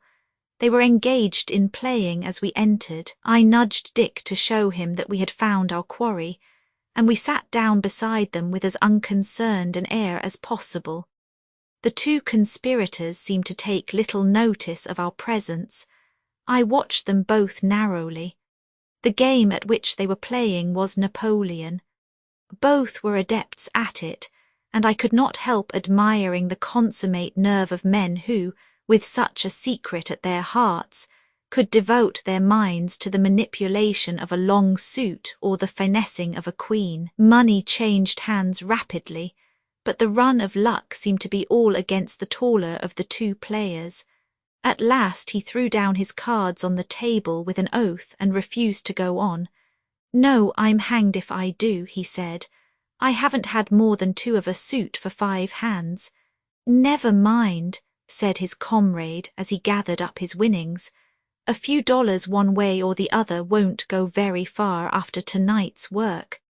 I was astonished at the rascal's audacity, but took care to keep my eyes fixed abstractedly upon the ceiling, and drank my wine in as unconscious a manner as possible. I felt that Flanagan was looking towards me with his wolfish eyes to see if I had noticed the allusion. He whispered something to his companion which I failed to catch. It was a caution, I suppose, for the other answered rather angrily, "Nonsense! Why shouldn't I say what I like? Over-caution is just what would ruin us." "I believe you want it not to come off," we said. Flanagan, "you believe nothing of the sort," said the other, speaking rapidly and loudly. "You know as well as I do that when I play for a stake I like to win it. But I won't have my words criticised and cut short by you or any other man. I have as much interest in our success as you have, more, I hope." He was quite hot about it and puffed furiously at his cigar for some minutes. The eyes of the other ruffian wandered alternately from Dick Merton to myself. I knew that I was in the presence of a desperate man, that a quiver of my lip might be the signal for him to plunge a weapon into my heart, but I betrayed more self-command than I should have given myself credit for under such trying circumstances. As to Dick, he was as immovable and apparently as unconscious as the Egyptian Sphinx. There was silence for some time in the smoking room, broken only by the crisp rattle of the cards, as the man Muller shuffled them up before replacing them in his pocket. He still seemed to be somewhat flushed and irritable. Throwing the end of his cigar into the spittoon, he glanced defiantly at his companion and turned towards me. "Can you tell me, sir," he said, "when this ship will be heard of again?" They were both looking at me, but though my face may have turned a trifle paler, my voice was as steady as ever as I answered, "I presume, sir, that it will be heard of first when it enters Queenstown harbour." "Ha, ha," laughed the angry little man, "I knew you would say that. Don't you kick me under the table, Flanagan, I won't stand it, I know what I am doing. You are wrong, sir," he continued, turning to me, "utterly wrong." "Some passing ship, perhaps," suggested Dick. "No, nor that either." "The weather is fine," I said. "Why should we not be heard of at our destination?" "I didn't say we shouldn't be heard of at our destination. Possibly we may not, and in any case that is not where we shall be heard of first." "Where then?" asked Dick. "That you shall never know. Suffice it that a rapid and mysterious agency will signal our whereabouts, and that before the day is out." "Ha, ha," and he chuckled once again. "Come on deck," growled his comrade. "You have drunk too much of that confounded brandy and water. It has loosened your tongue. Come away," and taking him by the arm he half led him, half forced him out of the smoking room, and we heard them stumbling up the companion together and on to the deck. "Well, what do you think now?" I gasped as I turned towards Dick. He was as imperturbable as ever. "Think," he said. "Why, I think what his companion thinks, that we have been listening to the ravings of a half-drunken man. The fellow stunk of brandy." "Nonsense, Dick. You saw how the other tried to stop his tongue." "Of course he did. He didn't want his friend to make a fool of himself before strangers. Maybe the short one is a lunatic and the other his private keeper. It's quite possible."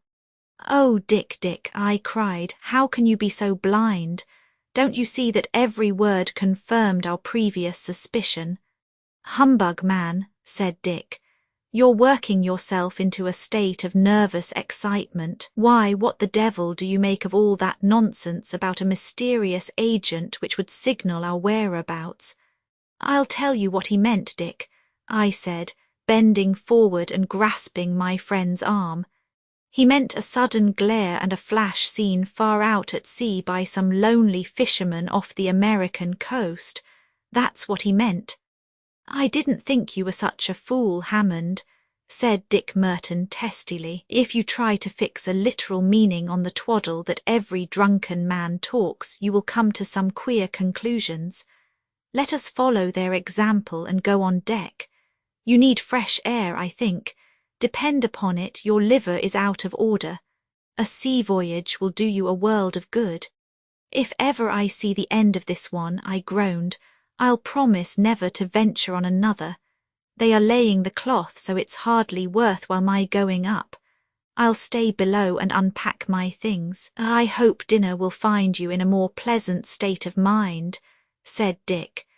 And he went out, leaving me to my thoughts until the clang of the great gong summoned us to the saloon. My appetite, I need hardly say, had not been improved by the incidents which had occurred during the day.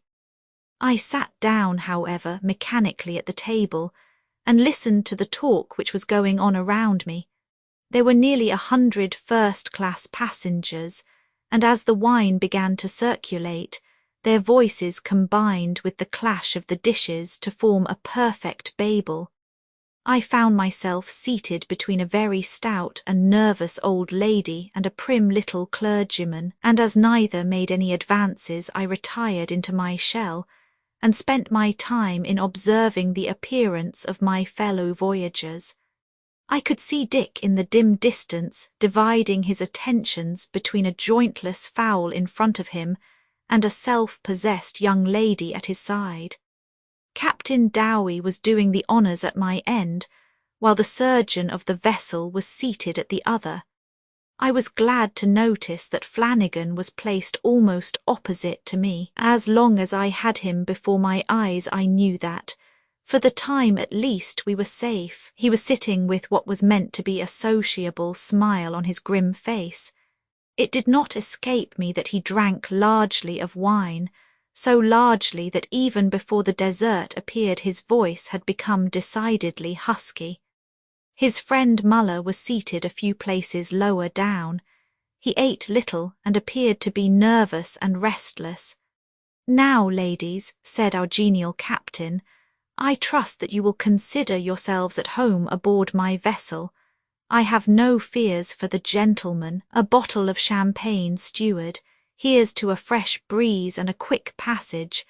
I trust our friends in America will hear of our safe arrival in 8 days or in 9 at the very latest." I looked up. Quick as was the glance which passed between Flanagan and his confederate, I was able to intercept it. There was an evil smile upon the former's thin lips.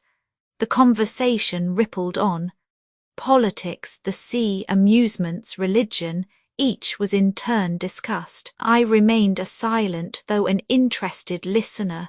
It struck me that no harm could be done by introducing the subject which was ever in my mind. It could be managed in an off-hand way, and would at least have the effect of turning the captain's thoughts in that direction. I could watch, too, what effect it would have upon the faces of the conspirators. There was a sudden lull in the conversation. The ordinary subjects of interest appeared to be exhausted. The opportunity was a favourable one. "May I ask, Captain," I said, bending forward and speaking very distinctly, "what you think of Fenian manifestos?" The captain's ruddy face became a shade darker from honest indignation. "They are poor cowardly things," he said, "as silly as they are wicked." "The impotent threats of a set of anonymous scoundrels," said a pompous-looking old gentleman beside him. "Oh, Captain," said the fat lady at my side, "you don't really think they would blow up a ship?" "I have no doubt they would if they could, but I am very sure they shall never blow up mine. May I ask what precautions are taken against them?" asked an elderly man at the end of the table. "All goods sent aboard the ship are strictly examined," said Captain Dowie. "But suppose a man brought explosives aboard with him," I suggested. "They are too cowardly to risk their own lives in that way." During this conversation, Flanagan had not betrayed the slightest interest in what was going on. He raised his head now and looked at the captain. "Don't you think you are rather underrating them?" he said. "Every secret society has produced desperate men. Why shouldn't the Fenians have them too? Many men think it a privilege to die in the service of a cause which seems right in their eyes, though others may think it wrong. Indiscriminate murder cannot be fight in anybody's eyes," said the little clergyman. "The bombardment of Paris was nothing else," said Flanagan, "yet the whole civilized world agreed to look on with folded arms, and change the ugly word murder into the more euphonious one of war. It seemed right enough to German eyes. Why shouldn't dynamite seem so to the Fenian? At any rate their empty vapourings have led to nothing as yet," said the captain. "Excuse me," returned Flanagan, But is there not some room for doubt yet as to the fate of the Dotterel? I have met men in America who asserted from their own personal knowledge that there was a coal torpedo aboard that vessel. Then they lied, said the captain. It was proved conclusively at the court-martial to have arisen from an explosion of coal gas, but we had better change the subject, or we may cause the ladies to have a restless night. And the conversation once more drifted back into its original channel. During this little discussion, Flanagan had argued his point with a gentlemanly deference and a quiet power for which I had not given him credit. I could not help admiring a man who, on the eve of a desperate enterprise, could courteously argue upon a point which must touch him so nearly. He had, as I have already mentioned, partaken of a considerable quantity of wine, but though there was a slight flush upon his pale cheek, his manner was as reserved as ever. He did not join in the conversation again, but seemed to be lost in thought. A whirl of conflicting ideas was battling in my own mind. What was I to do? Should I stand up now and denounce them before both passengers and captain? Should I demand a few minutes' conversation with the latter in his own cabin and reveal it all? For an instant I was half resolved to do it, but then the old constitutional timidity came back with redoubled force. After all, there might be some mistake. Dick had heard the evidence and had refused to believe in it. I determined to let things go on their course. A strange, reckless feeling came over me. Why should I help men who were blind to their own danger? Surely it was the duty of the officers to protect us, not ours to give warning to them. I drank off a couple of glasses of wine and staggered up on deck with the determination of keeping my secret locked in my own bosom. It was a glorious evening. Even in my excited state of mind, I could not help leaning against the bulwarks and enjoying the refreshing breeze. Away to the westward, a solitary sail stood out as a dark speck against the great sheet of flame left by the setting sun. I shuddered as I looked at it. It was grand but appalling. A single star was twinkling faintly above our mainmast, but 1,000 seemed to gleam in the water below with every stroke of our propeller. The only blot in the fair scene was the great trail of smoke, which stretched away behind us like a black slash upon a crimson curtain. It was hard to believe that the great peace which hung over all nature could be marred by a poor miserable mortal. After all, I thought, as I gazed into the blue depths beneath me, if the worst comes to the worst, it is better to die here than to linger in agony upon a sick on land. A man's life seems a very paltry thing amid the great forces of nature. All my philosophy could not prevent my shuddering, however, when I turned my head and saw 2 shadowy figures at the other side of the deck, which I had no difficulty in recognizing. They seemed to be conversing earnestly, but I had no opportunity of overhearing what was said, so I contented myself with pacing up and down and keeping a vigilant watch upon their movements. It was a relief to me when Dick came on deck. Even an incredulous confidant is better than none at all. "Well, old man," he said, giving me a facetious dig in the ribs, "we've not been blown up yet." "No, not yet," said I, "but that's no proof that we are not going to be."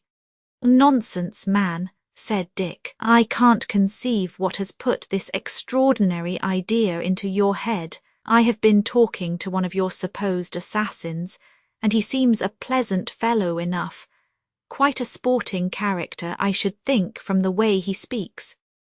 "Dick," I said, "I am as certain that those men have an infernal machine, and that we are on the verge of eternity as if I saw them putting the match to the fuse." "Well, if you really think so," said Dick, half awed for the moment by the earnestness of my manner, "it is your duty to let the captain know of your suspicions." "You are right," I said. "I will, My absurd timidity has prevented my doing so sooner. I believe our lives can only be saved by laying the whole matter before him." "Well, go and do it now," said Dick. "But for goodness' sake don't mix me up in the matter." "I'll speak to him when he comes off the bridge," I answered. "And in the meantime I don't mean to lose sight of them." "Let me know of the result," said my companion, and with a nod he strolled away in search, I fancy, of his partner at the dinner table. Left to myself, I bethought me of my retreat of the morning, and climbing on the bulwark I mounted into the quarter-boat and lay down there. In it I could reconsider my course of action, and by raising my head I was able at any time to get a view of my disagreeable neighbours. An hour passed, and the captain was still on the bridge. He was talking to one of the passengers, a retired naval officer, and the two were deep in debate concerning some abstruse point of navigation. I could see the red tips of their cigars from where I lay. It was dark now, so dark that I could hardly make out the figures of Flanagan and his accomplice. They were still standing in the position which they had taken up after dinner. A few of the passengers were scattered about the deck, but many had gone below. A strange stillness seemed to pervade the air. The voices of the watch and the rattle of the wheel were the only sounds which broke the silence. Another half-hour passed. The captain was still upon the bridge. It seemed as if he would never come down. My nerves were in a state of unnatural tension, so much so that the sound of 2 steps upon the deck made me start up in a quiver of excitement. I peered over the edge of the boat and saw that our suspicious passengers had crossed from the other side and were standing almost directly beneath me. The light of a binnacle fell full upon the ghastly face of the ruffian Flanagan. Even in that short glance I saw that Muller had the ulster, whose use I knew so well, slung loosely over his arm. I sank back with a groan. It seemed that my fatal procrastination had sacrificed 200 innocent lives. I had read of the fiendish vengeance which awaited a spy. I knew that men with their lives in their hands would stick at nothing. All I could do was to cower at the bottom of the boat and listen silently to their whispered talk below. "This place will do," said a voice. "Yes, the leeward side is best. I wonder if the trigger will act. I am sure it will. We were to let it off at 10, were we not? Yes, at 10 sharp. We have 8 minutes yet." There was a pause, then the voice began again. "They'll hear the drop of the trigger, won't they? It doesn't matter, it will be too late for anyone to prevent its going off. That's true, there will be some excitement among those we have left behind, won't there? Rather. How long do you reckon it will be before they hear of us? The first news will get in at about midnight at earliest. That will be my doing. No, mine. Ha ha, we'll settle that." There was a pause here. Then I heard Muller's voice in a ghastly whisper. "There's only 5 minutes more." How slowly the moments seemed to pass. I could count them by the throbbing of my heart. "It'll make a sensation on land," said a voice. "Yes, it will make a noise in the newspapers." I raised my head and peered over the side of the boat. There seemed no hope, no help. Death stared me in the face whether I did or did not give the alarm. The captain had at last left the bridge. The deck was deserted, save for those 2 dark figures crouching in the shadow of the boat. Flanagan had a watch lying open in his hand. 3 minutes more, he said. "Put it down upon the deck." "No, put it here on the bulwarks." It was the little square box. I knew by the sound that they had placed it near the davit and almost exactly under my head. I looked over again. Flanagan was pouring something out of a paper into his hand. It was white and granular, the same that I had seen him use in the morning. It was meant as a fuse, no doubt, for he shovelled it into the little box, and I heard the strange noise which had previously arrested my attention. "A minute and a half more," he said. "Shall you or I pull the string?" I will pull it, said Muller. He was kneeling down and holding the end in his hand. Flanagan stood behind with his arms folded and an air of grim resolution upon his face. I could stand it no longer. My nervous system seemed to give way in a moment. Stop, I screamed, springing to my feet. Stop, misguided and unprincipled men. They both staggered backwards. I fancy they thought I was a spirit with the moonlight streaming down upon my pale face. I was brave enough now. I had gone too far to retreat. Cain was damned, I cried, and he slew but one. Would you have the blood of 200 upon your souls? He's mad, said Flanagan. Time's up, let it off, Muller. I sprang down upon the deck. You shan't do it, I said. By what right do you prevent us? By every right, human and divine. It's no business of yours, clear out of this. Never, said I. Confound the fellow, there's too much at stake to stand on ceremony. I'll hold him, Muller, while you pull the trigger. Next moment I was struggling in the Herculean grasp of the Irishman. Resistance was useless. I was a child in his hands. He pinned me up against the side of the vessel and held me there. Now, he said, look sharp, he can't prevent us. I felt that I was standing on the verge of eternity. Half strangled in the arms of the taller ruffian, I saw the other approach the fatal box. He stooped over it and seized the string. I breathed one prayer when I saw his grasp tighten upon it. Then came a sharp snap, a strange rasping noise. The trigger had fallen, the side of the box flew out and let off 2 grey carrier pigeons. Little more need be said. It is not a subject on which I care to dwell. The whole thing is too utterly disgusting and absurd. Perhaps the best thing I can do is to retire gracefully from the scene, and let the sporting correspondent of the New York Herald fill my unworthy place. Here is an extract clipped from its columns shortly after our departure from America. Pigeon flying extraordinary. A novel match has been brought off last week between the birds of John H. Flanagan of Boston and Jeremiah Muller, a well-known citizen of Lowell. Both men have devoted much time and attention to an improved breed of bird, and the challenge is an old standing one. The pigeons were backed to a large amount, and there was considerable local interest in the result. The start was from the deck of the transatlantic steamship Spartan at 10 o'clock on the evening of the day of starting, the vessel being then reckoned to be about 100 miles from the land. The bird which reached home first was to be declared the winner. Considerable caution had, we believe, to be observed, as some captains have a prejudice against the bringing off of sporting events aboard their vessels. In spite of some little difficulty at the last moment, the trap was sprung almost exactly at 10 o'clock. Muller's bird arrived in Lowell in an extreme state of exhaustion on the following morning, while Flanagan's has not been heard of.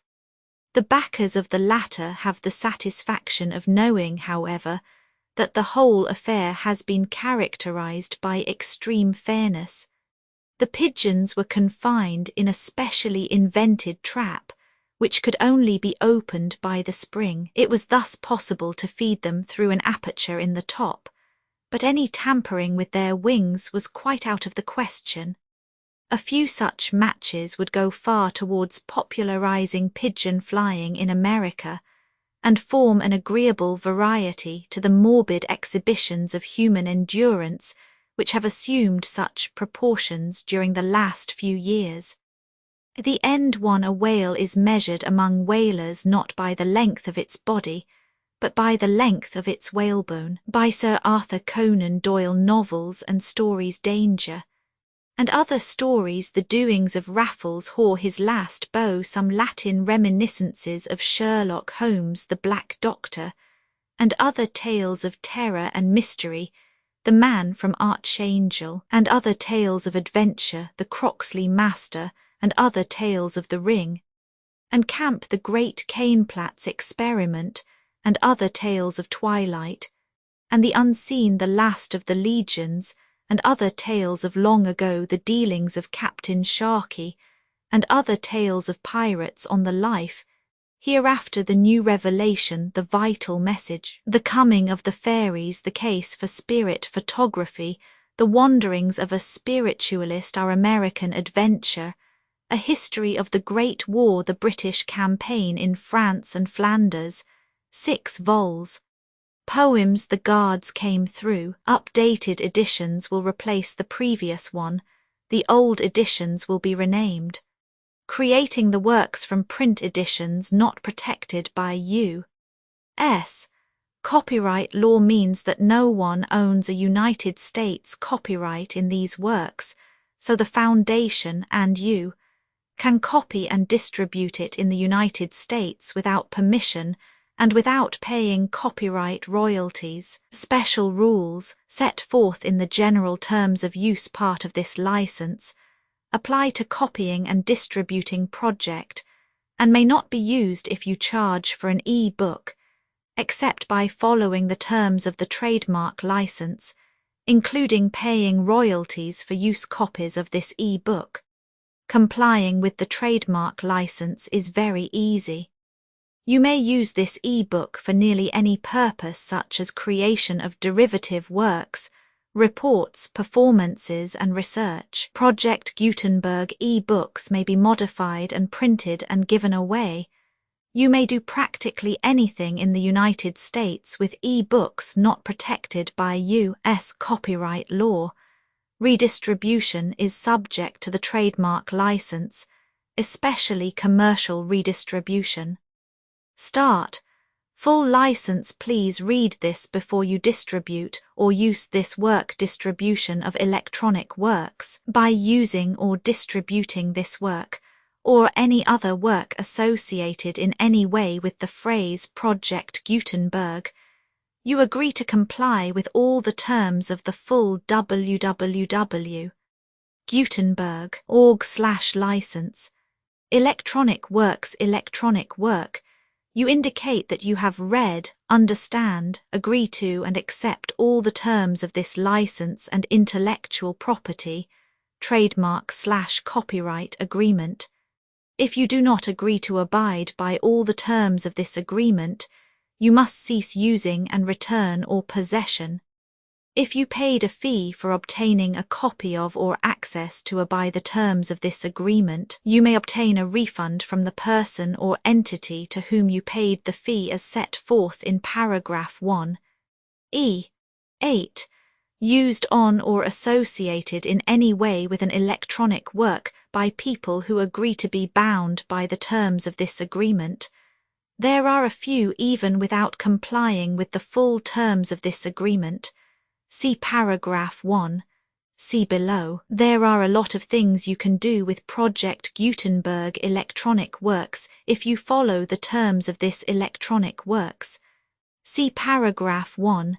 Below. Foundation or PGLAF owns a compilation copyright in the collection. Works in the collection are in the public domain in the United States.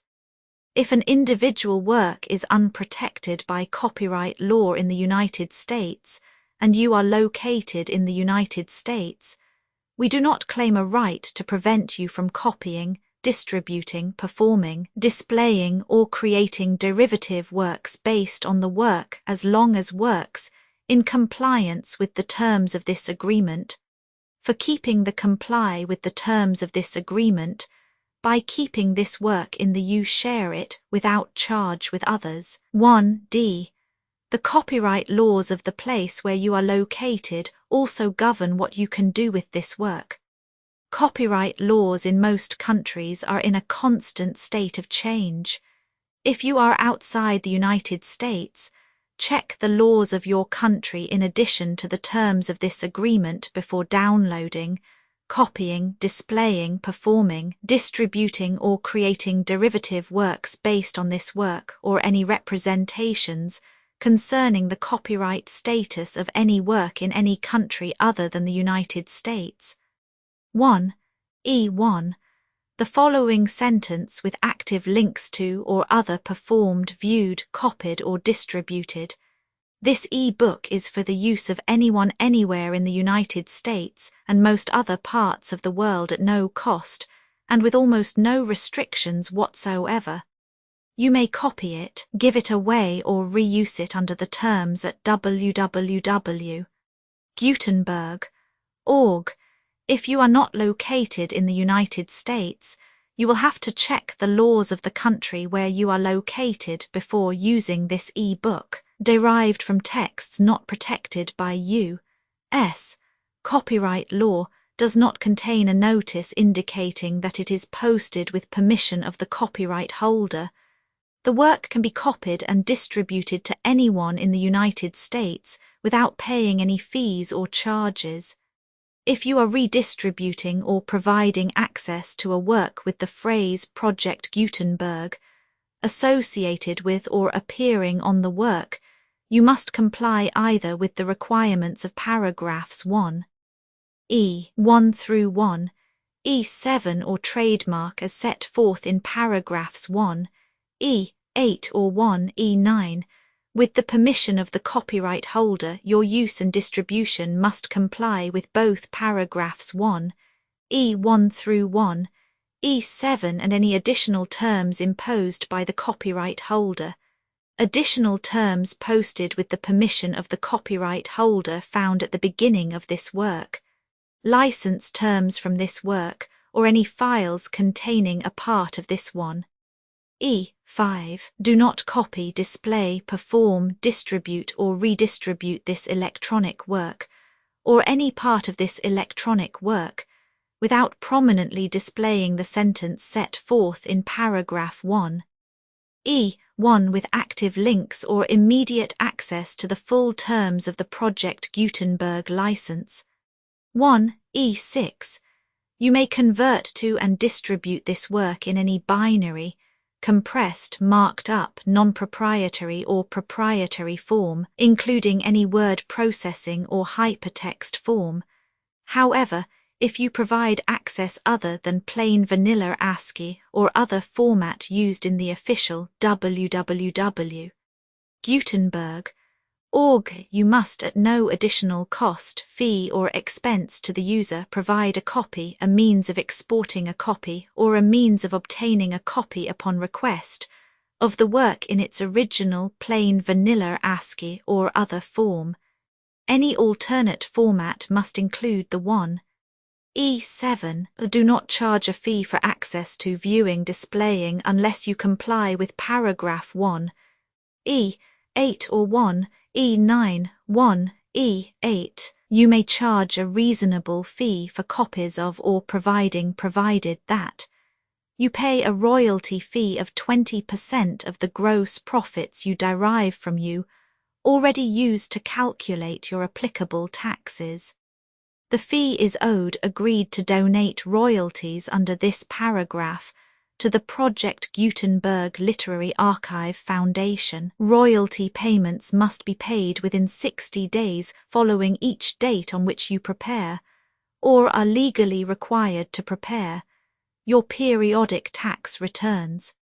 Royalty payments should be clearly marked as such and sent to the Project Gutenberg Literary Archive Foundation at the address specified in Literary Archive Foundation. You provide a full refund of any money paid by a user who notifies you in writing or by email within 30 days of receipt that S/he license. You must require such a user to return or destroy all copies of the works possessed in a physical medium and discontinue works. You provide, in accordance with paragraph 1(f)(3), a full refund of any money paid for a work or a replacement copy if a defect in the electronic work is discovered and reported to you within 90 days of receipt of the work. You comply with all other terms of this agreement for free. 1(e)(9). If you wish to charge a fee or distribute a Project Gutenberg trademark electronic work or group of works on different terms than are set forth in this agreement, You must obtain permission in writing forth in section 3 below. 1. F. Effort to identify, do copyright research on, transcribe and proofread works not protected by U.S. copyright law in creating the project electronic works, and the medium on which they may be stored may contain defects, such as but not limited to incomplete, inaccurate or corrupt data, transcription errors, a copyright or other intellectual property infringement, a defective or damaged disk or other medium, a computer virus or computer codes that damage or cannot be read by your equipment. 1. F2. Limited warranty, disclaimer of damages except for the right of replacement or refund, described in paragraph 1. F3.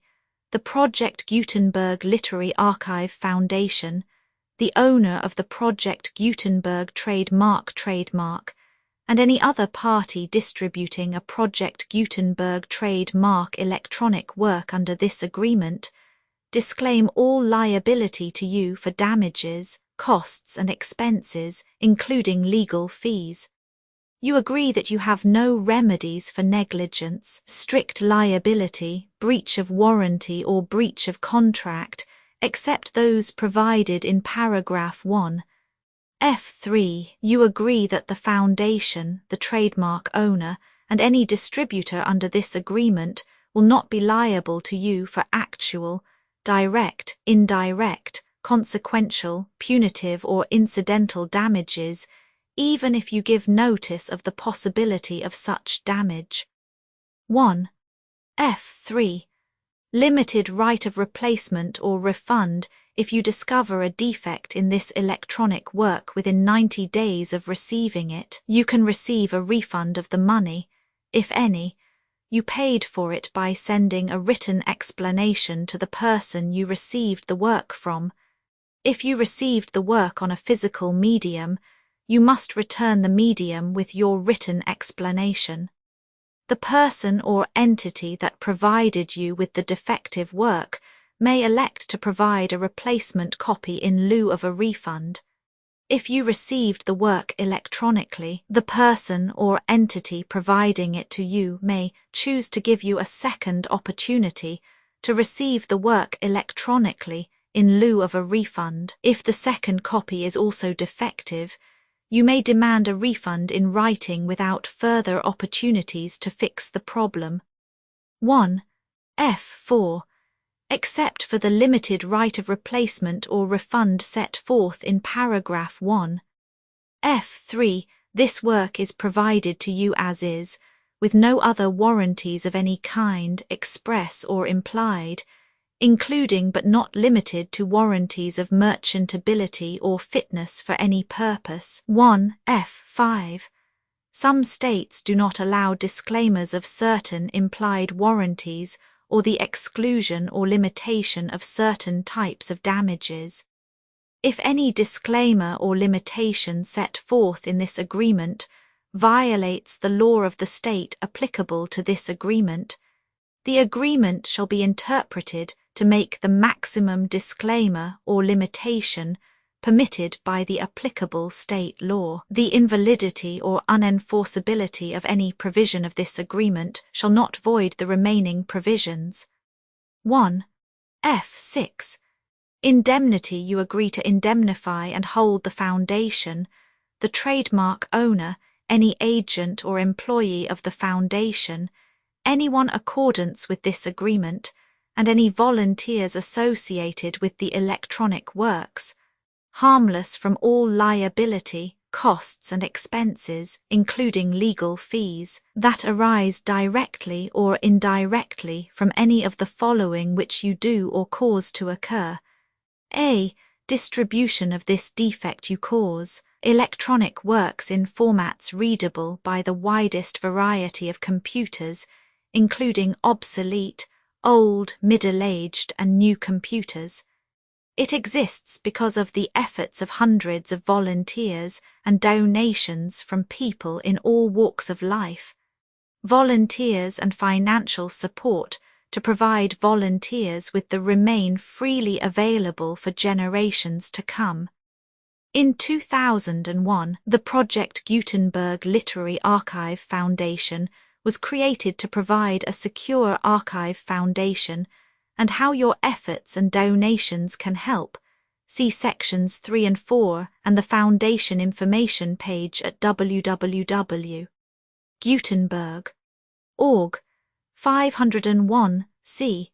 3. Educational corporation organized under the laws of the state of Mississippi and granted tax-exempt status by the Internal Revenue Service. The Foundation's EIN, or Federal Tax Identification Archive Foundation, are tax-deductible to the full extent permitted by U.S. federal laws and your state's laws. The Foundation's business office is located at 41 Watchung Plaza #516, Montclair, NJ 07042, USA, +1 862 621 9288.